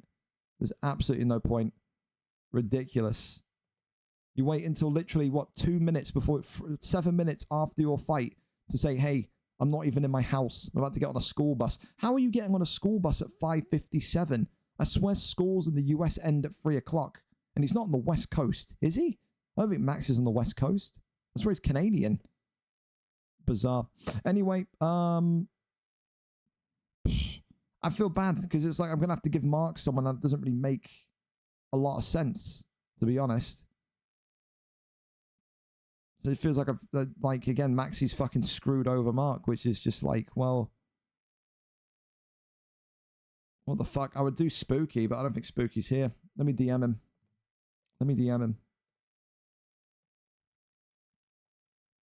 Unreal, man. Unreal.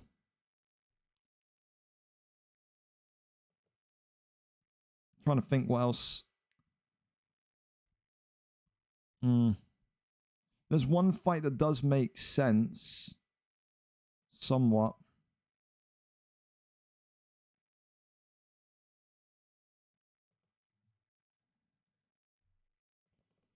Again, it delays the title fights as well. It's just dense, stupid fucking asshole, man.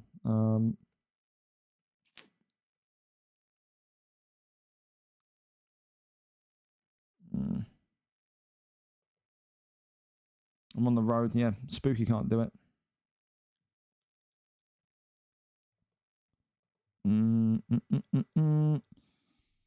Because I really don't want to put Mark in a position where like he's gonna like absolutely lose like a fight and lose a contendership, but it's just like what the fuck.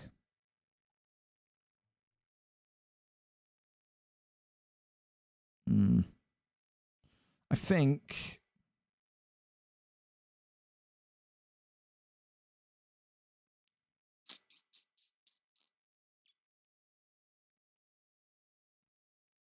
I would do Keza. I don't think Keza and Mark have fought often, have they? I imagine if I bell Keza, he'd do it. I don't want to cancel the fight. I really don't.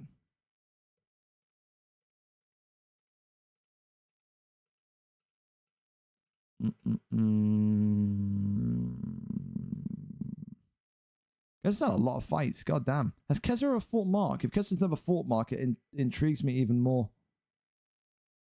I can't lie. I don't think they have, you know. Keza and Weber, Keza and Warbsy.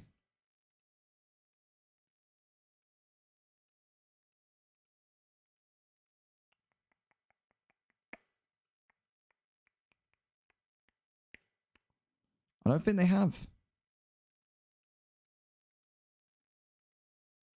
If Keza's here, we're doing that. I'll move Keza over. I would absolutely do that.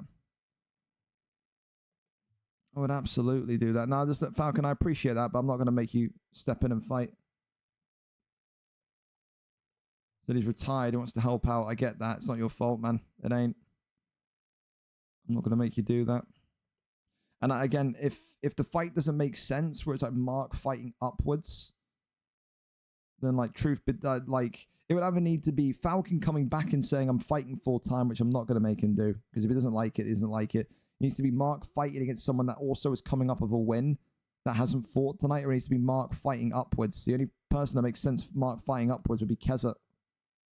And I don't think Keza's even here. He's probably in a fucking crack den somewhere in Liverpool. God bless him. So it's one of them. It's one of them. Keza was not enjoying the game earlier on, so there's a 60% chance he's uninstalled. Yep, that sounds like Keza. Give it to Leviathan. I'm not making people fight twice. I'm not having people fight twice. It feels like it's a piss take for Mark, because Mark had his fight cancelled last week as well, because again, another fucking clown in the bantamweight flyweight division just fucked it off. So I really don't want to cancel Mark's fight, but I also don't want to fucking put him in a fight that doesn't make any sense. I don't want to put him against Prime Doc when the guy's coming off of a loss. I don't want to put him up against fucking, you know what I mean? Like, the fact that there's so many people coming off of losses on bantamweight doesn't help. I mean, look at that. That is a bunch of people on losses in bantamweight. Like half the division's negative, so it's just like, you know what I mean? It's crazy. It's crazy. Because on Discord 20 minutes ago, come out of retirement and fuck him up in bantamweight. I've got more chance of doing a front flip down the stairs. It's a case I don't know what to really do there. I don't know what to do there. Maybe an exhibition, just to get Mark a fight. Keep his record. That could be an idea. Anyone that hasn't fought tonight in the chat that wants to do an exhibition against Mark just to get time over, man, because I would feel like shit to have Mark scheduled to fight last week, opponent fucked off. This week, Maxi's a fucking idiot. I don't want to. I'm not giving him YouTube. I'm not watching someone cheese Mark when it's not his fault. So you got a short notice replacement last week. Time to repay the favor. Where's Webbo? Let me get in there. I don't know where Webbo is. No, I'm not interested, Chubb. I can't lie to you. I'm just not interested in that. I'm not. Absolutely not. Again, if you fought this week, you fought on this card or this week, I can't help you. If anyone wants an exhibition fight, then it's there. If not, then I'm going to cut Mark off the card, and again, it will be on Max. Again, it's just, this is what I mean. It's just, it fucks everything up. And it absolutely confirms, like, Maxi will never fight her again. There's just no point. You got to be so stupid to say, yeah, I'm going to fight, and then send me a picture at fucking 7 minutes after your fight time saying I was just about to get on my school bus. What school are you going to, which is leaving at 5:57 in the afternoon? What? You crazy. You crazy. But, yeah. I don't know if Sniper is... Sniper, did you fight someone... You fought Webbo last week. You fought on this card, Sniper. Do you want it? Exhibition? It wouldn't count towards your records. It would be like... It would be in purple. It'd be like... It counts towards your overall record, but not your divisional record. So, it's your call. It'd be 4 o'clock right now where he lives. Where the fuck does he live? He's 7 hours behind. That's weird. It's either 8 hours if you're Pacific, or it's 5 hours if you're East, 6 hours if you're Central. Only just played Sniper a few weeks ago. Yeah, it makes no sense. It makes no sense. Lives in Alberta. Well, I hope they fucking teach him how to read a clock in Alberta. You know what I mean?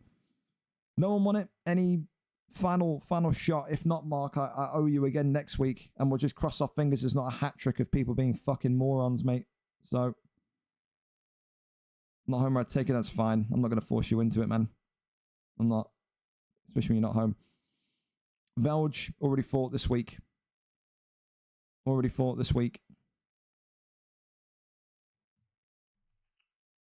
Okay, even if he was around, he's already fought this week. It's just the truth, dude. Like, I'm gonna be legit, Ian. Like, if you're a fucking idiot, I'm gonna tell you you're an idiot. Like, why sign up to a card when you know you're not a champion? So you know you're gonna be fighting before 6 Eastern, and go, yeah, I've signed up, but I'm not even home. Like, you got CTE, dude. You got CTE. You got CTE. Mitchie exhibitions are meant to be fun, says MarkDev. Well, there you go. It's up to Mark. Mark, I could either give you a fucking a Mitchie or Falcon exhibition, or I can just leave it and put you on next week. Like I said, I feel like a pile of ass doing this to you again, but it's not my fault and it's not your fault. So you can make a selection of who you want to do in the exhibition. You want to do Mitchie, or do you want to do Falcon? Who you want to do? Or neither? Your call. Who do you want? Which one? You want Mitchie or you want Falcon? Tormentor. Can't do Tormentor. Tormentor's already fought this week.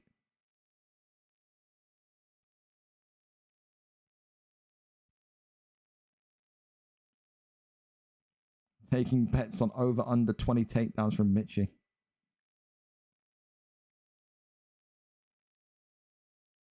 It's up to Mark. Mark's the impacted party here. Kez is active on Discords. Well, he's just replied he has. I'll do that. That could be off the table. I'll tell you this much.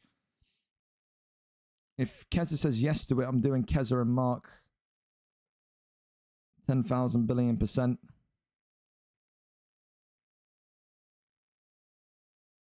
But he's got he's typing. There you go, said yes. Right, cool. You're in. Shark, go. So there you go. Move quickly. If anything, we've landed on our feet with how much of an improvement that fight is. So we'll move Keza over here. Congratulations, Keza. You've been moved across. And we'll move New Zealand boy, who is still in my bad books for no showing fights over here. Look at that. Smashing. Mark faces upwards against Keza. That makes sense. I like it. They've never fought before. Surprisingly, never fought before either. But we've got it. Mark and Keza. What a fucking scrumptious dub that is, boss man. Absolutely. Right. Well, we're over and up to it then. A little bit of a delay, but thankfully, nothing too long. And Keza's already live. That there is why he's the company man of the hour. Look at that. Mr. VFL. Whether he's darting down the wing for VFL Ireland or smashing heads in the octagon, we always land on our feet. Unbelievable. All right, so a great fight we're set for then. Mark the Shark facing upwards against the former champion, the former greatest of all time in Keza. 14-3 for the Scouse Sorcerer, and for MarkDev 13-14. Number 1 versus number 2. And we are ready and here to go as quickly as that. So we're going to appreciate everyone offering to patch it. And again, a big reminder, please have an IQ above this, or above this, or above this, or above this, a phone, just any sort of IQ above any inanimate object. If you're not in your fucking house at the time of the card, don't ask to fight live. It's so easy. I can't really emphasize it more. Thank you so much. Okay, here we go. Keza against Mark the Shark. Glove touch and we're off.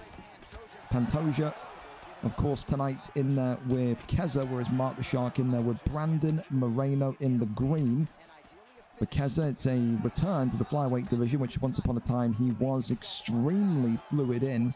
Got a bulk of those 14 wins in the flyweight division. For Mark the Shark, though, listen, not the original fight he wanted, which was the Maxi fight, but is now back in an opportunity to, again, beat one of the very best strikers in the league and also earn his way back up the divisional rankings and to get that title shot. A win against Keza, who's only lost 3 times in this division, would certainly be enough for me to maybe say he's got to be one of the next men up. So, listen, new opponent, same mission, get the win here tonight.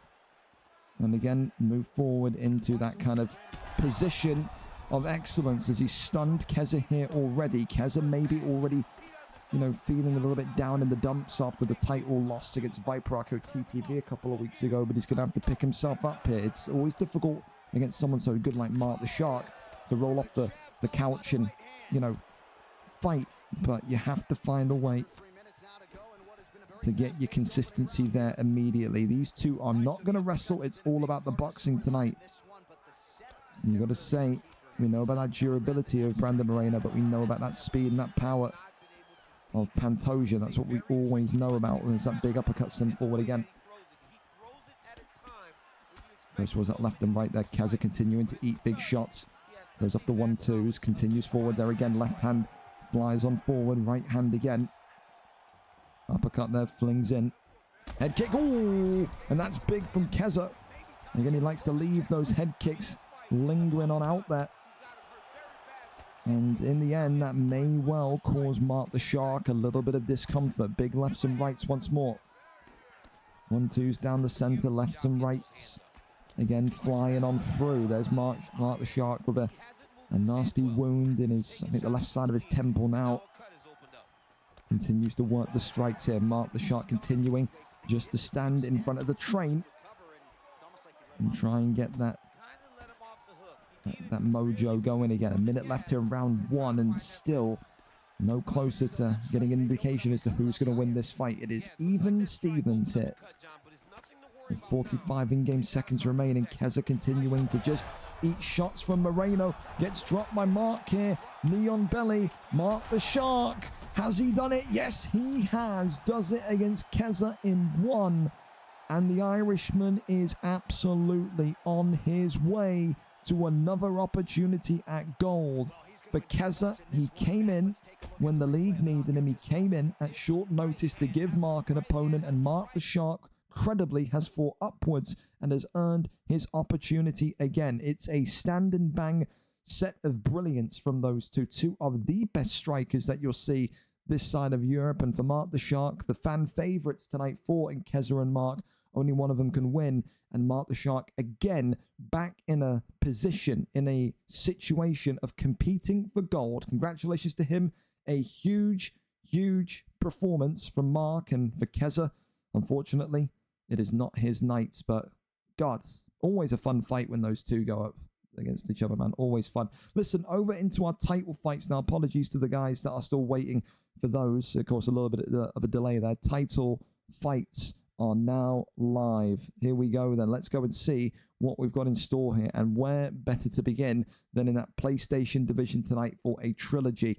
Wayne Villasky and Fear 209. Wayne Villasky says, win or lose tonight, I want out of this division. I want into the big boy division. Well, listen, he's got to go up against a person, a champion, which he knows very well. The last time Wayne Villasky fought Fear 209, VFL 181, 6 weeks ago, Fear won the belt in that contest. That was a round 2 TKO.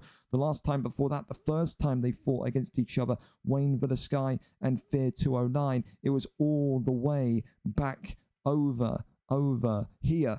VFL 155, Fear 209 winning on decision. So Wayne Villasky has never beaten Fear 209 since their first contest back, of course, on the 26th of September.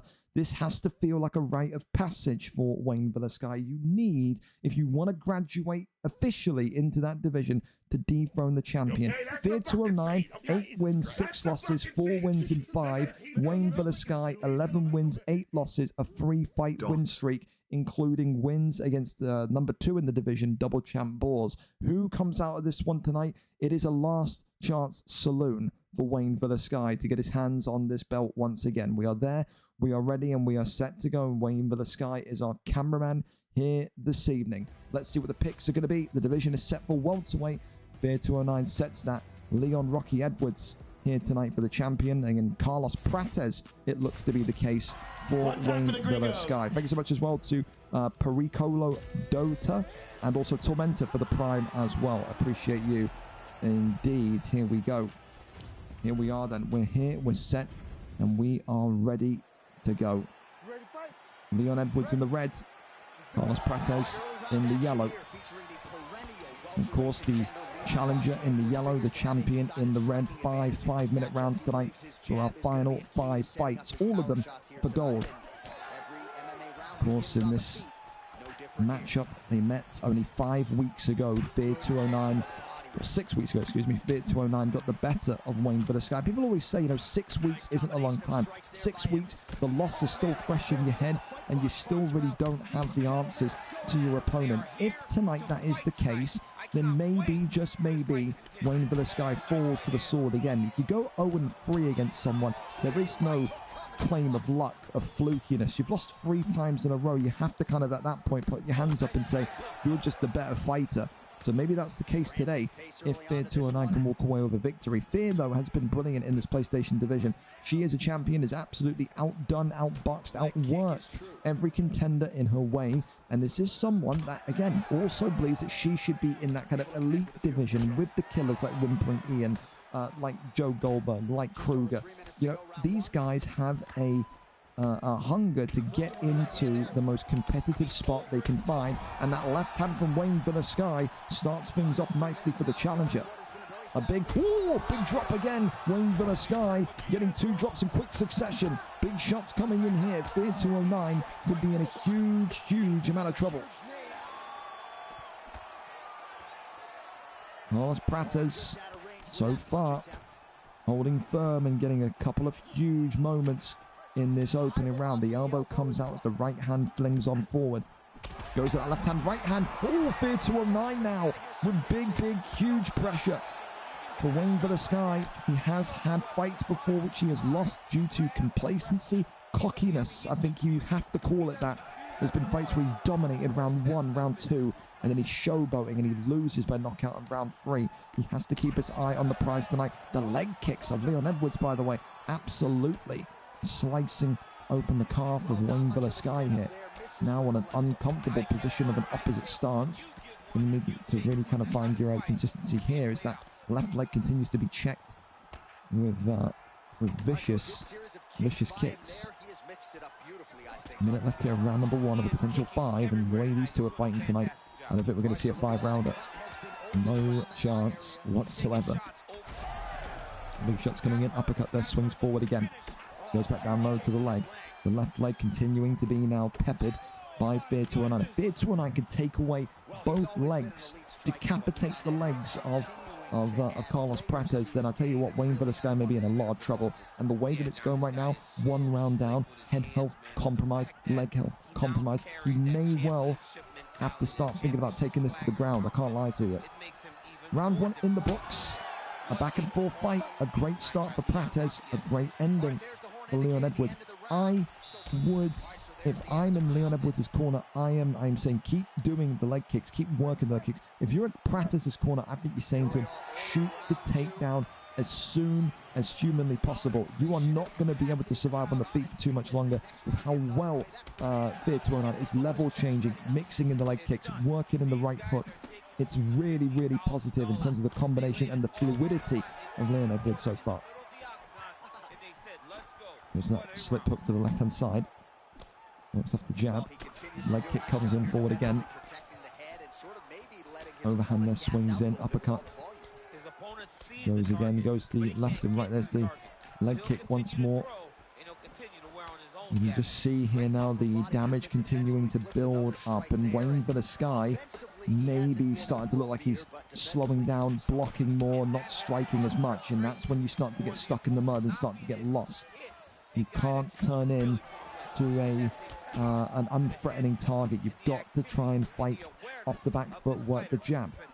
Good leg kick there, but it was checked instantly by Prates, who again is eating a front kick. Big shots back down low to the body. Body shot now coming in again. And the way that Wayne Villasky continues to eat strikes here, it's a matter of time. The legs, the body, the head. The only thing that hasn't been hit with something here is his fucking arms. That's it. And even then you can see the block's a bit compromised as well, so maybe it has been. Big shots once more. Prates. Throws a front kick down the center. Still nothing here. Left hand comes in. Works off the jab.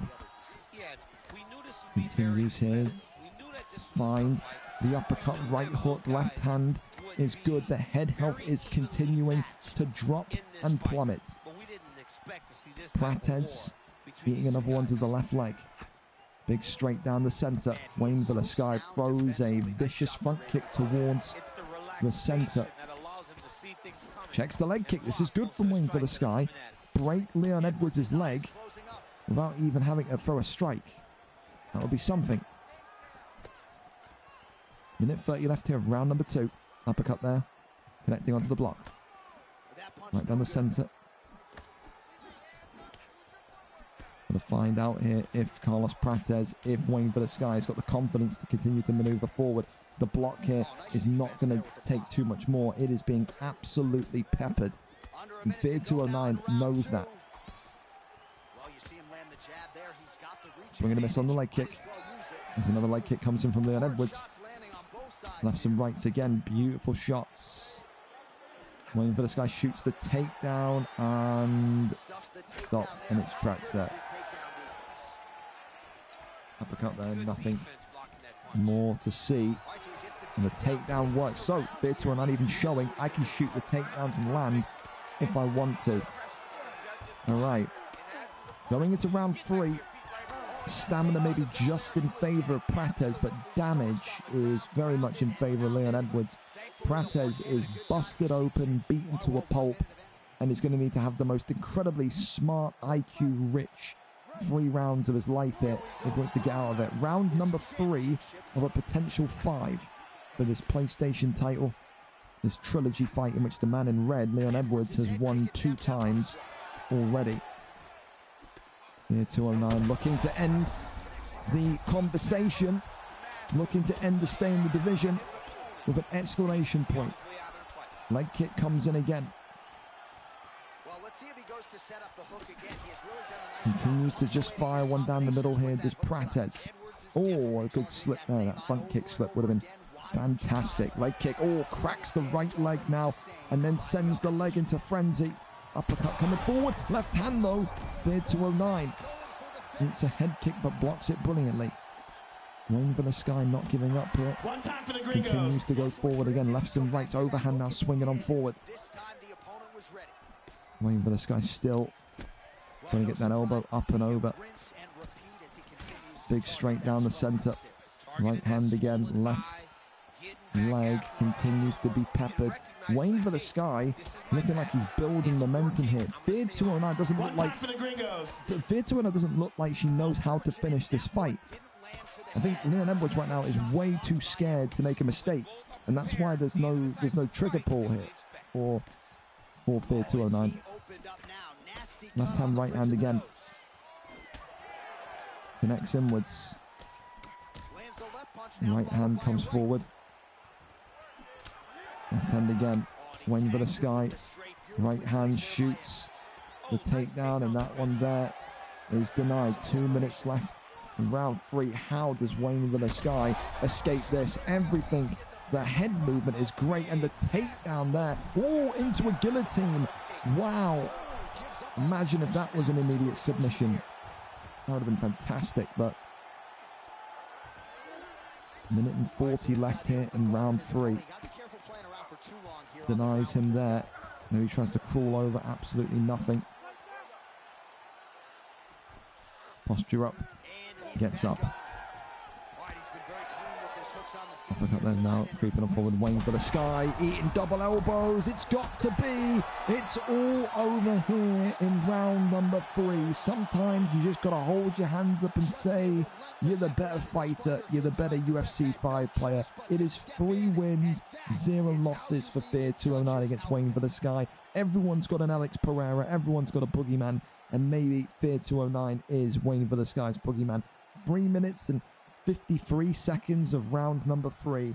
And Fear 209 once again defends the strap over at PlayStation and does it with brilliance. Just this dissection, almost like a science experiment with how she took the legs away, she took the head health away, she took the block away, and Wayne Villasky just couldn't compete. couldn't compete tonight. It was too fast. It was too furious. It was Vin Diesel UFC fighting, wasn't it? It was family fighting. And that's tonight what Fear 209 did. Completely butchered and just ripped the legs off of Wayne Villasky and just couldn't come up with an answer. And sometimes you got to just say it's a perfect game plan. Congratulations to the champion tonight. Still PlayStation champion, Fear 209. Commiserations, of course. Thanks to Short Giraffe for the follow. And also Papillo Mace. Thank you very much as well. You saw the testing poll. DJD, Wayne Villasky has retired. So Wayne Villasky not going to be chasing that move into the superior PlayStation division. Instead says that is my last fight in the octagon. He lays the gloves down and he will no longer compete. Well, there you go. Wonder if that will be a permanent decision from his or not. But if that is the end of Wayne Villasky, then what a career it was. Had a spell as champion. 30 odd fights here. You can see made his debut all the way back here at VFL 149, which was of course the 15th of August, so nearly a year in the octagon. But if you ain't feeling it anymore, you ain't feeling it anymore. It is what it is. Up next, then we go to our heavyweight championship of the world. Atomizer and Rupert here tonight come in to crown a new champion. Atomizer 4 wins, no losses. Rupert 3 wins, 1 loss. A 4-fight win streak, a 3-fight win streak. Only one of these two tonight claim their first ever VFL strap. Who will it be? We need to find a king of this division. We will do tonight. Atomizer and Rupert are ready, set, and raring to go. We are there, and we are now ready to see who the picks are going to be. 5-star picks, Tom Aspinall and John Jones. Will we ever see this fight in real life? Christ, I fucking hope so. Just to see John Jones absolutely dismantled. It's not going to be Jones. Cyril Gane. I forgot he fucking fought, man. We've never seen Cyril Gane for it feels like months in a heavyweight title picture. Absolutely horrendous. Cyril Gane. I mean, if it comes off, it comes off, but I guess only time will tell. Tom Aspinall in the white here, Cyril Gane in the blue. Realistically tonight, you've got to be looking towards Atomizer as being the favorite, not just because of the hype behind him, but because of the picks. If you go Cyril Gane, you've got to be very, very confident in your takedown defense. If you get taken down by Tom Aspinall and he begins to manipulate you on the floor like he can, this could be a one and done. It really could. For Cyril Gane, though, he's got great power in his hands, great power in his legs. This is someone that can, again, decapitate, take the head off of Atomizer, should he allow it to flow his way. The big thing that's difficult, though, is how do you go up against a guy? How do you fight a guy that's never lost? How do you fight a guy that's never really shown any sign of weakness? And how do you fight a guy that's using you like a fucking jungle gym to get the flying armbar off? However, that one there does not come off, and in the end, he lets it slip. And now, in top position, we are here with Rupert. Goes over into Sprawl. That one that is denied. Rupert, of course, doing a lot of training, I think with Boa MMA as well, to get him prepared for this fight. Wanted to have a solid base of ground game here tonight, did Rupert, to come into this fight with. That's backside position there is denied. Keeps him locked in into backside. Posture up is there. Rains down a strike here. Is the maybe decision to stand up or stay down was weighing on his mind. Said, let me right back up though. Rupert will be, I think, categorically confident in his striking tonight. And I tell you this much so far, Atomizer struggling here to get, I think, his foot through the door in this opening round. I think a lot of people called Atomizer the favorite. A lot of people were saying this kid shouldn't even be in heavyweight. Has maybe Atomizer tonight come into this fight maybe a little bit disrespectful to his opponent, maybe dismissive of his opponent, Rupert? Like I said, a 4-fight win streak tells you a lot about Adam, but a 3-fight win streak is not too far behind for Rupert. I mean, these two are in form. They are the most in-form heavyweights in this division. And when you factor in that, confidence is going to be unmatched. It's going to be unbridled. Leg kick there comes forward again as the jab continues to work on from Tom Aspinall. Left hand there comes forward again. Beautiful shots here. Uppercut there creeps in again. Goes towards that right hand now. I think Cyril Gane, he's got to get out of the pocket a little bit more. Rupert did really well in the beginning of the round when he was starting to kind of fight from distance and almost get a couple of head kicks off as well. Those body kicks to the midsection as well. Get back to those. Tries to there. Tom Aspinall blocks it up, and you can see that health pack underneath Rupert's stamina bar there going orange. Indicates to you that, well, you know, he is starting to feel the power of Tom Aspinall here. Uppercut left hand strikes in nicely. Trying to work off that double jump again. Still nothing. He's just whiffing Rupert. He just can't get that connectivity onto the button. And that's going to be the end of round one. No bar respect there from Adam. Definitely so far one of Adam's tougher fights. We've seen him completely blitz through people, tear people to pieces in this heavyweight division. First 2 minutes there, he looked a little bit uncomfortable. He's found his feet. He's got that damage off. And now the Tom Aspinall pick, who was the pre-match favourite tonight, looks like he's regained that status. Round one for me. Tom Aspinall takes it. I wonder what Rupert's corner, what Boa MMA are going to be saying to him here. Will they be saying to him, shoot the takedown again, stay distant? There's so many potential ways that Ciryl Gane can still win this. Has to keep confident though. Round number 2, up and underway. Immediately busts that eye back open. Got to think here, if you are Rupert as well, it's going to be a case of just shaking off Tom Aspinall. The way, just watch Aspinall's movement. Little instep in, 1, 2, 3, step outwards. In, out, in, out, in, out. It's something so basic that you just often don't see, you know, from the majority of heavyweights. The movement aspect of which Adamizer is kind of really, you know, understanding. Get in, do your damage, get out, recover. It's something that, again, is so small, but is so important in these big fights. Lefts and rights again, continuing on forward. Rupert continues though to just try and hook for that left-hand side. Big straight down the middle uppercut. Oy, Tom Aspinall could have been in a good position there. Good counter shot there though by Rupert. Ciryl Gane maneuvering to try and cut off the angles of Tom Aspinall. Lefts and rights again. There's Adamizer. Wants to turn into the Atomizer tonight. Wants to kind of disintegrate Ciryl Gane. And look at that. Oh, three-piece combination. Absolutely timed to perfection. And Atomizer here, teeing away now. Clinches up. Knee in the side, inside the clinch here. Rupert in all sorts of trouble. And now he's fighting against the elements. Slip hook gets him and drops him. And Adamizer here drops him, knee on belly, and he goes straight into an arm bar. There you go. Take away the block and make this fight yours. There's Rupert here with his nose broken. He's not going to be able to get out of the arm bar. And now the block is even more compromised. And that there can maybe signal the end in this one. Gets back up. He wants this one over on the feet. Adamizer looking for the finish here in round number 2. To claim his first ever VFL strap. Head kick goes upstairs, goes back down low to the body. Elbow comes forward. Big straight back down to the midsection again. The combinations in which Adam is using, really nice, really smart, shrewd. Rupert there trying to go with that slip hook himself. Shoots the takedown, and in the end, Aspinall there just defends it. And for Rupert, again, it was such a good opening 2 minutes of round 1. And he's now been whipped into a flying armbar here. And he can't get it off. He can't lock it in. Now works the body shots here again. It seems like now Adamizer is trying to go for the style point finish rather than the victory outright. Denies him there. And I'll tell you this much. I think Adamizer is just going to seem to take this one into the third and potentially final round, but again, we've seen already once tonight, people getting cocky, people getting overconfident can come back to bite them. Ciryl Gane, it just takes one spin kick upstairs, but he is a bloody mess. He is sliced and diced open.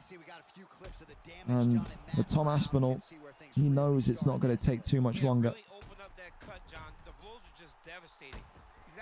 There's good respect between the two fighters, but so far, only one man is looking likely to have his arm raised, and that's Tom Aspinall. Could we see one of the greatest upsets in human history and Ciryl Gane win this fight? Immediate shot there towards the center. Big straight there. Tom Aspinall shoots another flying armbar. And it seems like this one is going to be the one on the third attempt here. No, denies him. Rupert doing well. And then gets out. So he can't get that flying armbar. 0 for 3 on the flying armbar. If he was hunting for a submission of the night bonus, it's got out the window. Goes for the Kimura instead, and now we'll let's try and rip the arm from the socket in a different way on Rupert here. Tries to crank this one, but can't, and into backside we go.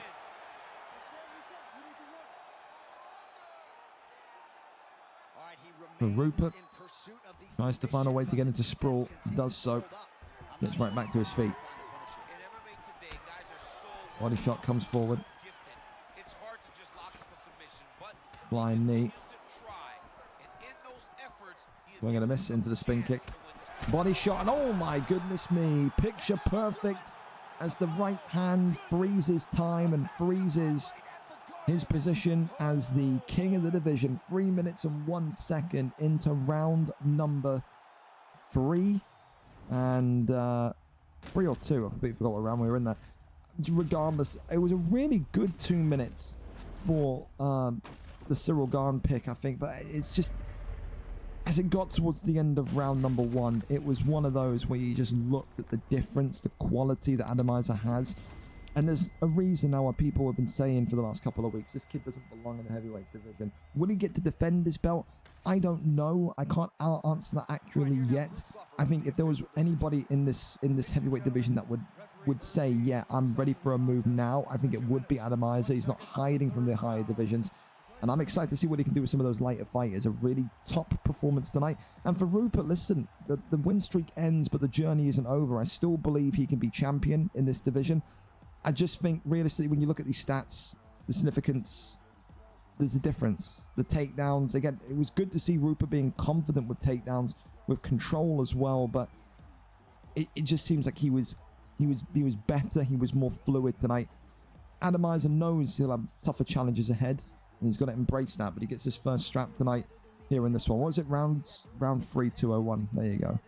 Round 3, 201 gets it done tonight with Aspinall. There we go. Cool. All right. When we keep on going and we go to our next fight, of course, it's going to be Harold and Ash H98. Of course, Harold in here 5-1, the middleweight champion of the world, his first title defense tonight, as he takes on another fellow handyman in terms of the boxing acumen. Tonight, Ash H98 comes in with a 3-fight win streak, 6 wins, 6 losses. Win streak versus win streak, a 3 versus a 2, a champion that feels comfortable like Harold against a contender that has been here, done it, worn the t-shirt before. Ash H98 was one of the super kind of like prospects in UFC 4. He's had spells in the welterweight division, the middleweight division. Tonight he says, I get back to championship status, I win the belt, and I do it with a 4-fight win streak. Can he get it done tonight and turn his record positive? It is the champion, Harold, 5-1 against Ash H98, who is 6-6 coming into this fight tonight. We are there, we are set, and we are ready to go. Can Ash 98 upset the odds? Because Harold has said, I have never felt more confident, more comfortable in my entire UFC career than when I am right now inside this middleweight division. It's going to be a really, really interesting fight. But let's see if Harold can pass this test with flying colours or not. Thank you so much to Flajowski for the follow as well. Appreciate that. Appreciate that.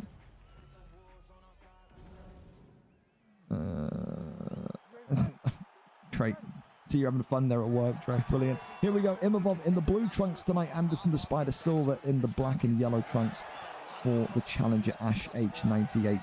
The Spider, great submissions off of his back, but also great length, great kind of dexterity in the way that he can strike on the feet. I think when you factor in, though, what Harold is good at tonight, I think the longer this stays up top, the better this is going to go for someone like Harold. I think Ash has got to wind back the clock, take it back to those UFC 4 days when he was really confident as a grappler, and see if he can work the submissions against Imavov. Great takedown stuff there to immediately kick things off, gets him right against the cage, and then gets a couple of knees for good measure. Like I said, for Harold, every single win is going to feel like a positive move into the correct direction. He wants to get back into that welterweight division, right the wrongs of maybe what happened last time out. He was a fighter low on confidence when he was at 170. He found middleweight, he found 185, he gained his mojo back, and now here he is as champion this evening.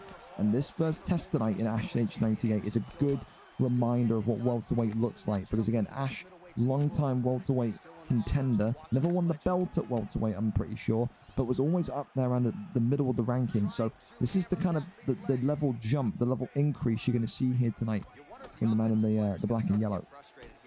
There's that slip straight there as he continues to work forward again.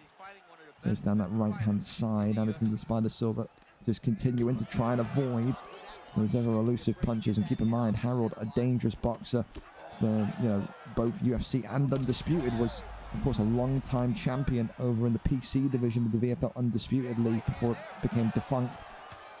Again, that game, complete dog shit. No one's going to tell me otherwise. Big left hand, right hand there comes forward. There's Ash H98 now going back down to the ribs. Just got to see here. I need to see more of that from Ash. I think I want to see Ash just target the body, just like we saw Stankerson do, just like we saw some of the other guys do tonight. Just go for a whole round of just plastering the body and see if you can realistically kind of slow Harold down. Big, I think a right hand it was, so that splits the nose open of Imavov. A little bit of blood there on the champion in blue. As these two continue on into those kind of dying moments of round number 1. Left hand there goes forward again. Goes to work the jab. Jab straight, continuing onwards as Anderson Silva again pushing towards Imavov. Imavov, though, not phased by it. Uppercut there, though, timed perfectly. That's what Harold does. He loves this close proximity boxing. But Ash, what impeccable head movement and head work that was to avoid all the extra damage. A sign of what both of them are good at, the evasiveness of Ash and that incredible ability to pocket box of Harold. A good end of round 1. And I think so far, listen, although the champion is damaged, you can see he looks like he's been hit by a fucking snowmobile. I think he's still winning this round. I think he's still winning this fight. So for me, 10-9 to Harold as things stand. Absolutely. Well, the signs are there for both of them. The signs of victory are very much present. Can someone take control here in round number 2? Goes down low to the midsection with a pointed teep kick there, but goes across, goes down to the straight. Uppercut is there again. Got to think here, big one down the center again. Left hand, right hand body shot. He kicks, sends him backwards. Got to think. Oh, you got to think here. It still feels like it's one of those where Harold is just relying on the perfect timing of a poor counter to maybe get that penultimate knockdown, that penultimate blow, which could lead to the ending stages of this fight. The thing that I like from Ash is that he's continuing to tag the block and he's continuing to get good damage off here. Ash H98 with a big stun, and now it's Harold who is turning into a wrestler, turning takedown lands, and that there is all the confirmation that Ash H is going to need. He is outboxing the boxer. Good reversal though into stack guard. That's not where you want to be. I would have kept it in stack, to be honest. I really would have, but reach their own. Reach their own. Any crossover. Left hand side is denied. Taps the body once again. Goes towards the left, and there you go. Gets up. He's back up and about it.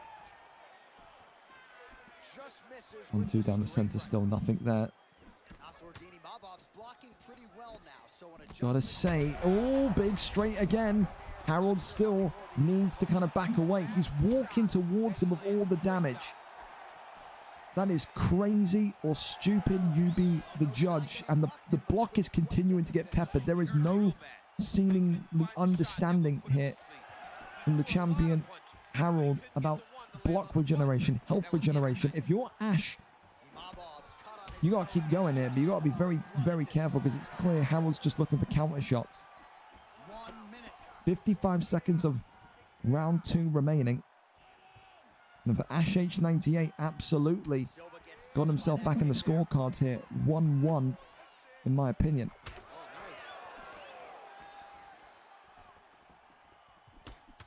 One, two, three is nice, but can he maybe get one more stun?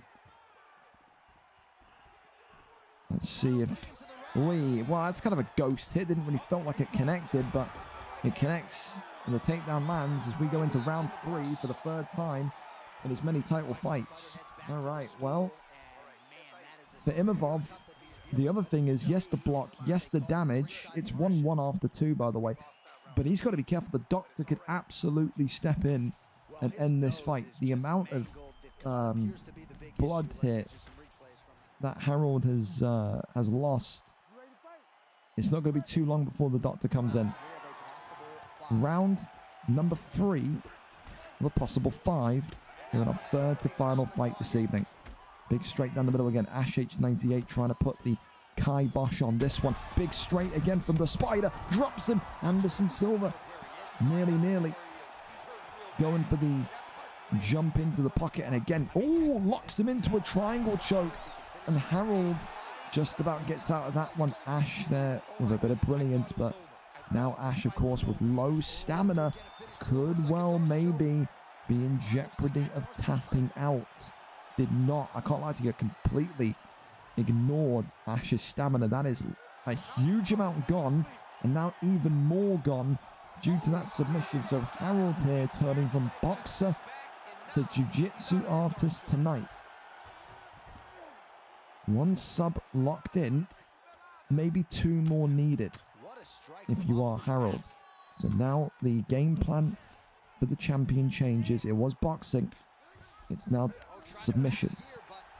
You need a little bit of everything in your trunk if you are the champion of the division. Middleweight is no different. This is an example of a complete fighter at 185. Goes over to side saddle. Uses him and maneuvers over him again. Left hand there, that's handled well. Half guard again. Denies him well there, brilliant stuff. That one there is also denied. Anderson Silva, he's done so well for 3 rounds, but this could be where his fight ends, because look at how gassed he is. If you are Ash, you have to get up. This is almost weird. If you're Anderson Silva, you are saying, I've got to stay on the feet. If you're involved, you're saying, I've got to get this one to the ground. Ash H98 is not going to be able to survive many more body shots, and he's not going to be able to survive another submission.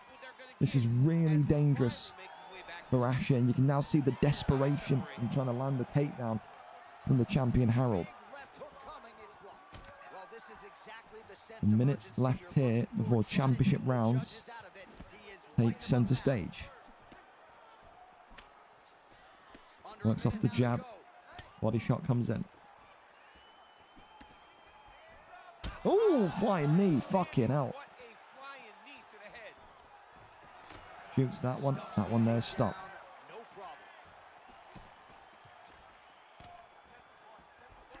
Seems like they're just both going to be content with getting it into round 4.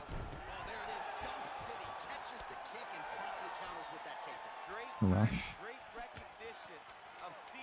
Done well on the feet, but can you survive a takedown?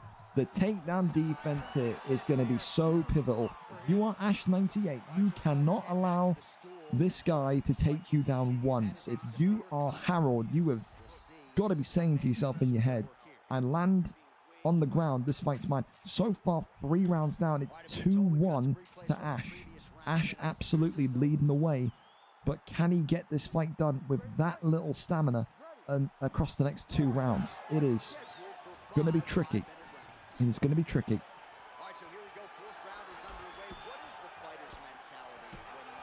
The first stun could be pivotal. Grips him, gets him down. Of course, he was never going to jump. Oh, big straight again. Oh, the uppercut. It's got to be. Knee on belly. It's got to be. Ash just done it. He's done it. 34 seconds into round number 4. Middleweight has a new champion He needed to get it done quickly. The stamina was dropping, and he's taken himself back in the time machine to where he was so dominant in this division in UFC 4. 34 seconds in, and tonight it was Anderson Silva's boxing that got it done against Imavov. It wasn't Ash's wrestling, it was his boxing. He is a jack of all trades. I tell you though, I feel for Harold. It was so close. He needed one takedown, one submission, and he would have won the belt in almost a fantastic comeback style. Not his night tonight. Still a great champion or former champion, and still a great middleweight contender. An excellent fight tonight and a great advert for the higher end of middleweight tonight. Congratulations, Ash H98 gets it done by a round 4 TKO 34 seconds in, and it's another Anderson Silva starting to get more and more love in these middleweight title fights. I think that's like the 5th or 6th Spider champion at middleweight I've seen in UFC 5 this year in 2025. So hey, credit to you. And Ash, again, right back at the top where you once were, my friend. Congratulations. Up next, then, J.O. Salmon against J.B. Brazy. It is Yin Yang Mania. It is who wins. One of the best boxers in the welterweight division, J.O. Salmon, who was on a 5-fight win streak, 10-5 tonight, looking for his first title defense, or J.B. Brazy, a perfect 7-0, who was champion once upon a time in this division, and then went into lightweight. It didn't go too well. He's come back in, and he's on a 3-fight win streak. It is the grappling of Brazy, the undefeated streak of Brazy, against the boxing of the North American J.O. Salmon. How well is J.O. Salmon's takedown defense going to survive here tonight? It is tonight's co-main event of the evening. J.O. Salmon, of course, in that camp with Dio the Demon against J.B. Brazy. Can Brazy bring the belt back home, which he never once lost? We are here, and we are ready to go. Kamaru Usman tonight against who else? Who else will it be? J.O. Salmon with Kamaru Usman. I would think it's got to be Bilal. The guy loves Bilal. And it would surprise me if it wasn't Bilal. See, though, there it is. The guy that's got a fucking door wedge for a nose. It's Bilal Muhammad here tonight. Matty, thank you so much for the prime as well. Appreciate you. Here we go, though. A big opportunity for J.O. Salmon to show people, yeah, I can deal with wrestling. The American champion tonight in the black and gold trunks, the black bold man, J.O. Salmon. Whereas J.B. Brazy comes in with Bilal Muhammad on the right of your screen, the blue gloves for the challenger. Tonight, of course, though, it is a case of two fighters that could not be any more different. A striker in J.O. Salmon, a grappler in J.B. Brazy, an immediate then deny from J.O. Salmon. And this is the thing as well, you know, if there's anybody here tonight that can put the pressure and box the head off of J.B. Brazy, it will be J.O. Salmon. It absolutely will be. The amount of knockouts this guy has landed with Kamaru Usman, he's one of the most, I think, fun Kamaru Usmans to see in the entire 170 division, probably behind Dio. So, I mean, the fact that they train together means that they use him in the same way. 5-star boxing combinations, but he's also got brilliant wrestling as well. Although we won't see J.O. Salmon use it, he may well use that wrestling base to defend the takedown and protect himself. The one thing we haven't really ever seen from Brazy is that continued ability to work the hands. We saw it in the lightweight division at points in Speckles with his Paddy the Baddy pick, but he hasn't really ever gone through a streak of knocking people out outright on the standing base. And maybe he'll be looking to prove that he can do that here tonight. Maybe he'll be looking to show people tonight, I don't even need to wrestle to win this championship gold. I'll tell you this much, with that big stun there, that's also opened up the damage on the eye. You may well need to. First turning takedown of the night, and it lands. J.B. Brazy now very much in a superior position. And this is the thing, you know, this is why maybe J.B. Brazy didn't work at 155, because he is such a good wrestler, but it is his stand-up, it is his boxing, and I think he would agree, his boxing is more a middleweight level that lets him down, but his wrestling is very much at a lightweight level. So then when you median it out, he is a welterweight fighter in that regard. J.O. Salmon, though, got to be ready for the choke. Gives up the neck, but that one there is denied that time, and then goes back round and down into top now. Now, of course, J.B. Brazy going to need to try and keep his opponent, the champion, completely penned and not able to maneuver whatsoever. That one there's denied. Maybe trying to cross over here. Sweeps the arm down. There's the posture up. Over into side control. Elbows here coming in. As Brazy here, once again, just trying to find a way into top mount and does so. Good news is for Brazy so far is, yes, he's taken some damage, but this is the kind of thing that you wanted to see on J.O. Salmon. You wanted to get that takedown on J.O. Salmon and just kind of really let him know mentally, figuratively, that you can get on top of him in this fight. And so far, he's absolutely done that in the kind of second half of this one. The damage is still in Usman's favor, but that is a very, very awakening round, especially the end of the round for J.O. Salmon. Boxing, all in J.O. Salmon's favor. Ground game, all in Brazy's favor. First round, for me, 10-9 to Brazy. For J.O. Salmon, it's going to be the defense of the takedown, and can you work that damage that you got early on into something more? Because as that damage on the eye of Bilal Muhammad grows, the takedown frequency, you're going to go from maybe seeing 2 or 3 around to 5 or 6 around. And then it becomes way more predictable to fight against. Works off the jab. Left-handed, but good combination to the body that. And JB Brazy shoots the takedown. Oh, nice deny reversal there. We don't want to call it. It's smash and turn us up a little bit. There we go. Continues on forward here. Shoots a takedown. Is it going to be the bail? Takes the back here. Good defense again from the North American J.O. Salmon. He's slippery like a salmon tonight, isn't he? Not allowing JB Brazy to get any sort of danger on him. Good deny again. J.O. Salmon now with a streak, and this will do wonders for J.O. Salmon's confidence. Get the deny on the takedown over and over and over again, and equally so, Brazy going to get some good confidence there from the counter punch and the slice of damage that he's done there to J.O. Salmon. Both of these two in their weak areas starting to get more and more confident. That makes the fight even more intriguing. It's the first person to have a slip now, a slip of confidence, a slip of focus that could turn the tail or turn the tables in this fight. 3-punch combination is beautiful, and that damage is starting to hit more and more. And you can see now Brazy is starting to get a little bit more concerned. And as we said, when you start to get more concerned about the damage, the takedown frequency increases. It's going to be more and more coming with every tag of damage that lands. 2:24 here left in round number 2.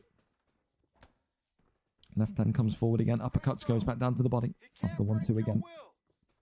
Clinch up there is attempted. Beautiful 3-piece again. Jay just gets that 3-piece uppercut combination through every time. It's really fluid. Works off that jab. Continues to just work the jab onto the block and goes in for the underhook. Tries to maybe whip him into tie clinch and maybe pull him down by the neck. But good shots here from J.O. Salmon. Left hand there comes forward. Another takedown. Another deny. And so far right now, dare I say it, probably the most difficult that JB Brazy's had taking down an opponent since his return to 170. Right hand there comes forward again. And the right hand once more swinging in.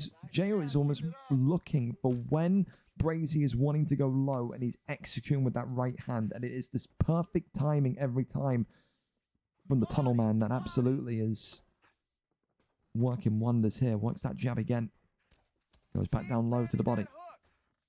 This is the takedown defense that we needed to see from Jay tonight, and this is where the fight standing really starts to favor him.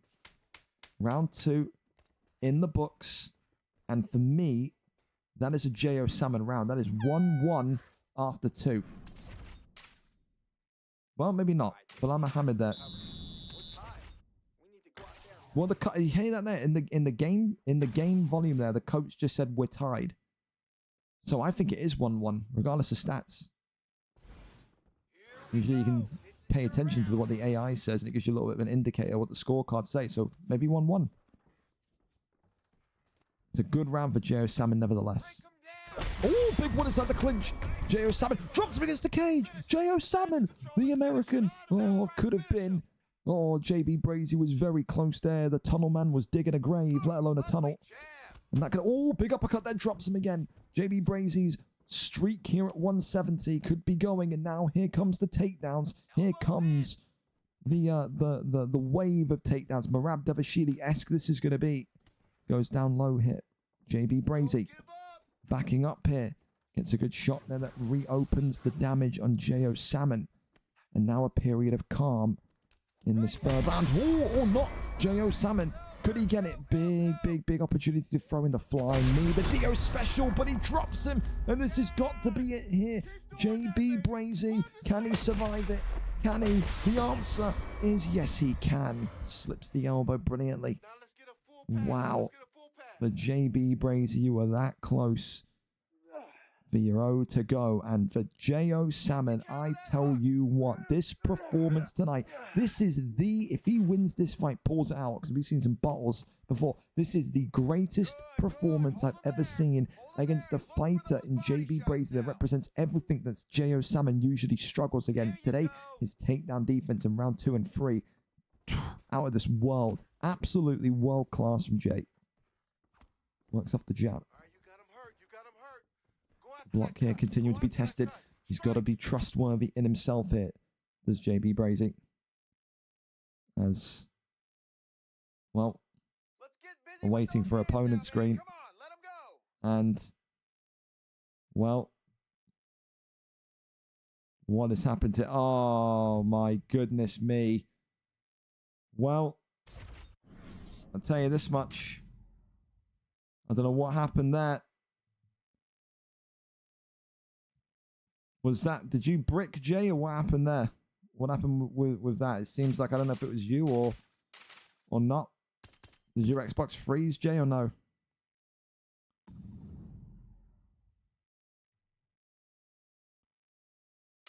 You still here? Well, I'll tell you this much. The way that the fight was going, I don't think we can run that back. I think that's going to have to be postponed to another week. Just this connection lost. I mean, reality is, you can't rule it in one way because anything could have happened. But with the way that the fight was going, it's not like it's a fight where you can just run back, because it is 12 o'clock as well. There's other guys that are on the card that I want to get out of it. That fight is going to go as a no contest. And the truth of the matter is, he can, again, I guess I understand what Brazy's doing. He's flicking through stats, maybe trying to show I was up on the scorecards, but he was millimeters away from having his lights turned out. And I think, if anything, I feel more upset for J.O. Salmon there, because it was one of the crispest, one of the best performances I've seen from J.O. Salmon ever. But for tonight, this fight, we'll run it. Well, I'm not running it back at the end of the still. And you can't make him. You can't make him. Yeah, you can't make you. It will have to be run back next week. It will go down as a. I don't want to say a draw is like a no contest. It has to be a no contest, because God, that's so gutting because of how good the fight was and how good J.O. Salmon fought. But I mean, listen, nothing changes. Realistically, there's no real... I mean, you look at the division as well. Where are we? There we go. Can anyone be annoyed that they're going to be made to wait another week? No. I mean, there is only... I mean, Jack 9. I don't think Jack 9 is going to be too much, too booty plus. I would say just you two got to be ready for next week.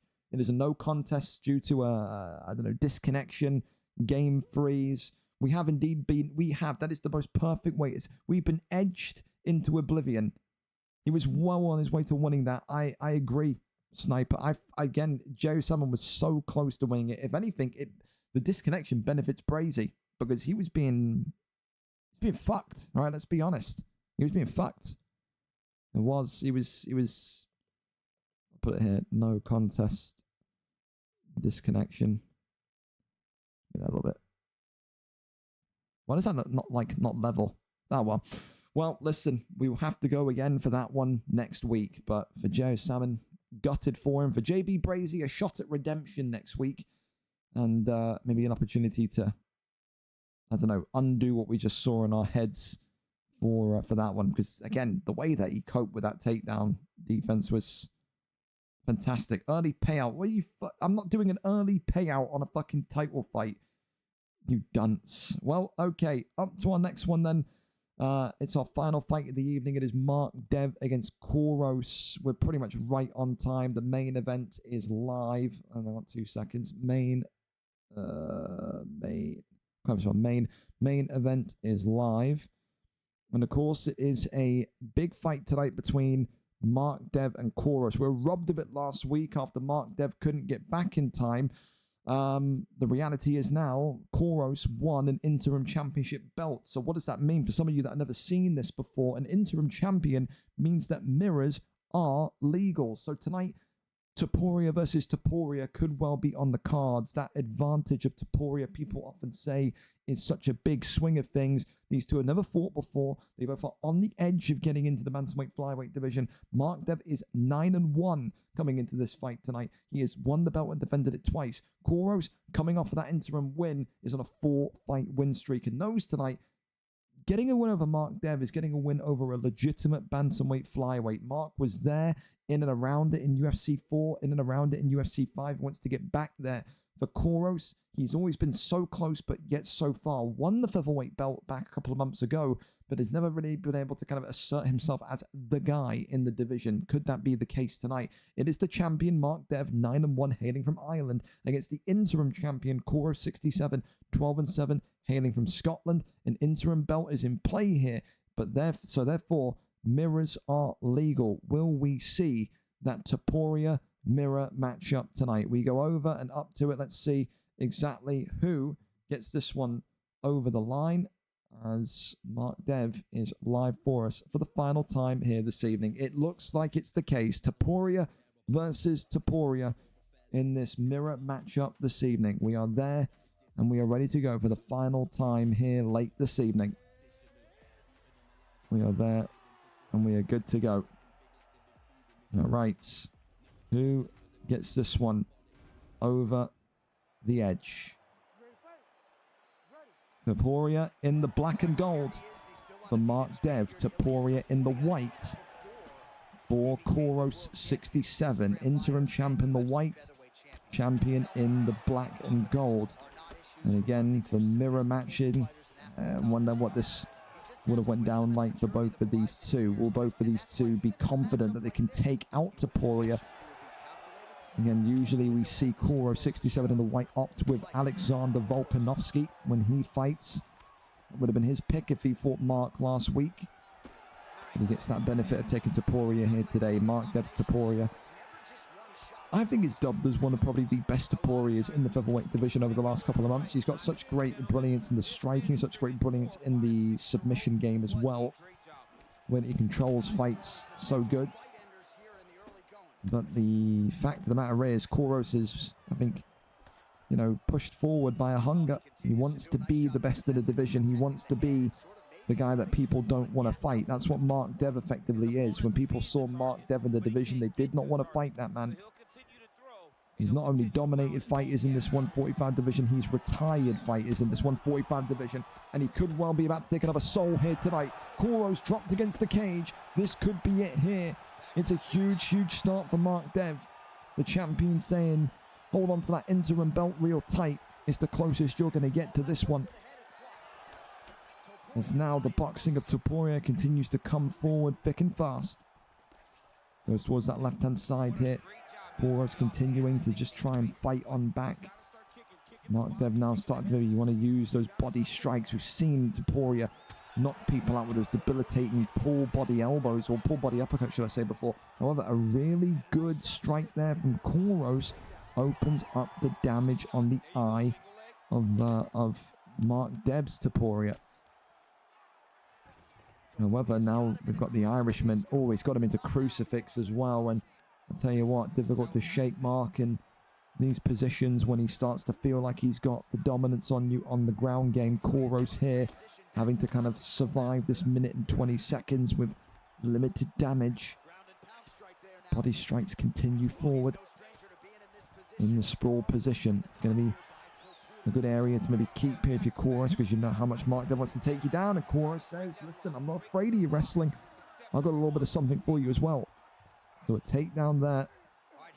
Very much what the doctor ordered if you're Coros, 67. Tries to cross over, nothing there. I am amazed, by the way, that Coros did not get that deny off just there. MarkDev gets him back into back sitting. As round 1 coming to a conclusion.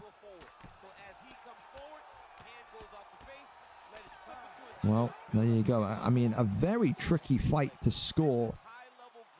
Talk about which Topuria had the significant moments in there. Definitely MarkDev's Topuria with that, you know, knockdown against the cage will probably give him the round, but it was a really good bounce back from Coros afterwards, wasn't it? So it's not all doom and gloom for the Topuria in white, but warning signs are there.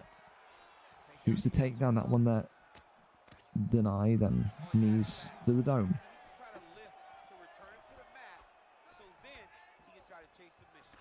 I'm going to think here as well, if you are Coros, you need to remember the positives of that last round. How you ended the round was good. How you split MarkDev open and maybe forced him to shoot a takedown was good. And keep in mind, look at the stamina. The way that MarkDev keeps shooting and the way that Coros keeps attacking the body, MarkDev is almost falling asleep at the wheel to the fact that the stamina is being taken down bit by bit here. He is doing exactly what he needs to do. Gets the takedown. Oh, takes the back. Even nicer.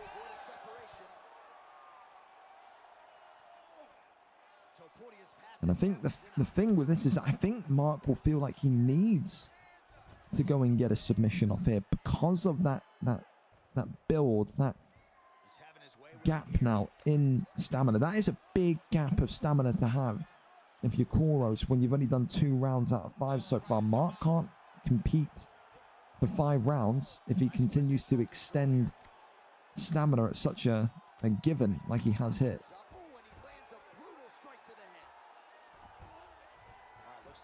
Goes up his back. Back now maybe going to be thought about. Yep, back that was attempted. The case of maybe going for the rear naked choke though. That's what he needed.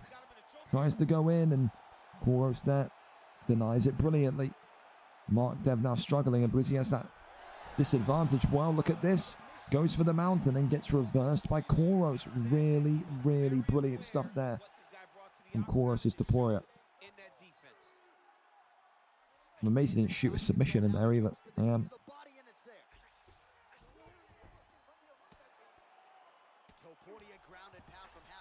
Goes over that one there, pulled back in. Goes and flips over now into half guard. Into sprawl. Works the strike to the body. Goes for a Darce choke. Oh! And that's a good advantage position. MarkDev gonna get the Darce choke. It's not gonna finish Coros' night, but my goodness me, how big that is. Takes the stamina down because it's a choke submission. Takes the submission bar down, and he may well try and go for the buzzer beater here with the Kimura.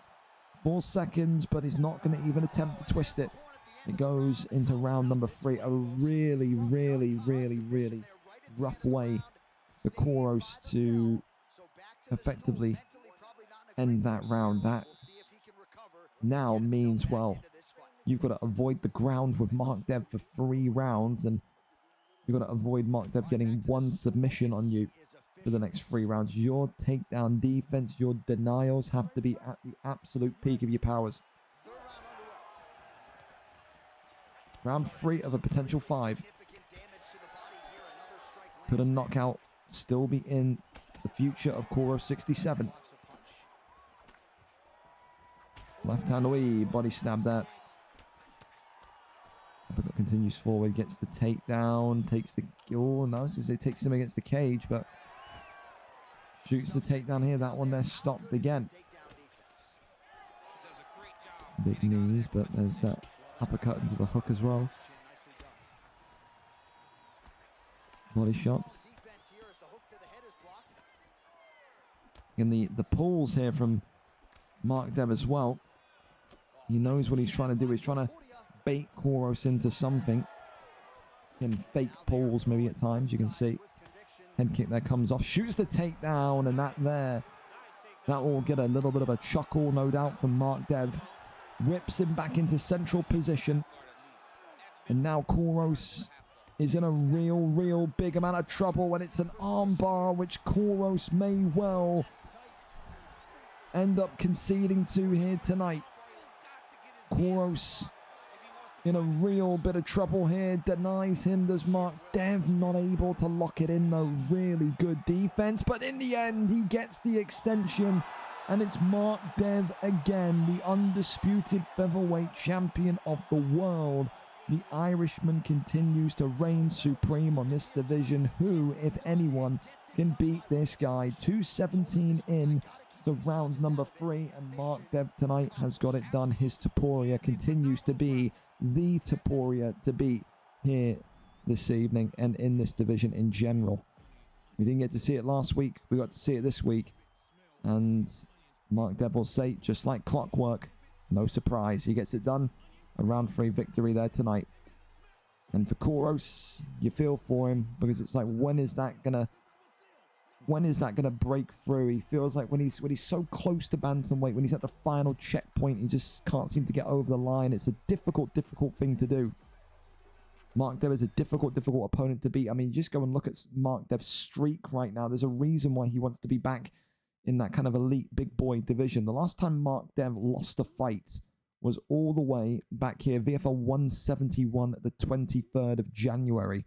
So, I mean, he's on a streak, man. He's on a streak, and he's taken out some real serious hitters. So, it's not a bad loss, but it's one that no doubt Coros will rue and say, you know, so close yet so far. MarkDev just show why he's a champ after a bad start. He still finds the win. Absolutely. Well, everything in the prediction was right for the fights that happened.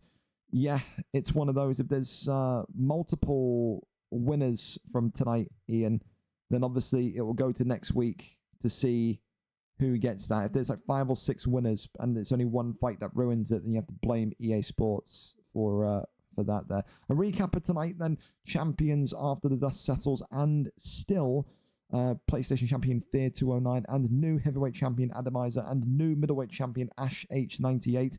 A no contest, and still J.O. Salmon. He was looking like he was going to retain, but you never know in the UFC world. And still featherweight champion of the world, MarkDev, through that use of Topuria. Performance bonuses: fight of the night, Whimpering Ian and Joe Goldberg. Submission of the night, Wilkie against Alfie with that Von Flu. Performance of the night, Aiden against D1 Smumlinger. And knockout of the night, it was JCL against C. Pierce. An absolute shotgun blast to the dome in the first fight of tonight's card. Adam, I have no idea. With that, fellas, listen, I got a lot of admin work to do tonight. I got midweek stats to do. I got to do this admin work here. I got to do a whole bunch of shit. Thank you so much for your attendance tonight. And again, you know, tell your friends about the UFC League. You guys are always DMing me saying, hey, how do we, you know, can we get people involved? You can, but just please, whoever you bring in, whoever you tell to get involved, just make sure that they can understand how fucking clocks work, and tell them not to ask for a fight if they're getting onto their fucking school bus, right? Very, very minimum expectations. Just be here on time, on the day. Everyone's happy. You have a wonderful rest of your evening. I'll see you when I see you VFL 188 next week. Good night.